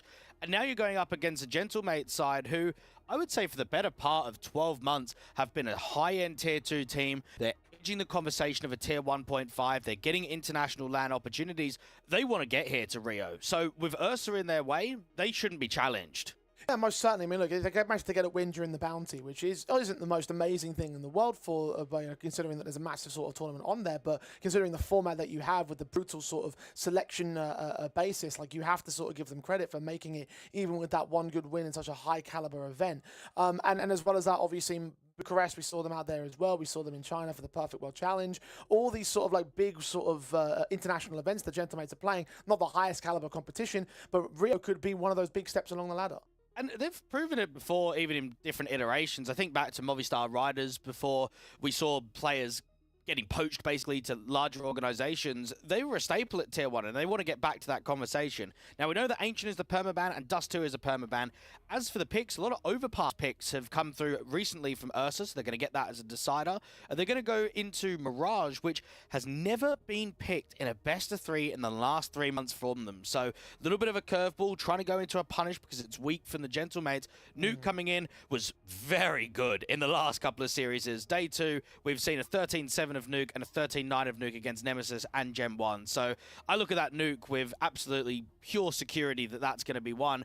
It's just a punish pick for an underdog. I like it to start this best of 3. Yeah, I also want to try and target those weaker elements of mates because you're right, like it is a very weakened map for them. 2 wins out of the last 7 times played. A lot of those losses as well coming down to the to some of the teams you might not expect them to lose too. I mean, a couple of losses during the Perfect World event. Boom, obviously 13-11. That was a close little affair. But losing out to Rare Atom, didn't get the double digits out there. Liquid during Bounty, they got stomped out in that particular matchup. You know, there's a lot of things going on for Gentlemates that probably don't indicate that that map is the most positive for them to start things off. But yeah, you're right about Nuke. You're right about that solidity right there. Overpass being a common sort of pick factor for Ursa. Does that sort of look as that final map as being them as having a bit more favoritism? Because we haven't seen it from Gentlemates at all. Yeah, probably. I think their Overpass has looked pretty good. The problem is they haven't played it in this comp. They've only been playing it in the Open Qualifier. They've played it in some of the closed qualifiers and other tournaments, and even ESEA Advanced in the playoffs. This is an organization that's kind of been caught in ESEA Advanced for quite a few seasons now. And the lineup itself, Jay, the core 3 dates back to July of 2023. It's a long time that these guys have been going for. It was Alv, Torix, and 4X that have been that core. We then saw Alv make the opportunity to move over to 9 Pandas for a couple of months before coming back in. These guys have been working in the lower divisions for a long time, and now they've finally got an opportunity on the global stage to make something of it. They've got to at least get a map in this best of 3. The problem with the Ursa side, though, is that prior to this competition, they really haven't been competing at much high level as tournaments, certainly not to the level that Gentlemates are. You're talking about them being a tier 1.5 team. Ursa have never quite been able to get to that kind of level, and certainly was unexpected coming into this tournament. However, they have surprised so far. Ultimately, they'll have to back the mates. I know I'm going to give at least the credit of the punish pick to Ursa, maybe 2-1, but that's still stretching it in my eyes in terms of quality. So pistols are live. Ursa straight in to the couple of opening kills. Satnazar with the latest, opening up that B bomb site for a simple enough bomb plant. Excellent entries coming through, and Gentlemates are being completely trapped out. This round's finished already. Deeper smoke comes through from the marker position.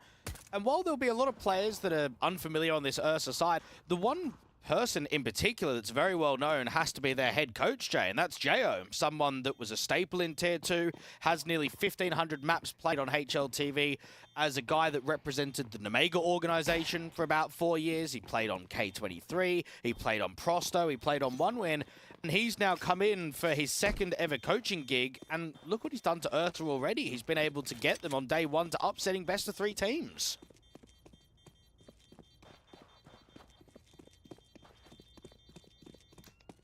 That's a very excellent start for him.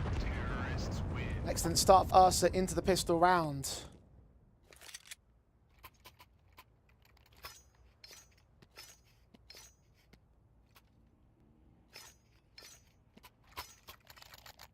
And beginners, they mean to go on. We want to see whether they can continue to replicate the victories that they've had. And again, a team that probably were the...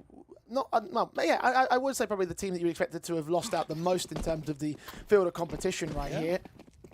Not the lowest ranked team. That honor would have gone to Big Academy at the very start of things because they were unranked. At least Ursa had a little bit of something, although their rank has certainly grown thanks to the wins that they've taken. He came in at 160 or so at the start of this week. Now 118 as of this match. Yeah, I definitely remember noting that they were 163 when they took on BC Game, and they've gone themselves 40-odd places up. So it's a good little start. It's going to get them invites to more Tier 2 Cups, but you do want to see if you can at least challenge a Gentlemates. At least try and see if you can get yourself in. I personally don't even think they're going to be winning a map. I think the Gentlemates side have been absolute quality today. They have had 2 best 3 series against decent representation of Gen 1 and Nemesis. They play very frequently in Tier 2. I would say that they're not some of the weakened teams in the entire qualifier, and yet they dispatched them. Both of those series were not even close.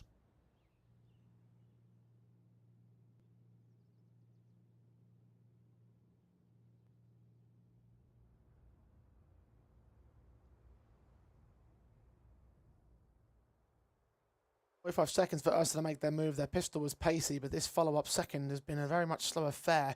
Gamble in from the Gentlemates have set themselves up towards the A side, which is where that bomb's leaning in. So, on the appropriate number of bodies to try and see if they can steal one away. Mopos won't be seeing much of them here. The flashbang forward to Saul. They get checked alongside a secondary player. They will find that first kill into 4x.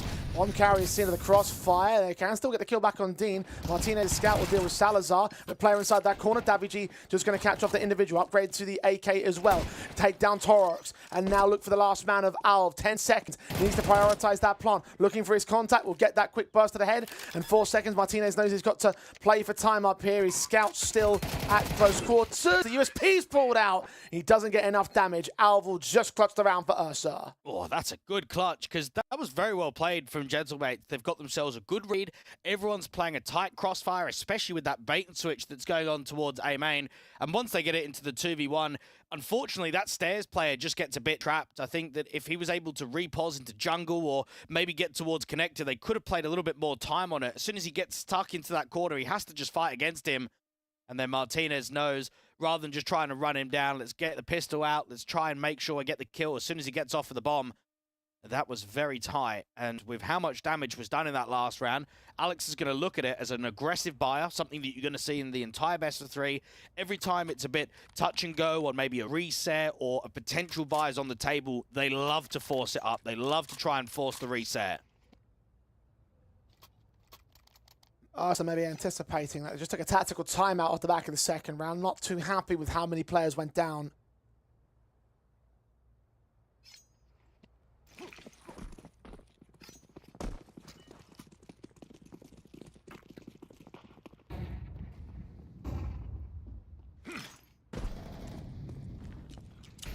Already a kill for Sasor, started things off. 4x is picked up fast out to the ramp control. HE's opened up that smoke. Daviu's going to get caught in the open. Alex is good for one of those trades, but 2 return from Ursa, so it's a 3-on-3 for now. A missed util is going to make it difficult for the T's to scale out. And now with the resmokes that have come through from Alex, it's cancelled the hit for a moment, but there's a player stuck out here at Tetris. Gage from Mopods finds Dean in the end. That's a man advantage now maintained, but no further presence of Ursa has been seen. So they're going to rotate 2 players back in to the B bomb side, particularly one up to the apartments, one out towards mid. Unfortunately for Al, he's way too late to this rotate. So Alex, be ready to receive him. Depends on timing though. Al's not going to run his way straight forward. Alex will have to start making a search. He's going to have to find him at the right moment. Gets the kill in, bomb dropped, and that should be round. Now, what makes Gentlemate such a solid team in Tier 2, Jay, is how much movement they approach on their CT side. They're one of these teams that always like to search, even in man advantage situations. They're never going to be stable. They're never going to be stagnant. You're never going to see them just sitting back and holding crossfires. And Torox, well, there's no point even going for this. Yeah. 30 seconds, bomb completely away from you. Hold on to the rifle and save. And right there, I think you just feel a little disconnect, don't you? It's a 3 versus 3. It looks as if they're trying to pressure the A-bomb site. They don't quite get out all the way. And then Dean is just left stranded. Like, at least if there's another player, if maybe there's a swing out from Palace or the second player from A-ramp comes and tries to back him up, I can get an understanding of it. But for a Palace player to be falling back and the ramp player to be falling back and Dean just left, you know that that's going to be a disaster. First round on the board of the Gentlemates. Ursa, very, very contrasting set of rounds there. 2 confident one, well, 1 confident one got close, and then 1 wasn't confident at all.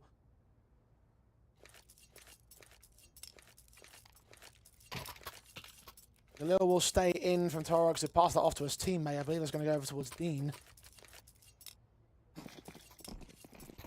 But they can make the most difference with what is essentially a hero rifle forced by Gentlemates. Triple that economy stay. That's why we have so many weakened weapons in the 3rd, and the 4th rather. M4's SMG out for the rest of the Gentlemates camp.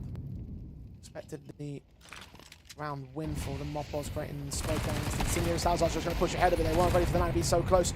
Torox will try spam his way forward and get a fair amount of damage, but not get the kill. Meanwhile, Dean's fallen elsewhere. It's a 5-on-3 for the Gentlemates. That flash missed completely, meaning that apps player of Mopos is just not blind. And very similar conversation that we were having with Norbert in the previous series. Mopos, another anchor. He's going to be jump spotting Van for the majority of this first half. He's had an excellent campaign in the closed qualifier. He's currently the 5th highest rated player out of all of the teams. 9 maps played and a 1.26 rating. So watch out for him in some of the holds that you're going to get on CT sides.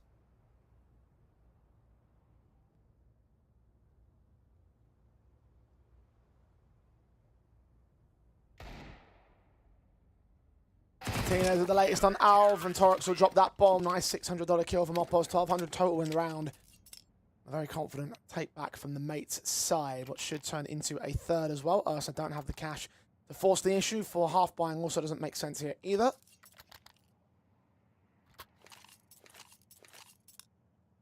And so our theoretical favourites will indeed look to take control from here on out.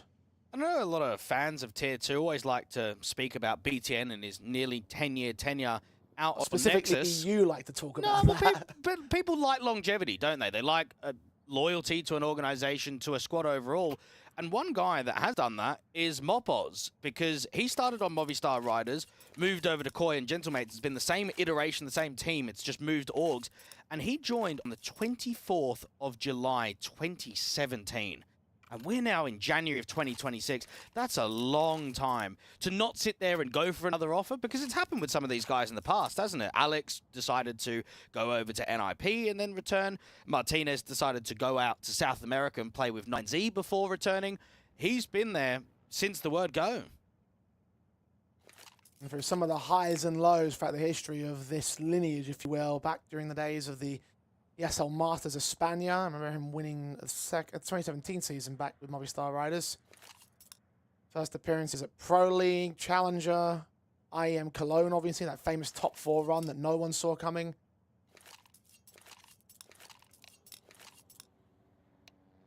And of course, that Iberian Soul period that has, as you mentioned, transitioned into the Gentlemates.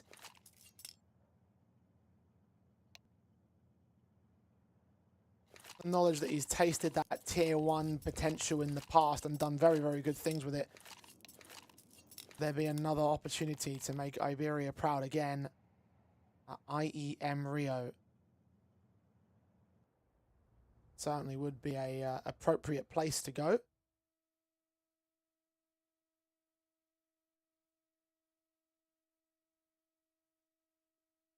I'm going to get through Ursa. The next challenge on that particular road. Can they make it happen? Well, I'll find out as the match goes on. But this round, it should certainly be easy enough to make it happen. Third of the board of the mates, because there is nothing really to work for Ursa. No, nothing at all. And you think in a round to this degree, maybe one pick at absolute most. There could be a bit of a fake down on A, try and get the bomb down on B. There's not going to be much, though. Stopped by that smoke, cancelled. All the footsteps were heard there by the CT side, and Mopoz is preparing there to be some sort of pop out of the apps, but you'll search and see nothing, so you'll start to realise that they have cancelled. The question is, how far have they cancelled? Have they just stalled out to wait for the smoke, or have they gone for the full rotate? You won't know that. Noise being made by the lurkers over towards the A side. They have left 4x to try and move forward to that ramp position and try maybe work a lurk or a distraction. So far, not happening, though. And for Ursa, it's going to be a very difficult, I guess, opinion to be able to be comfortable at any point throughout this best of 3. I think if they're going to try and challenge a team like Gentlemates, you've got to take your chances when they come, like the clutch that we saw out in round number 2, where you're winning a 1v2, you're winning the key rounds that are going to change the economy, force resets. To be consistently winning gun rounds is just not going to happen. You just wonder how much potential there really is in this team post-close qualifier, because I think it does happen quite frequently in Tier 2, doesn't it? We get the odd team that does really well at one tournament, and then we just don't see them ever again. We never hear from them in any sort of result base. So it's up to the players, and it's up to JO to really put their foot down now in 2026. Built quite a platform for themselves here. Regardless of whether they make it to Rio or not, I think a lot of people have certainly been impressed by the results they've gained.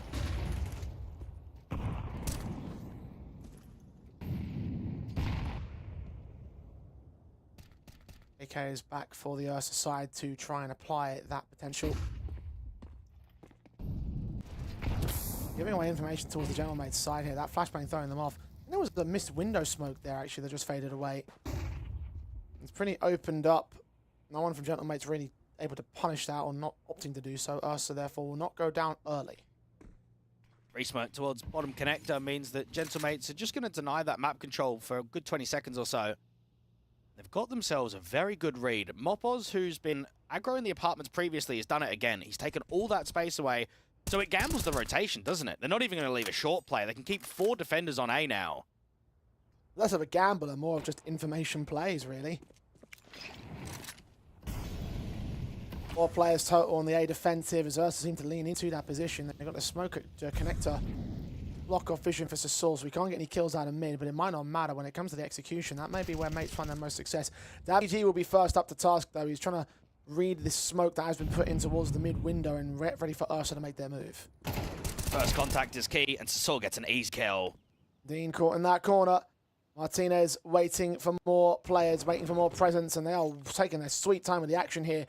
Engage attempted out connect and not gained out. Finally, Sasol's going to get caught. Torx leans in, sprays towards that CT spawn player. Martinez is going to wait for the man. HT will get sent to do some damage, and he will get caught off looking the wrong way against 4X. Alex almost transitions back before X. There's another kill back in, a triple in fact, with a headshot gain against Davy G. Bomb down for Mopos to clutch a 1 versus 3. 4X has managed to gain 4 kills out of the round by his own some efforts. Might be on for the ace, in fact. He's low HP, though. SMG is going to hunt him, take him back. Where's the second? No info upon that. Third man still rotating in from CT. Clearing up dark. No one's there. Alv checked and will just throw him in immediately. I am full shock on how that round is won. You've got a mad disadvantage because of the kill towards connector. The bomb was coming out of A ramp with less than 20 seconds on the clock, and they have stacked up A heavily. There is players everywhere, and it looked so slow. It looked as if it was probably going to be 4, maybe even 5 alive there for Gentlemates.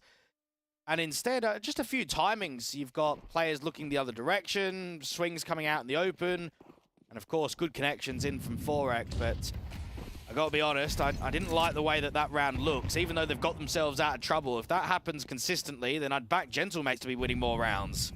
Yeah, I'm with you there. Out of the efforts of one man placing perfectly and having the right reaction times.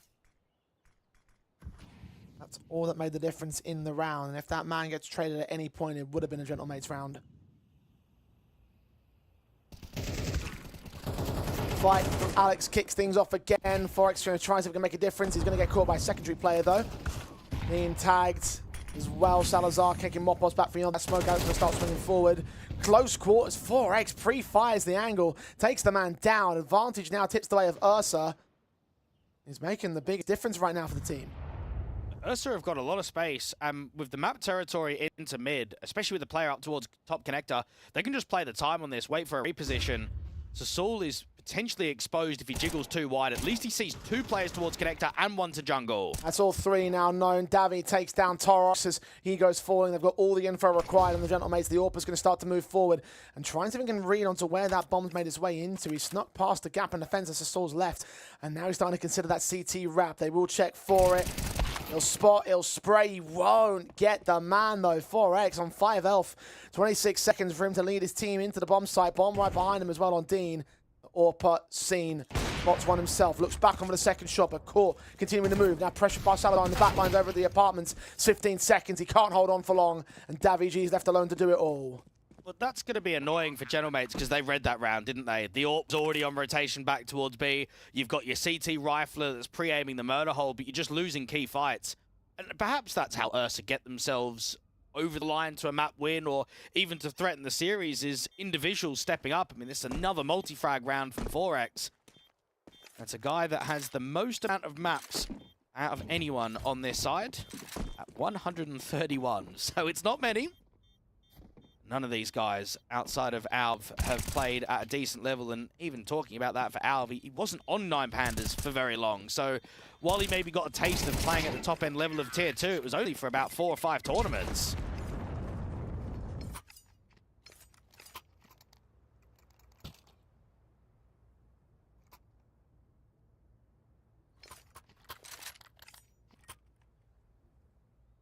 Those 4 or 5 tournaments are enough to make him the most experienced player on this roster. The rest of the individuals, no matter how united they are,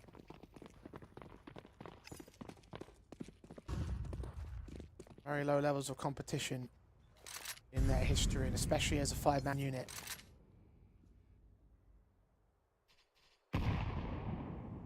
What makes this run so surprising and special. You're mostly playing unranked events and open qualifiers and not going all that deep in the majority of them.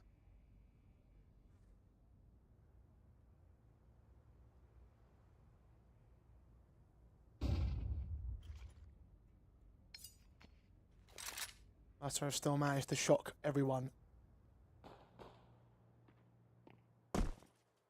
The Anubis may be feeling surprised at the fact that they're now pushed down with these pistols, so be a few more shocks available. But 1M4 of Davy has started the round.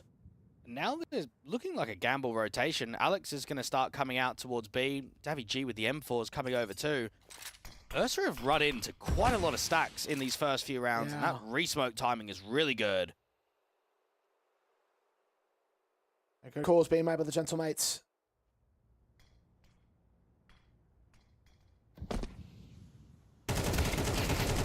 The drop off, and 4X going to get given both of those kills. Davy and Alex were not ready.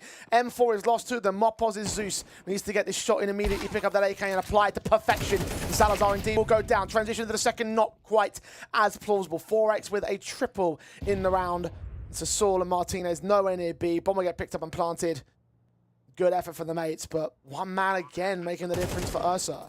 Well, it's a real shame that they can't drop that boost out without making a sound, because you'd have to feel that if that boost drops off silently, they probably go 1 for 1 there. You're never going to know exactly, but you can be realistic. Instead, as soon as the rifle knows exactly what's going on, just swing around the corner and both of them are goners. So Gentlemates are definitely calling a good game. They're getting themselves in good positions. They're stacking up bomb sites. It's just that they're not quite getting themselves over the line. And when you're down 3 to 5, you're desperate for rounds. Might be time for Martinez to get an AWP up and start being dangerous. I know that Mirage is one of the weaker maps in the pool. Their Nuke is really good. I like their Inferno. Their Ancient is very solid. Unfortunately, Ancient being the permaban of the opposition means that Gentlemates aren't going to get that option. They picked it against HOTU in the upper bracket quarterfinal. It's one of their home turf maps, so that might give Ursa just a little bit of a leg in. I know that Nuke's still going to come in map 2, and that's going to be a tough one. But yeah, Ancient and Nuke is loved very much by Gentlemates.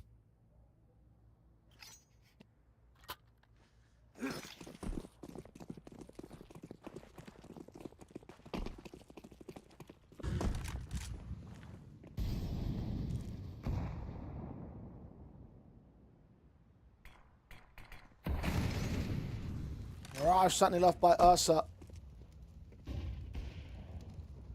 Orange Pickers so far being well abused against the Gentlemates camp, even with the right reads, even with the right calls. Can't seem to find that final push past these round victories for themselves. Ursa will be happy about that. 2 good on the current scoreline, setting up for the A execution. We saw them miss a little bit of util last time they tried this. It ended up leading towards mates, for the most part, holding the round, and they've got themselves their own utilities, so they're going to get proactive in terms of blocking off the access. HE, well done to Salazar as well. Gentlemates, this close player could do quite a lot of damage if set up accordingly. Ursa don't even have a lurk. Everyone is coming in from Palace and Ram. So you'll get a bit of vision. Got Davy blinded by the flashbang. Dean going to get credited with that kill. Al with the flash assist.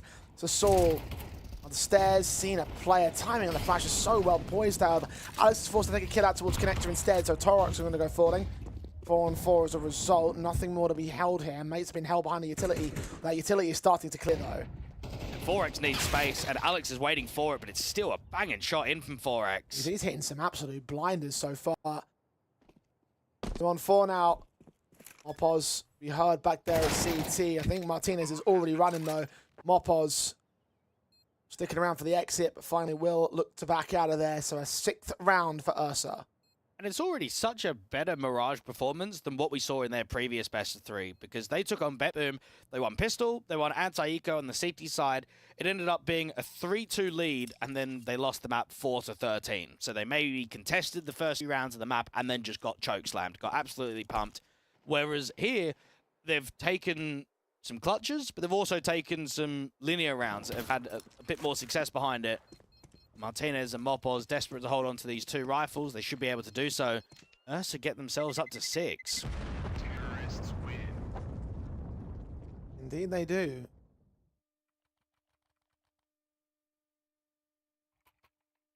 Was taken on T side. Gentlemates can only tie the half.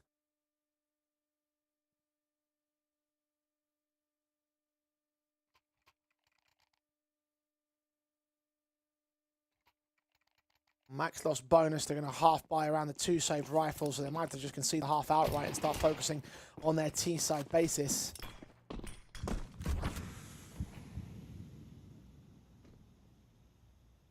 Ursa back into the set piece, it looks like, to the A-bomb site.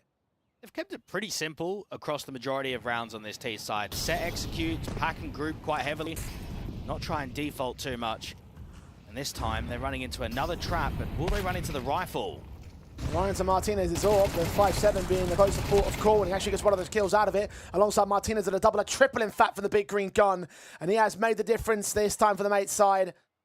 Ursa looking at one individual to find all the impact from them side of things, and now the Gentlemates found one of their own. Bomb still in the open, plenty of time for Alf to work with, but a 1v4 is the big concern. As he picks up the bomb, he will rotate out of there and surely look to rotate to B. Well, they didn't block CT. They smoked down towards jungle and connector, and then just went out with flashes. So Martinez being deep with an AWP posted, he's going to have a field day. One after the other. Good resistance from Sasul down there towards the default angle. Just trying to get the Palace players' attention drawn. And for Alv, we might as well go for this. I mean, it's round 10. Money looks pretty solid on the T side. Just scale out and see how much damage you can find. Trying to abuse time around Martinez. Checks dark, but can't stabilize the spray, so Alex will close. And the AWP was the star of that round. Gentlemates with a 4th to their board. Gentlemates just need to try and find a few rounds in a row. Start finding a little bit of their groove, because their first half performances today have always been, I'd say, fairly average. Like they had a 9-3, 6-6, 7-5, 7-5. It's not as if they've had the massive leads or even the deficits like where they sit right now. Gen 1 and Nemesis was easy cooking for them, and now it's going to be a realization for Alex that we're in for a bit of a fight here. We have to dig deep, need to make sure we get another 2-0, set ourselves up for tomorrow's matches. And Jo can have a little chat with the youngsters. 30 years old, the head coach now. Had a stint on Ruby towards the tail end of last year. Didn't last too long there. And then as of the 9th of January, he's been transferred over to Ursa.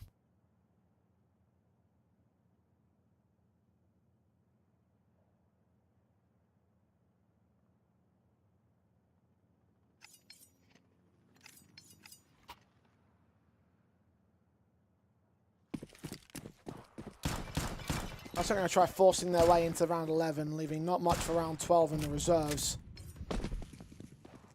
Unfortunately, very, very broken by thanks to the lack of their main funds. The AWP will be able to get brought in by Alv, the AK for Salazar, but 2 Galils and a Deagle outside of that. Spray through on Alv will dish out some initial damage towards mid.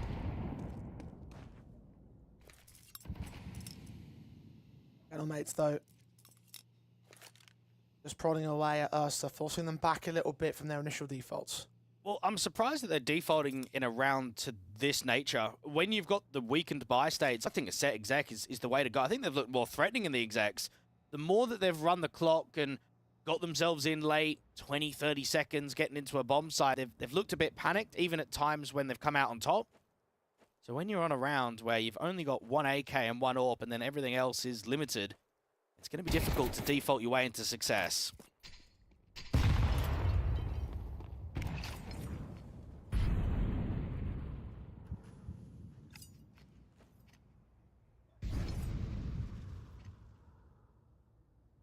This side moving in towards mid. You've got Alex will fight well on Dean and Al. 4x to get that trade together, but the damage has been done. 2 rifles removed, including that AWP. 30 seconds for us to finally attack. Seems to be a split in towards A with their lurker back towards Palace. Salazar tanking some damage to his own team's molly. Sasul is ready and waiting, but he's got backup of that AWP that will get flash blinded, just like Sasul is. Depends on how Torox will act out here, but Salazar's going to get caught first. Deagle seen by the AWP, shot on Sasul, gets another kill, and 4x will fall down towards Davi. Excellent stuff from the Gentlemates. And we're just saying little rookie errors, aren't we? Missed utility usage, players pathing in front of one another. And Alex is just starting to find some form towards connector. It's very typical in Tier 2 that the in-game leader is the jump spotter out to B. But on Gentlemates, he likes to be involved in the action. He likes to be in some of the star roles. Get himself in for those 2 first kills. And for Ursa, when they get out a Galil, I mean, for me, I would even like to just see a hero AK. I mean, even if someone doesn't have armor, give them a Deeg.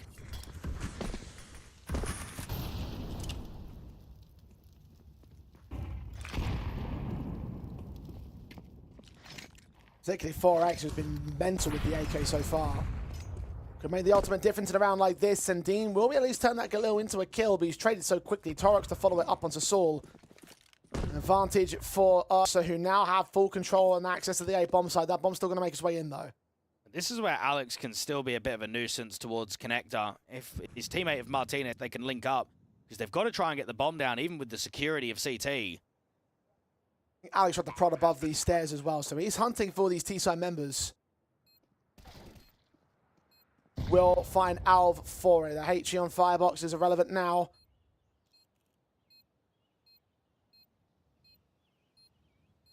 Finally, someone starts looking back towards mid. Do still find the flank. 4X to find Mopos. Torx to get another. Alex in a 1v3 can take one back. No info on the others. Brought back by Galil. Back will be turned towards CT. Turns onto the man. He still thinks it might be Palace. Tapping it again, but Salazar calls his bluff. Makes footstep noises. That's more than enough, though. Time's too far gone. And it will be a 7-5 half for Ursa.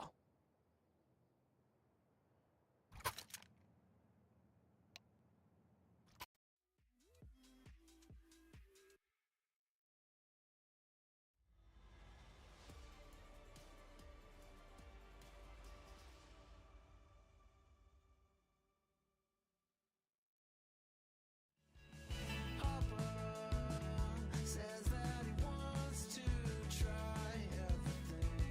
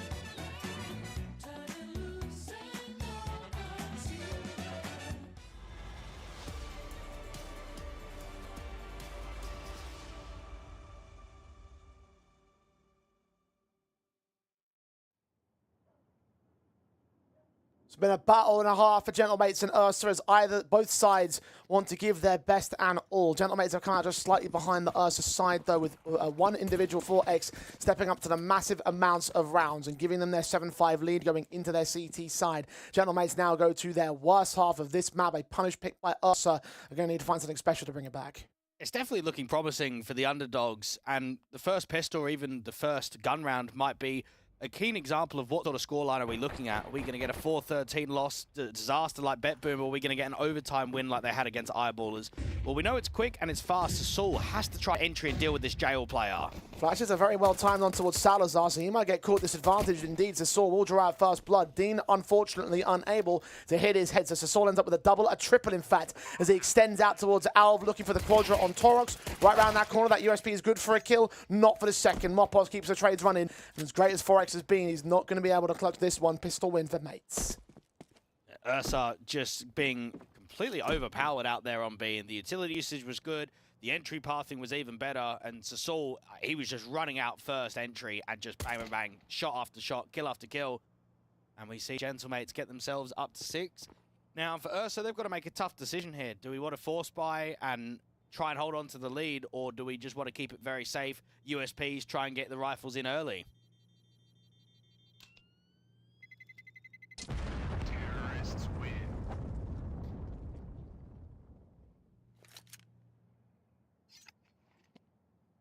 What's the call here, Ursa? Capitalized ball by Salazar, and 4X going down to a rifle from Mast, in fact. So yes, it will be a forced invest call from the Ursa camp, at least as of right now. Salazar just refunded his cash, so actually it might end up being a hero weapon setup for 4X. It's looking strange for the moment. 4X is going to pass it round, and, well, in the end, we're looking at a very strange buy state. Without Kevlar, yeah. I don't know what's going on here. I don't know.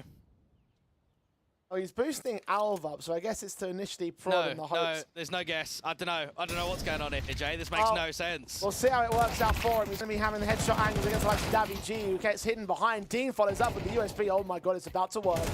USP with a secondary kill. Saul follows back with 2 more in the trade. Martinez maintains position, and so Crisis does get averted. Okay, so my belief was the fact that we might have seen maybe he gets, like, you know, killed off and then the rifle falls down towards Alv or something, but or it falls down towards 4X in the end. But yeah, I don't know what happened in the end. Gentlemates make light work of it regardless. Keep their 2 AKs and a MAC-10 together. Ursa will be on the full rifle buy.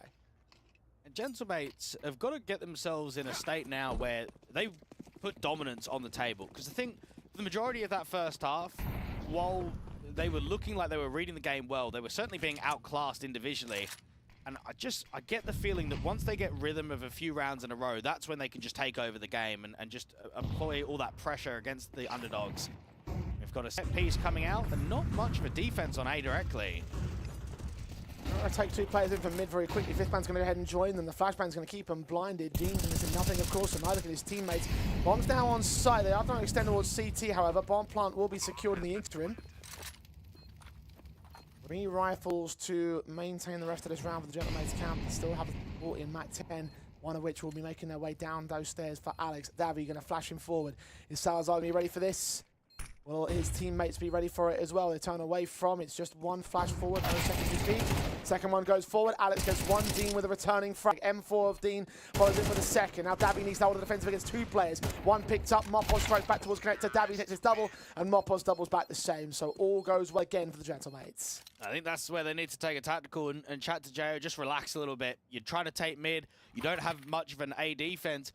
I'm not quite sure what's going on immediately there, Jay. So you've got Torox and 4X that are playing towards jungle and that connector side. And then Salazar is rotating CT on first call. He's got an MP9 and no teammate in sight. If he's got someone with him that they could do something in the first 10, 15 seconds or so. Instead, they just get stalled out for ages. They then have to wait for the jungle players to come back out to spawn. Communication all over the place, and Gentlemates are going to punish.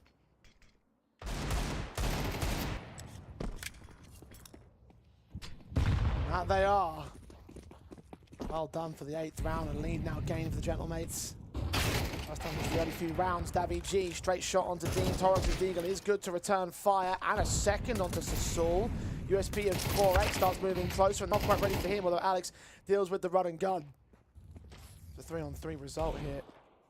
Start backing away, certainly might consider it. But Torres still fragging 3 kills on this Deagle. Alex and Mopos are siphoned off from each other.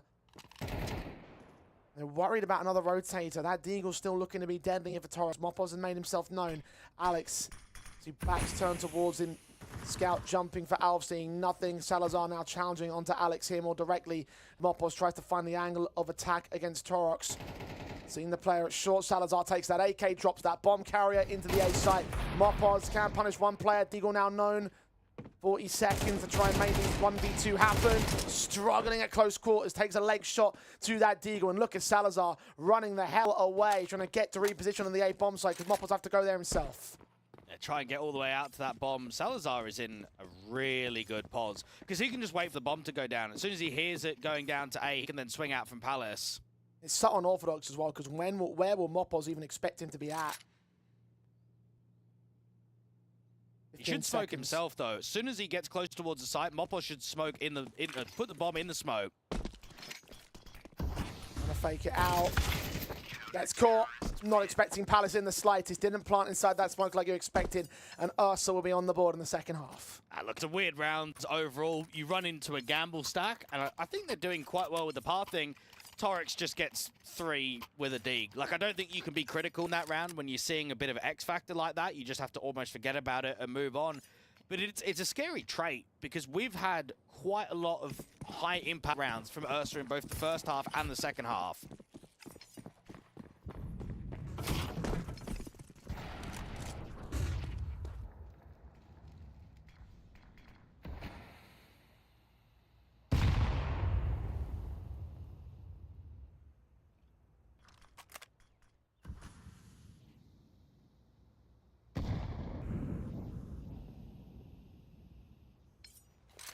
Individuals have gotten them their 8. Can they now get them number 9?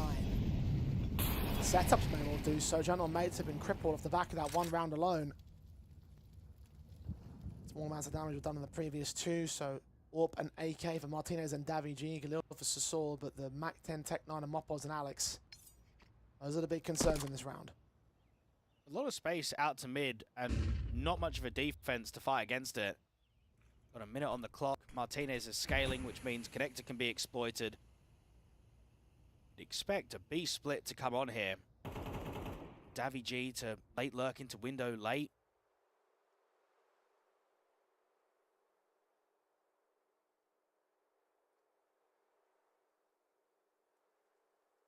See the shoulder.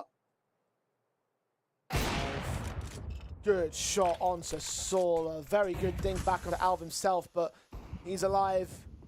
Martinez trades it back in the end, and Mopos will quickly make light work of the headshot with the Mat 10. 2 more players to deal with on this bit defensive again. It's a very gambly sort of setup that Mates have walked right into. 4x on site, scene 1, 16 seconds, Davi's flank closes in, and Salazar's going to get cut back by that same AK. Bomb plant to be secured, and Dean's got nothing to do but to run and hide. Oh, that's textbook. That's good CS being played from Gentlemate. So they run into a bit of trouble. The MVP hits a good first shot out there from Van, and they just stabilize, don't they? Martinez is holding that AWP from short, looking in towards connector. They're giving time for that backstab, allow Davi G to slow the round down, get into market, get into behind them. And Ursa are just so tunnel vision. You're so worried about even Mopos, right? He's got that Mac 10 and he's just jiggling around towards default out there from Van. He's just pulling all the eyes to his area. And that's a great reset. Just when Ursa have won a round off of a clutch, you then lose the follow-up, which means you've just got no money to buy again.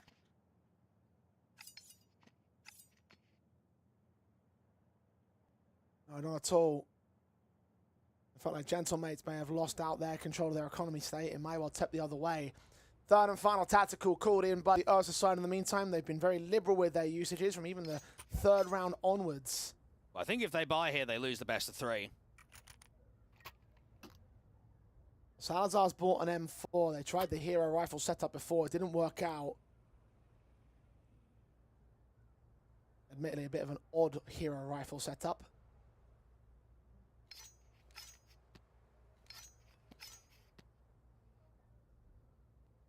They're going to follow up with another, so they are buying. They are going to force the issue. That's a big risk.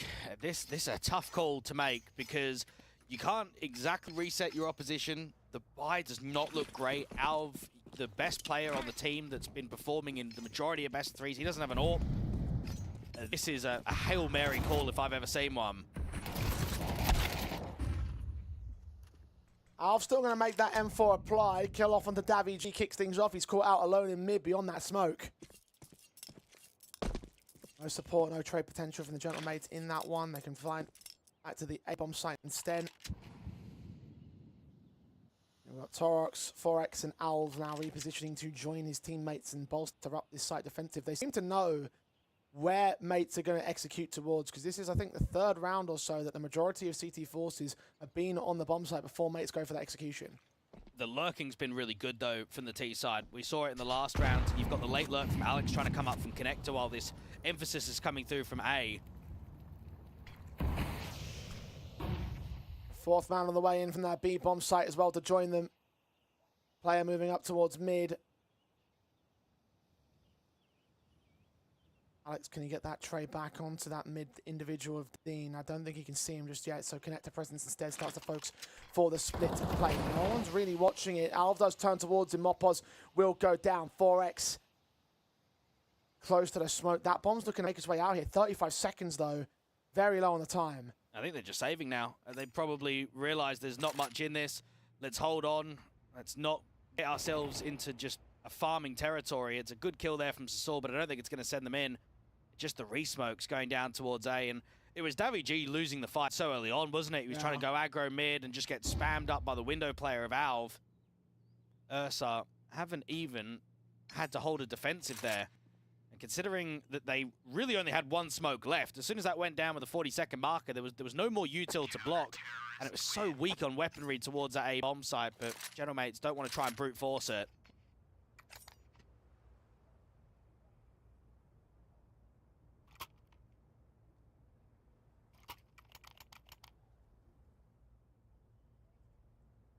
We'll delve into their tacticals. Second one called out, one more to go. Ursa, of course, used up all three thus far. This one is going pretty close. Asked whether we'd see the one-sided stomp against them or the close overtime victory for them.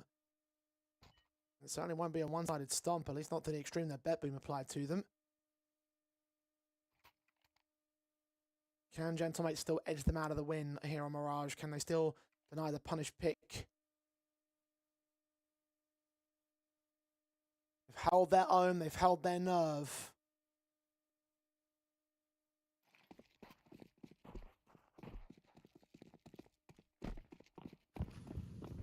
They hold all the rifles, saved from the previous and brought back for the others. So look at the charge forward for one of those AKs. There are two of them in play. That's 4x trying to get aggressive in towards mid, but Mate's not in a position to lose to him. Ursa have got 4x completely alone. At the edge of the smoke, an opening kill against Alex is clean. His crosshair placement was on point, and he gets out of there without even Martinez in a position to trade. With a follow-up frag and a 5-on-3 now, the Gentlemates. Caught by aggression, but not their own this time. Sword blocked out of the B bomb site. Can't see anything past that smoke. Makes some noise to draw attention to himself. Maybe try and give a bit more breathing into that bomb. Looks to go up towards short. There's a player already watching for it, though. And 4x continuing to pick apart players in here. He has been the standout man of Ursa in this best of three so far. Martinez caught. He drops it onto Saul. Doesn't quite take him down, but got to give pop off. A 1v5 man overall means that the efforts 4x in mid have done more than enough to win his team the 10th round and take the lead back from Gentlemates. You can tell that they're playing with confidence, and I think that's the right way to go up against a legitimate top-end Tier 2 team or even a Tier 1.5 squad, is to go in there and give the fight to them. Now, that's an unorthodox way of taking mid. Normally, if you take mid aggressively, you have two players swinging con, and then your A-site anchor flashing over twice, you get the top mid molly, and everyone's swinging together. Instead, it's just a solo mission. It's almost as if they're trying to put the main focus on him to create magic, to allow a play to happen, and he's doing it quite consistently. Good shot from Alv on Martinez to kick things off again for Ursa. Of course, it is a much more eco-based round, and Mate's just looking for the palace dive to Saul. Some util out there to try and set up his teammates. Focus fire down and getting that bomb plant above all else. Alvin Torox, however, not allowing too much there. Only one casualty taken. AWP that will be recovered. An 11-9 scoreline that the Gentlemates need to recover from now, else they lose this round, and Ursa will take this map. And Gentlemates got off to a really good start in the second half. They won pistol, got themselves in with the anti-force buy, got themselves first rifle, but we've just seen that all-important force buy round where they had MP9s, the odd M4, the success factor of what that meant and putting Gentlemates into the 3vx save has put a lot of pressure on the favorites. And this has been an uncomfortable showing from Gentlemates, but on day one they had a lot of close games, didn't they? I mean, against the Nuclear Tigers, they went 10-13 on map 1, they won 13-9 on map 2, and then had overtime on map 3. And then against HOTU, we had a 12-16 and an 11-13. So they've had a lot of situations where we've gone close towards the end of regulation or even overtime. So it's not as if they've not been in this territory before. It's just that day 2 has been so cruisy, so comfortable, and finally you're being tested. Indeed it has.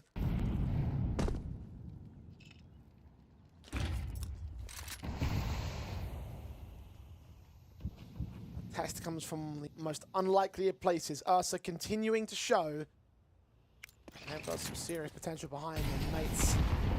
This next buy needs to be their best buy. Limited utility sets already coming back to bite them in terms of their default utility, let alone the execution utility or post-plant utility. One smoke remains for all of that.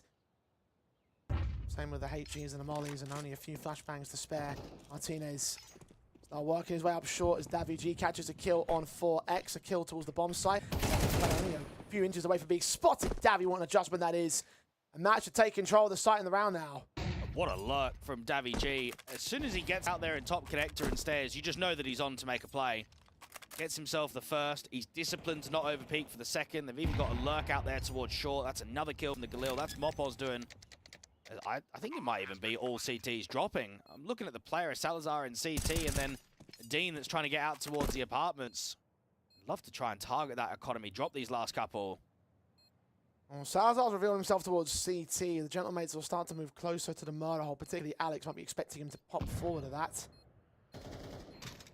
Yeah, does get seen, does get cut down. And that will be enough for the Gentlemates here. Don't think they'll go fully hunting onto Dean. You have to also consider your own economy state. Money is still tight even for the Gentlemates camp. Ursa will be buying regardless. The AK is a nice little bonus. It was a must-win round for the Spaniards. It's one that they have indeed won. And a very good tactical to recognize maybe a bit of a weakness in the offense. Sort of have a look on where they can maneuver through, where maybe some of the holes are. That was a very easy couple of kills to come through from Davy. And Ursa, well, the buy still looks pretty good. Got double up, she's got an AK up. 11-10, getting into the very few last rounds of regulation.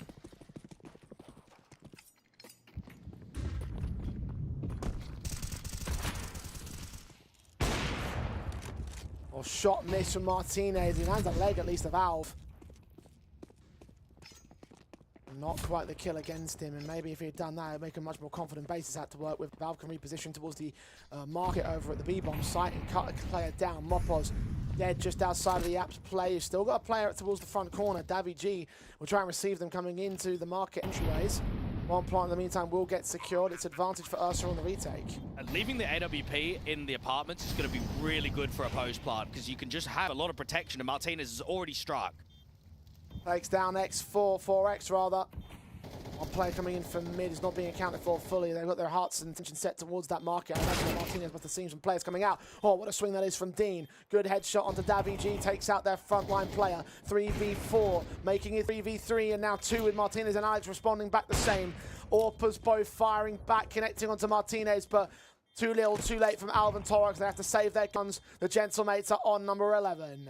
Wonder if there's just a little bit of panic in that retake too, Jay. So Alv had a flashbang, and he did not flash his teammates coming through from the market door. I know that they get that first kill to the electric player cleanly, but not using any util is going to make it very difficult when you get out into the bomb site. And for Martinez, it's such a strong position, always with the high ground. You take a shot, you fall back towards cover, you then swing out in the open, you just keep refacing. And that was Gentlemates in a 4v5. They recognized it quickly on trying to explode and accelerate into B after Martinez got that first tag in top mid.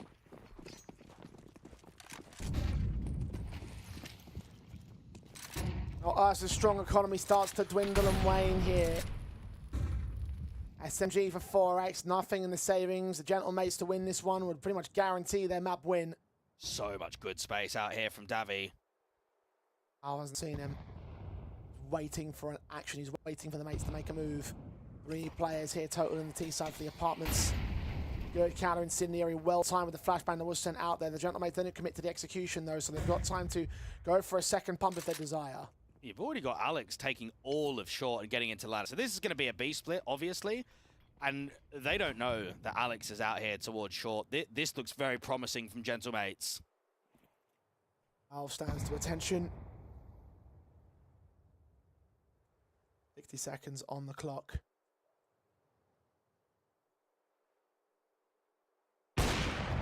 Seeing the shoulder, just prematurely fires. Bit panic, the Gentlemates now need to start accelerating here. The gig is up. Molotovs and smoke start coming in, now missing a second chance. A third one not coming his way. He's been seen to that back pillar. Could get surrounded by T-side presence. Depends on where he looks. Davi, instant dome against Alf. Mopos takes down Toros. And now 4x is inside of that smoke. Point blank against Sasul. He's not ready for the angle. And now an AK can threaten to be a major harassment. Mopos deals with it quickly. Salazar left alone outside of the site, running into the AWP, can take down Martinez. That's a 1 out of 3. Mopos get forced into the open. Salazar takes him next. 1 man left. Where is Davi G? Salazar does not have the info. He thinks he might be market, and he was right for a moment, but not the moment here. Oh, Davi. It's all timing and positioning. Who sees who first? Salazar gets caught by a flick to the head. Barely coming forward from Davi G. And it's a map point for Gentlemates. Salazar has been the weak link this entire qualifier. He dropped an awful 14 kills and 30 deaths versus BetBoom earlier in the game that could have at least won them a map. That looked like his redemption right there. That looked like his clutch to win. But it doesn't come through. Look at Alv too. He's been farming across day one, and he's just midding sitter after sitter. So many chances to strike with at least 1 kill, and he doesn't get a single one.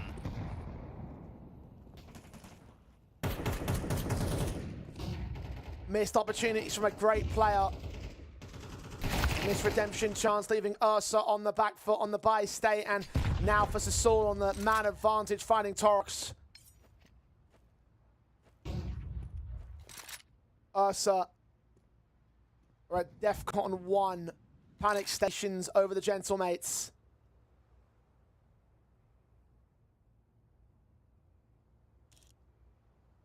With that 1 kill, nothing more presents from either side. The mates back up.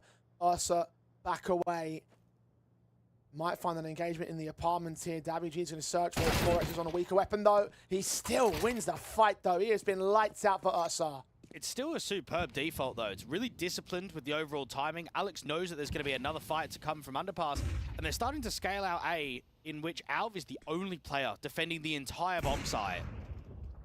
Shot for Martinez finds Dean, the low fragger of the Ursa camp. Alv now stands alone in a dark. He hesitates, and Sasul swings back to punish him. 4v2, bombs on site. Alex takes down Salazar, and 4x needs a miracle ace in this round to keep Ursa in this map. 20 HP on the first contact to make it happen. I think he knows as well as we do. This is game over for Ursa. The Gentlemates will take map number 1. It was a valiant effort in what was a punish pick that on paper made a lot of sense. Again, 2 out of 7 of their last map ups have been wins by the Gentlemates against M80 and XSAD. Perfect map to get started in the series with, but for Ursa, it means nothing. 4x knows he's got no chance. He's not even going to bother with it. Let fate take hold. Let this one go by for a 13-11. Gentlemates have their start in the best of 3. And this might be harsh, but it's reality, Jay. Ursa are chokers. They had an 11-9 lead out here on Mirage, weren't able to close, and then just in the previous best of 3 against BetBoom, they were up 10-7 and couldn't close there. I think that's the defining factor against a decent team and a really good team, right? The strong teams in Tier 2 are always going to get games over the line. Anytime I would see a Gentlemate in that kind of score, I back them every time to get the map won, to get the series finished with. And I think we just saw a lack of composure, a little bit of panic to the end. It's definitely a good effort. It's a good shift. They've given a fight back to a top 25 team in the world. However, for Gentlemates, they were struggling quite a bit in the first half. It definitely looked shaky in the second half. I don't think that was a good performance from them by their standards at all. Yeah, I mean, look, it certainly probably should have been a little bit more of a, I don't know how to describe it, but like it should have been a little bit more, I'd say. It's certainly agreeable in that respect. Gentlemates, look, they had a bit of a difficult sort of map up in general being brought into the series, but they managed to get out of the woods and onto it. Maybe tested a bit much by Ursa at certain points. You are right by the choking elements from the Ursa camp, though, because had they won that map up, then we would have given them a serious chance in the series. I mean, you were saying potential 2-0 to one of the directions. Now it looks like it could well certainly be Gentlemates because their strong map of Nuke is coming up next year, Dwag. Yeah, and for Gentlemates, they've got all the pressure completely disappeared off of your backs now. I know that they've not been playing much Overpass recently, but Mirage has always been a weak suit for them. The Tier 1 teams are playing it against them, and very few times are they coming away with victories. So the knowledge that you've been able to get at 13-11, it's like, right, we can relax now. We're going into home territory. These guys are excellent on Nuke. There's a very good reason why they pick it so frequently. They're very dominant on this map online, especially against Tier 2 teams. So I think that it's going to be a critical performance, and Ursa are going to really struggle going into map 2 now. Nemesis, Gen 1, Nuclear Tigers all fell handily to Gentlemates in this closed qualifier on Nuke. Ursa seem like the next big victims. We're going to head to a break and see whether they can outlast Gentlemates on their home turf.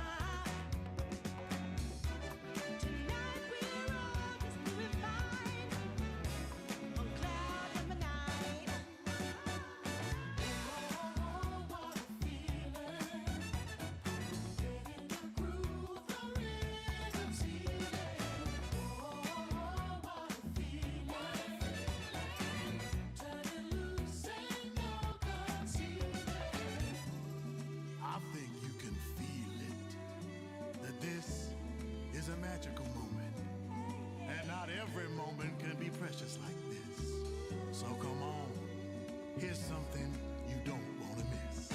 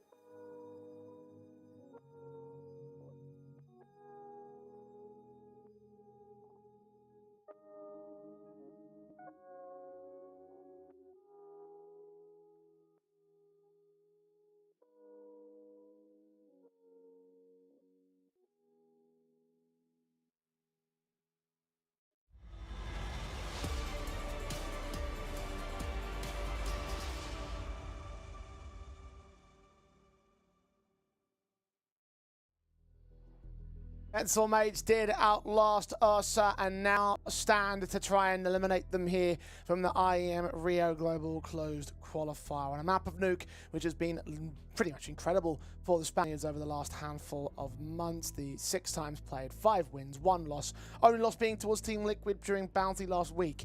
So yeah, a lot of positivity for Pencil Mates to say the least. And it's 2 very different days of competition. You've got a day 1 that was very successful from Ursa, moving into a day 2 in which they've not won a map yet, and you compare that to Gentlemates, mate. They're 5-0 today. They've had an excellent day 2 of the comp. Yeah, I was worried about maybe fatigue setting in at certain points throughout that Ursa matchup, because this is the 3rd best of 3 that Mates have played in a row today. And, well, clearly not. They did manage to hold their own on that Mirage. And now it's time to see if they can make it dominant over on Nuke. Pistols are live, Ursa on the CT side of things. And the CT sub will need to go extremely well if they want to stand a chance in my eyes. Good shot from Salazar to kick things off. Saul good to respond, however. And so is Davy G and Alex. 4x, the standout man of Ursa in that last round, will trade up towards heaven, but needs to now make it a 2 versus 3 with him and Torox on the retake. 4X is going a bit aggressive before his teammates in a position to fight, and this is slightly worrying in case he goes down. See, this man made some footstep noises though, so the players know where he is. The second element is a more of a bigger concern because they don't know exactly where Torok is coming from. 4X seen, tapped up by Sasul. That's his second kill of the round. Torok's in a 1 versus 3. Not going to last against Martinez. Pistol win for the Gentlemates. Just kept it extremely simple into the pistol. 2 players come out from door. They explode on the hut split. They have a single flashbang and then a late lurk on the outside. And, well, they're just pretty much owning everyone, aren't they? Very difficult retake there from Ursa. And Gentlemates, you look at the record out on Nuke, even when you think back to October when they were at Pro League, they're defeating teams like Vitality 13-6, 13-8 against Inner Circle, 13-6 against Heroic. Very good Nuke team and always have been.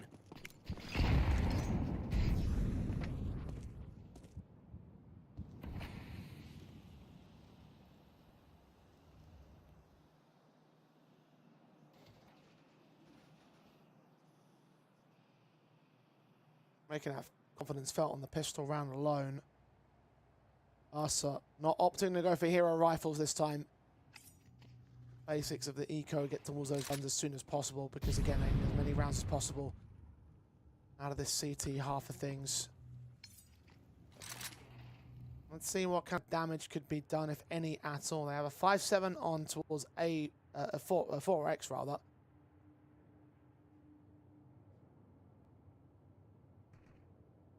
Not seeing those individuals just yet. A lot of space down to the lower corridors with mobs that could potentially farm up a bit of cash with the Mac 10. At least one kill should come in fairly freely towards main. Looks the other way and ends up getting caught. Gentlemates will be able to get the bomb down and make sure they get their second. And for Mopos, just surpassed a very important achievement in that last map, Jay. He's now got listed 1,900 maps on HLTV. There's not many players that get close towards 2K before going into retirement or ending up going into coaching or just down different career paths entirely. And yet at, what, 29 years old, you've got to imagine that he's still got plenty of years still left in him.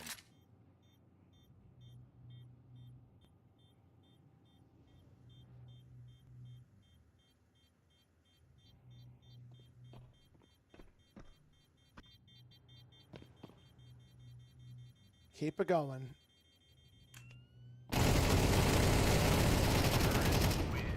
That firing squad I've ever heard one. Alex, Davy G, 3 kills between them. Everyone falls effectively. Mates.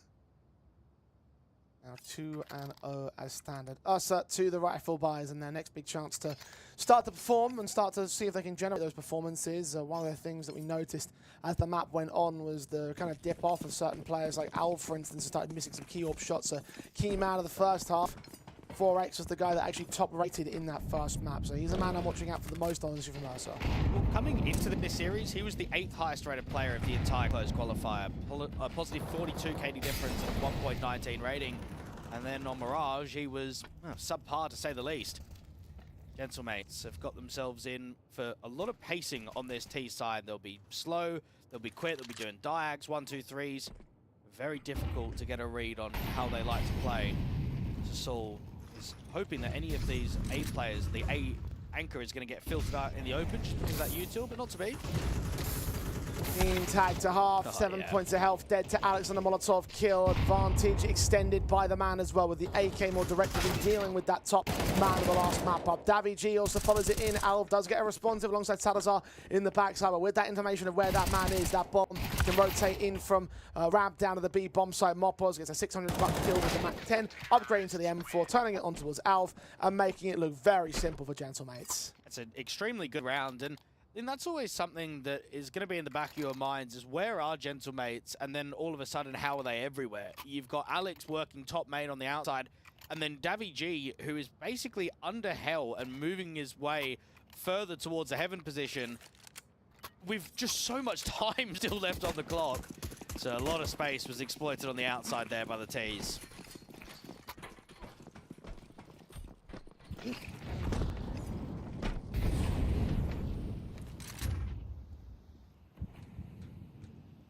Very confident stuff from the Gentlemates camp. Us will be hoping that this is more closer to what what it was like on the first map where they started to take early control pretty handily, and then the Gentlemen started to fight back, except them being on the receiving end of this initial downward turn. Well, you mentioned it earlier, 5 wins and 1 loss in the last 3 months for Gentlemen. They have a 70.9% round win on CT side. That is crazy. That is really high. So if you want to be anywhere in the conversation to compete for this map, it's got to be the first half. It's the only way. I mean, I mentioned, yeah, like you said, I mentioned it earlier for very good reason. Like, you might not stand a chance in the second half. So it might almost be like unreasonable kind of scorelines is what we're asking for to see success at Ursa here on Nuke. Well, you'd probably have to say 8-4, right? Like, lose the eco At the here minimum, and then yeah. go completely undefeated. That's the only way that you can contest. That is asking for perfection even at this stage. Moppers with the latest come with the Salazar. Plant will be secured, and the 5-7s in the half buy. Might be better to hold on to the Kevlar, really. I mean, Torx is going to go down. Alex to the Mac 10. Bonus cash and all. And they're just trying to suss out and flush out where the Ursa side of players that are holding from. Not like it makes a massive difference, though, again. This round is a loss. There has been times throughout the last few tournaments that Gentlemates have played in which that they have improved after taking some early losses. Now, I think back to the PGL Masters Bucharest LAN, they lost to Pain and Legacy in back-to-back best-of-3s. They then were able to beat NIP, BetBoom, and then just couldn't quite get over the line against Gamer Legion to get into the playoffs. We have here a day one that, for the standards of Gentlemates, I think was pretty underwhelming. I mean, Nuclear Tigers being pushed to overtime in map 3 should never happen. You should never be getting that sort of a score against a team like them. Against HOTU, I think it's very respectable to have a very competitive game with how they looked against 9 when we casted them earlier. But how they've performed against Gen 1, Nemesis, and now how they're looking against Ursa, this is more like it. This is what we should be expecting from them. Yeah, definitely. Like you said, a team that probably is in the conversation at the very least to be a tier 1.5 squad. Might already be there, considering they're playing in, well, quite a lot of tier 1 tournaments or tier 1.5 tournaments.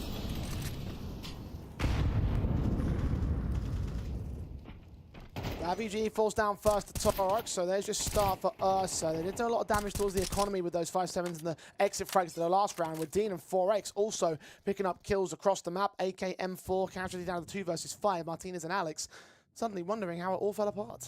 Yeah, Moppos was trying to secretly get his way outdoor down into the vent, but it was being held by Dean. And then on the outside, you've got 4X, who's being a bit of a menace, and it's nice to see that he can come out onto Nuke and still have that fiery playstyle where he's taking a lot of duels, he's overpeaking. Because if you get a player like that that's maybe a bit afraid, a bit passive, it tells you that he's changed from map 1 to map 2. Alex, the best that he could hope for is a bit of exit damage here or there. He's been seen, swung, and, well, for a moment, you thought he may have been able to transfer there against Dean.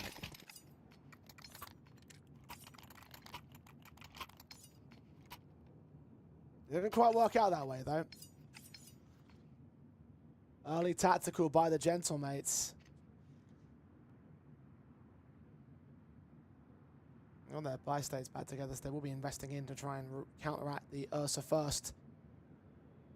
That is one out of many required by the Ursa camp. We mentioned 8-4 earlier. They need to go perfect in the CT half to make that happen from this juncture. And they are nowhere near out of the woods still. 5 AKs to contend with. 2 back on the CT side, though. I just think for Gentlemates, is an A exec back on the table. We saw them do it against the anti-eco round and looked pretty successful. Outside was getting obliterated in that last one. I don't even think Martinez is going to be doing a lot of AWPing in this first half. I think they might just keep it 5 AKs for as long as possible and then only get the AWP out in the second half.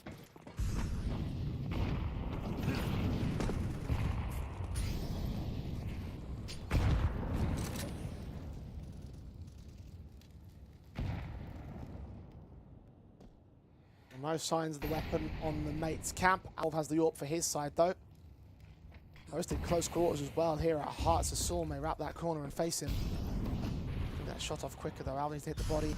Headshot the wire, the shoulders peeking out, and Alv catches him in the wrist. 4X follows it up on Davy G as well. So quickly, the Ursa side are at the man advantage, but they have lost track of Moppos down through the vent. Not with the bomb, though. 5 on 3. Martinez need to find a way back into him. it's difficult because the bomb's either got to commit outside or into ramp, and it's still a 3v5 deficit. So yes, Mopos has got a lot of space, but they need to be able to get a kill somewhere. And Alex is being very disciplined out here from T-Red. Fights on 4X, swings back in for the second and brings it back into a 3v3. Impact to the captain at 10 frags on the board in just these 6 rounds. Goes no further than just those 10. Salazar trades in. Martinez gets right back on his backside. Bomb on his back as well. Going to go ahead and join Mopos, who will be there to cut the rotations. No one is on the B site to defend it as well. Alv is still upper. Torox is back at ramps. There's a possibility that he might be able to rotate. Or the bomb could come back up through the vents. The AWP searching, sees his man. Mopos goes down. And now Martinez is alone with 16 seconds to plant. Bomb site is his. Alv has left it, so the plant will be secure, but it's the retake he needs to fend off. It's Martinez that knows he's got to fight against the Orpa quickly. Can come in. Alv still hits the shots. A triple in the round. An excellent moment of respite for him. He still seems to have it in the early matchups. Second on the board for Ursa, thanks to him. It's a very good highlight moment there from Alv to the end of the round, but fundamentally that's very poorly played from Ursa. It's a 5v3. They don't need to be searching there. You can feel what Gentlemates are doing. Alex is just sitting there waiting, isn't he? He's just at T-Red. He's got all the time in the world. Martinez is coming slowly with the bomb, and 2 players just get caught napping on the outside. I think that Ursa need to be a lot tighter in these man advantage situations, holding crossfires, sitting back, holding bomb sites, not just trying to scale and search. And that was nearly a very good recovery from Gentlemates. And Alex knows that they're only going to win rounds off of X Factor. I guess they kind of did that on map 1 as well, didn't they? Yeah. A lot of those early few rounds especially came down to individual moments out of Ursa. Once those individuals started dropping off is where the problems really set in, and a little bit hit and miss at times, but Alva's turned up. 4X are getting punished consistently in the opening frag, so one of those 2 top fraggers not allowed impact in round 7. So Alex is currently the lowest rated player for Gentlemates in the last 3 months on Nuke, and he's 11-4. He's getting all the kills on the outside, he's getting opening attempts, he's getting multi-frags, and that's the captain stepping up to the equation. And 4X, well, he's the highest rated player for Ursa on this map in the last 3 months. Maybe that is a contest that he needs to start working out in a different account, working with a teammate, working in a different position, whatever it is. He can't just keep dropping like this.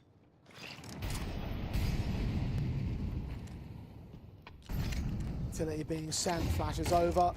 2 players will make their way out. Saul also going to make his way in from Hut eventually. Davy G capitalizes on the Salazar. Dean goes down to Mopos. Very orchestrated from Saul. Martinez burns Davy G with a TK. That's a 3-on-2 that Ursa may well still be able to fight back from. Mopos is low, but so is Torox. Alv with the AWP in hand may have to be the difference maker. There's a wrap too. Yeah. Turns away.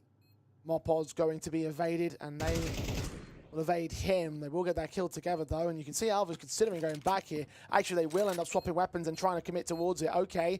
Round may well be on. Martinez didn't hear the ladder noises. I mean, his teammate been watching for it, and Alex will be able to deal with the man pretty nicely, doubling up quickly onto Alv the same. So triple for the captain once again, and Gentlemates with number 5 to their board. They just get baited into that one. There's not really too much in that retake. They're both coming in from heaven.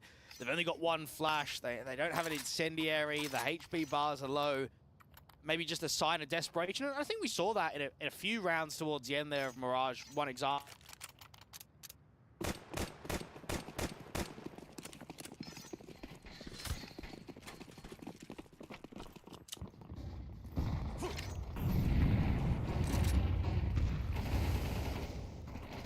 Alex fights Dean. Salazar takes the trade back. Martinez is expecting players to come in for the lobby play, and from ramp they would be right to assume so, but they're a little bit late on the marker there for the CT side. The backstabs are set in though, so gentlemen need to be wary of this, including that AWP of Alv. Bomb plant secured, and Martinez runs right into that big green. Double up from Alv onto Saul the same. Torox falls in response, but it's a 3-on-2 for Ursa here. Mopos is going to go through his own smoke. He's going to wrap this AWP. He's waiting for Alv to make the move instead, and he won't receive any such presence. Bombs down the open side of the site. Alv walking in. Alex contesting. Insignia as the driver map position. Fights well towards that mini position. Even gets the second kill on Salazar. He's low and dead to Moppos, who's also low HP himself. But Alv going in for the AWP, missing the one bullet required. A pistol would have been better. You didn't know. Moppos will hold the clutch and hold the 6th from Gentlemates. Alex is frying right now. He is creating so many key jewels. He got the opener out there on A, and then he closed down the round. What a change of pace that was too from Gentlemate. It's been quite slow across the board. They've not really had much action, and then out of nowhere on a gun round, they are flying it into A. They bombard themselves out from the door. Moppos is setting up the flashbangs. Yeah, it gets a bit tight there in the post plan and maybe a bit uncomfortable. It is still 6-2 on the T side. And when you've got the economy going, when you've got the momentum at the start, Ursa, they're running out of, well, they have run out of chances if we're going to be honest with ourselves here, but they're running out of room to at least make this game competitive. If you're going to go out of a lower bracket after going all rounds in regulation in map number 1 and going all rounds in regulation versus Bet Boom in the upper bracket, I want you to go out with a fight. I want you to really give it to Gentlemates. Not to encourage people to turn off the stream or whatever, but this series may already be over. Let's put it that way, rather simply.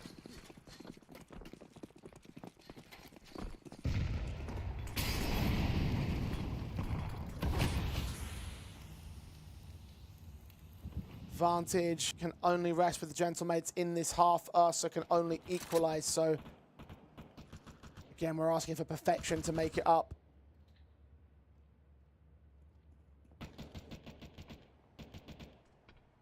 Broken investment into round 9 is not conducive to success at this stage, Gentlemates.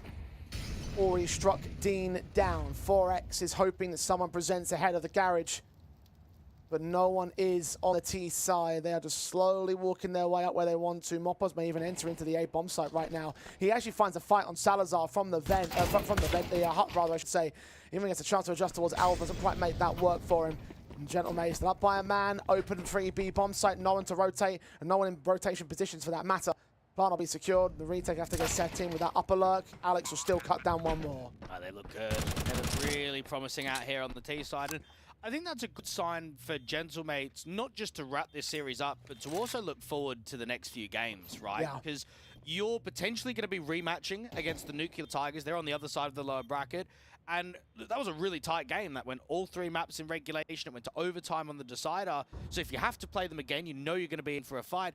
And also for 9, I think they're looking for a bit of redemption. They would have been embarrassed in that series versus HOTU. And they're going to come in with a bit of a wish in that second portion of the day and potentially even moving into day 3 to just showing the fans a lot more, showing that the players can compete at that higher degree. Gentlemates are definitely strong enough to qualify to IEM Rio, but there is going to be some strong opponents in their way.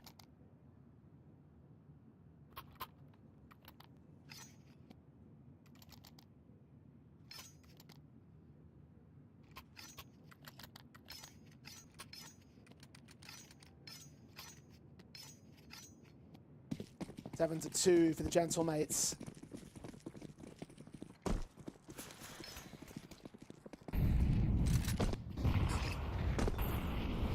Half advantage has been held. See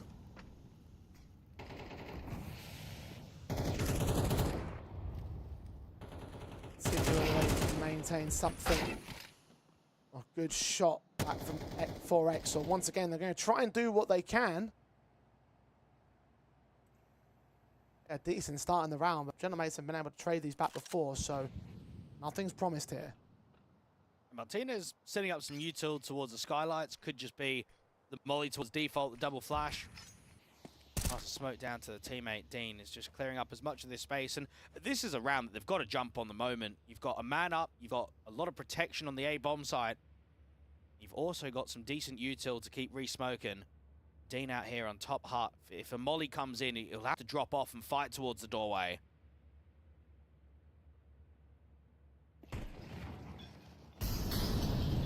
Molly sent.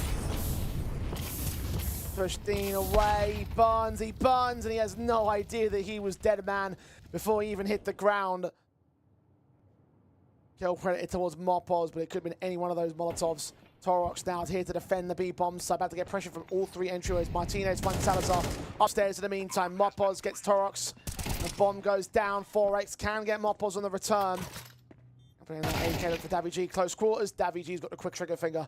And Alv, again, no chance. As great as he's been at times, this will not be one of those times. And I think it's very clear now that Mirage is just a weak map, because once we're going into strong suits of Ancient, Infernos, and Nukes, Gentlemates look like a completely different team. And I think what's been so impressive with this roster is that it was formed in January of last year, and it was formed actually with Just, and within a week they got rid of Just and added Alex.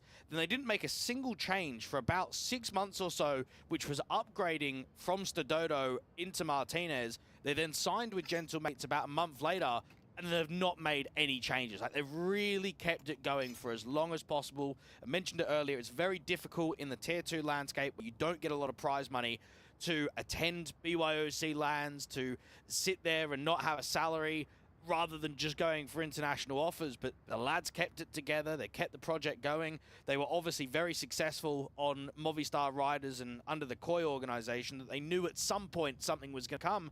And for Gentlemates, I think it was just the perfect pickup, right? It was the highest VRS ranked team that did not have an organization. It's the first time that we've seen them in CS, and straight away, they've already had a taste of what it's like to compete for months and months at the Tier 1 environment.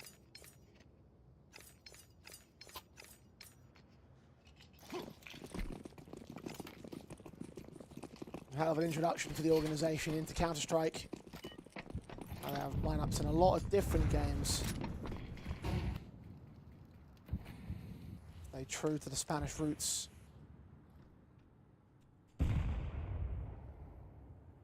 Stay true to the dominance of this matchup. Alv has taken down Davy G again to start off the AWP. XM101 for a shotgun, trying to see if he can catch players off, and actually the lobby crunch has worked rather well for Ursa this time. So may well be a third round for their favour, and a 2-on-5. You doubt that Martinez and Mopos can work their way out of this. Fox is even working his way in against the AWP. They have no idea about this player, although I say that he's making a lot of noise. So now Mopos will try and look for a way in which he can return the casualties. I mean, he's let one player slip past, but this might return in troves. Yeah, it's difficult because he had trigger discipline, but it's probably too late now. You had to make a bit of a moment when it's a 2v5. You can't just take the kill straight away, but nothing else presented. Martinez walks out from Hut, and Ursa have themselves a very successful round. Now they can try and pick up as many of these rifles as possible. They only get away with 2, unfortunately. Now with that AWP, the AK is backed up by Salazar and Torx.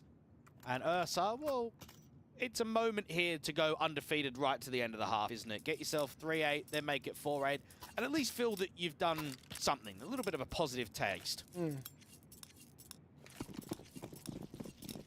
Silver linings maybe all you're looking for at this stage. Certainly Ursa would love to believe in a miracle return. But even at 4-8 down, moving into your T side with Gentlemates, as you mentioned, 70% win record on CT side. Nearly 71% win record, in fact. You have a lot of doubts on the Ursa side of things. Yeah, even the last 6 months, Jay, that accounts for 19 maps of Nuke. It's a 63.7% win rate. So Still even with a larger good sample size, it's excellent. That's a really good percentage. Very, very good indeed.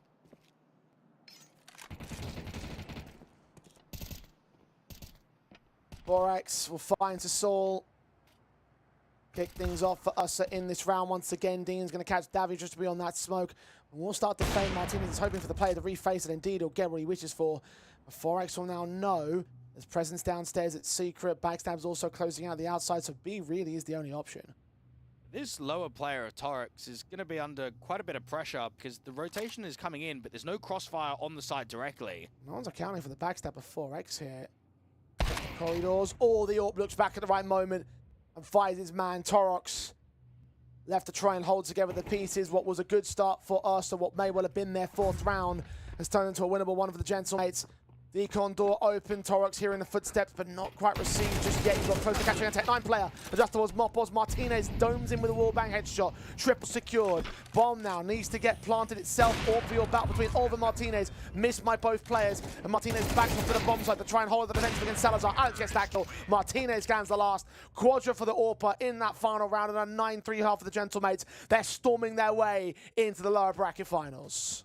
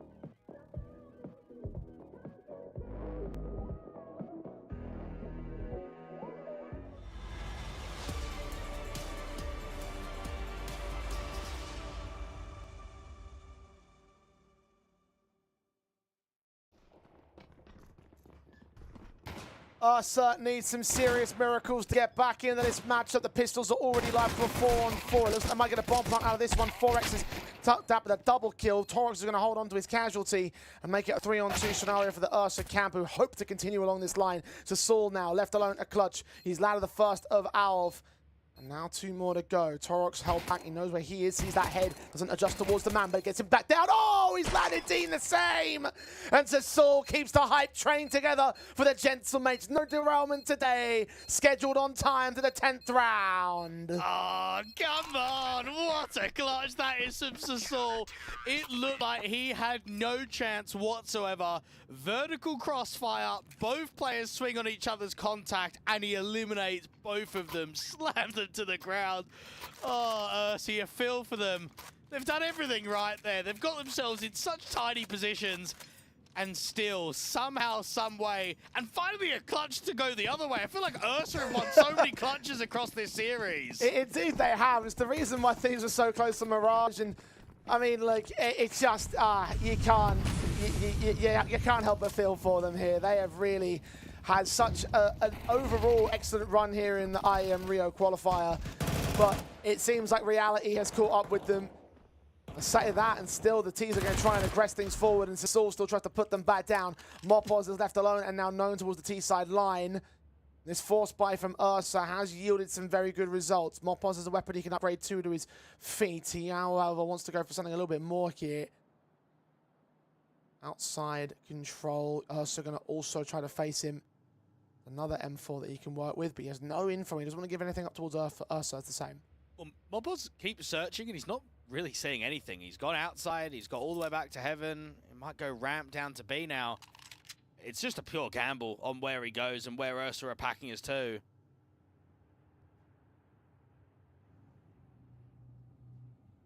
Moving ever so slowly.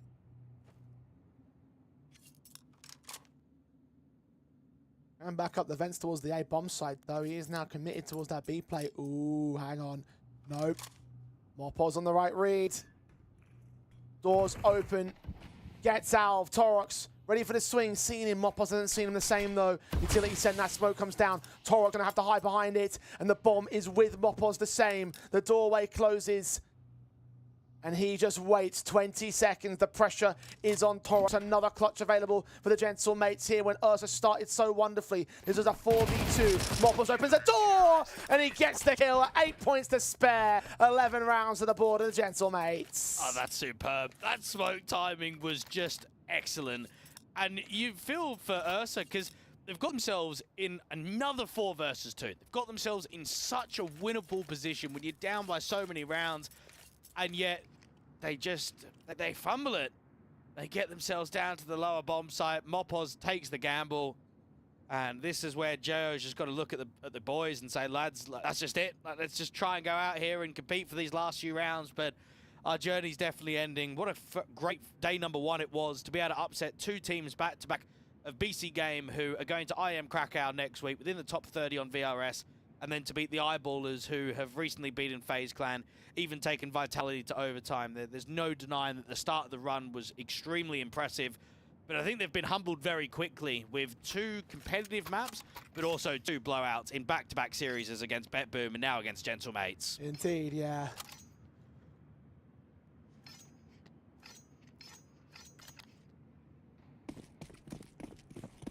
Gathered a number of great VRS points, ones that might get them into some of the close qualifiers of some lesser tier 2 online cups. Maybe there's a future for Ursa thanks to this one event, but the dream of Rio is slowly but surely fading away. Lived the dream for the last couple of days, but time to wake up. And to face the music. Dean, Scene, Martinez. The trigger just yet. Sees his contact. Yeah. Wonderful. That is patience. Perfect. Still losing 2 trades back, though. Ursa still somehow managing to pull these things back from the brink. We have seen some incredible displays of trigger discipline across these last couple of days, and by the favourite teams as well, right? The stronger teams that are up there as some of the front runners for the bracket. Precision. And now for Ursa, well, they've got themselves in a 3v3. The problem is they don't have space So they need to keep brute forcing Jules on the outside, and they're being patient about it. They're trying to draw Mopoz in, but he's not really facing them. Shot from Al finds Mopoz. Man advantage back for Ursa here thanks to that scout. XM of Davi G from range.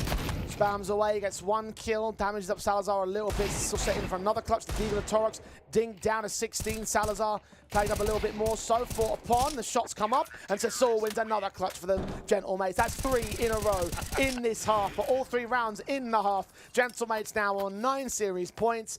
Ursa can't catch a break. I think we're done here. Yeah, we definitely are. Ah, what a shame. 3 clutches in a row. Some teams, you might get 3 or 4 clutches in an entire map, and that's talking about rounds that are being stretched to all in regulation. To get 3 clutches in 3 back-to-back rounds is pretty much unheard of.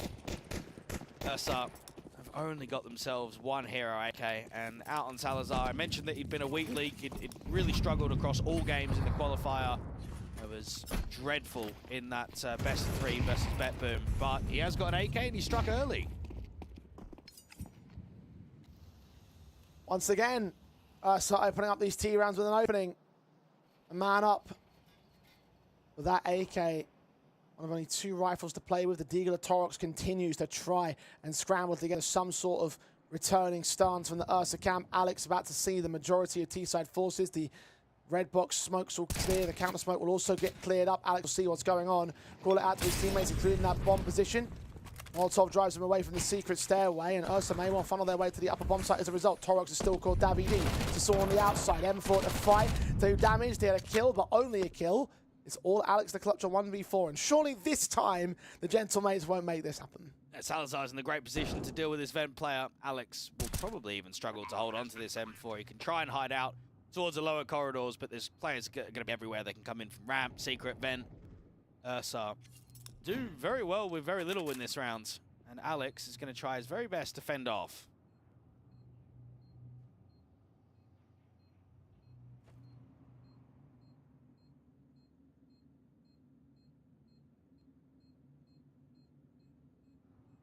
Number 4 for Ursa. Torox. Gets him out on 4x3, gets him in the end though.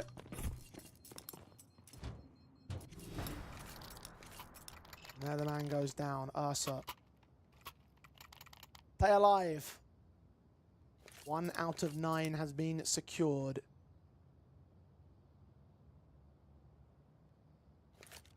They should get a few more out of it as well, because there's a force back in from the Gentlemates camp, upgrade pistols, and then force still available for Alex somehow.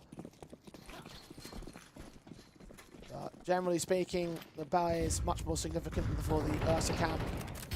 Even with 3 saved M4 out here, Martinez's scout lands a good headshot, so once again, the lesser buys are winning out in these later few rounds in the second half here. Torox goes down towards Mopoz. Surely not, boys. Surely not. Well, it looks on, doesn't it? Because Mopoz has been able to get out of there without giving his life away.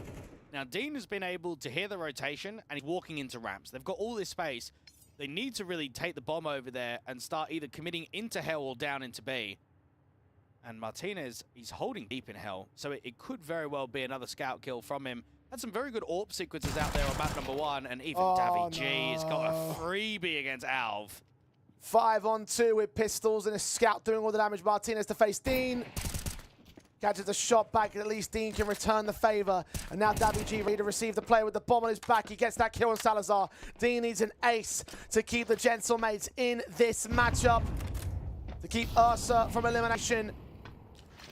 45 seconds to make it happen as well. Flashbang tries to go over. Won't blind anybody. Davi holds his nerve, holds his position, gets killed off, and the adjustment's just not there for Alex, who will close it. 20 frags for his name, a 13-4, and a simple 2-0 series for the Gentlemates. They eliminate Ursa from the competition. 3 back-to-back best of 3s being won from Gentlemates today, in which 5 out of 6 maps have all gone down to single-digit opponent scores. they've looked really solid. Gen 1 Nemesis and now against Ursa. I'm sure that Gentlemates are going to look at this second day and say, right, we've dealt with some of the weaker teams. We've got confidence. Now we've got to step up. We're going to go up against some of the big boys tomorrow. We need to keep this form going. We need to be in a position to qualify to Rio. Yeah, maybe disappointing on the first day, but still the Gentlemates have come back into their own, and it's just the domination that we've seen over the course of today. 3 best-of-3s back-to-back, not dropping a single map. It's been excellent, excellent stuff from the Spaniards, who now will look to move on, as you say, to that lower bracket semi-final and into the victor of the 9 versus Nuclear Tigers game, which is still ongoing, by the way, moving up to the third place position third map in the series, I should say. So we won't be able to discover who that's going to be facing Gentlemates up until later on this evening, and certainly long after this stream is closed, because it's only just beginning right now, Dweg. Well, let's start playing a little bit of Magic, right? The hypothesis. You've got BetBoom and HOTU out there in the upper bracket final. Most people would expect BetBoom to win that game. They've got a really good track record. They're a stronger team. They've been able to qualify to more lands than what HOTU have. So you expect HOTU to be dropping down. I think for the Gentlemates, if they face off against 9, that will be a rematch from the event in China at that Perfect World LAN, in which they were able, the Gentlemates, to beat them 2-0.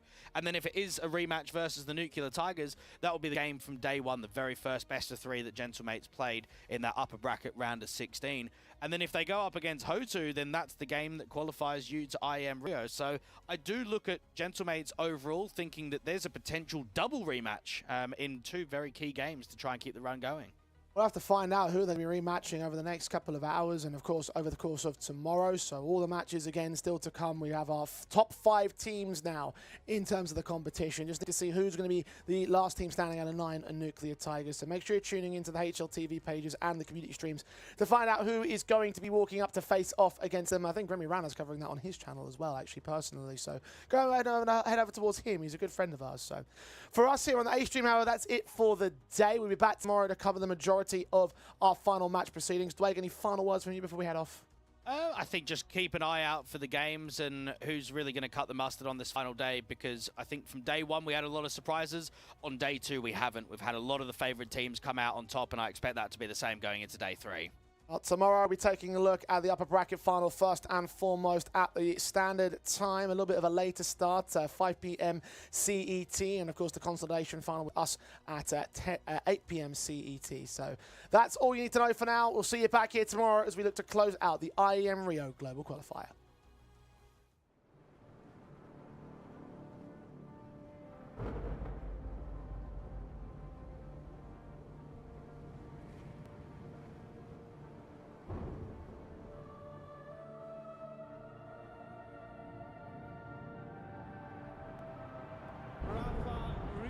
History. Absolutely phenomenal. And Ace is the champion of the Intel Extreme Masters World Finals. Storm's still not quite done. MC is going to take this fight, though. 3 seconds left.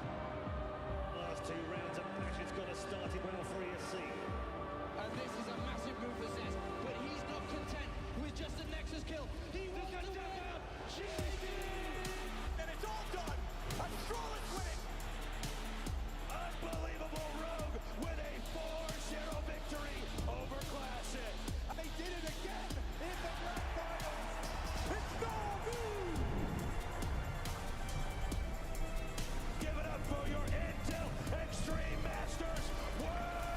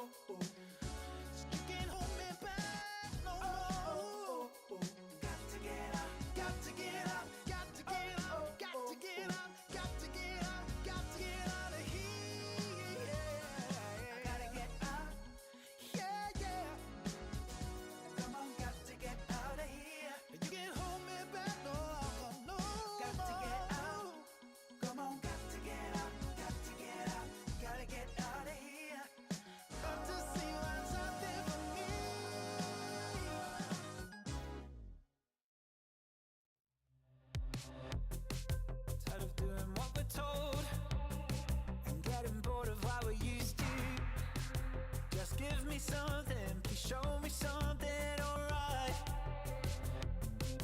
Cause I'm scared of getting old, and I'm more tired than I'm used to. Just give me something, please show me something alright. I forget that I'm down with you guys around. Cause everyone knows life's better with love than being alone. Consider yourself the motive for finding a way to right my wrongs. Catch a locomotive or hit the highway and just move on. Cause it's so fun when no one's upset. You sit on my trunk and watch the sunset. Consider yourself the motive for living my life the way I want.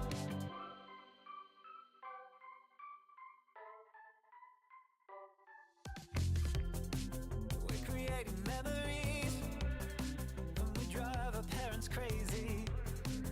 We're chasing sunset, living each day like the last day of our life.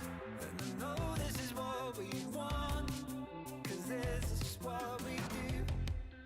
Free to tell our lies while discovering our truth. I forget that I'm down with you guys around. Cause everyone knows life's better with love than being alone. Consider yourself the motive for finding a way to right my wrongs. Catch a locomotive or hit the highway and just move on. Cause it's so fun when no one's upset. You sit on my trunk and watch the sunset. Consider yourself the motive for living my life the way I want.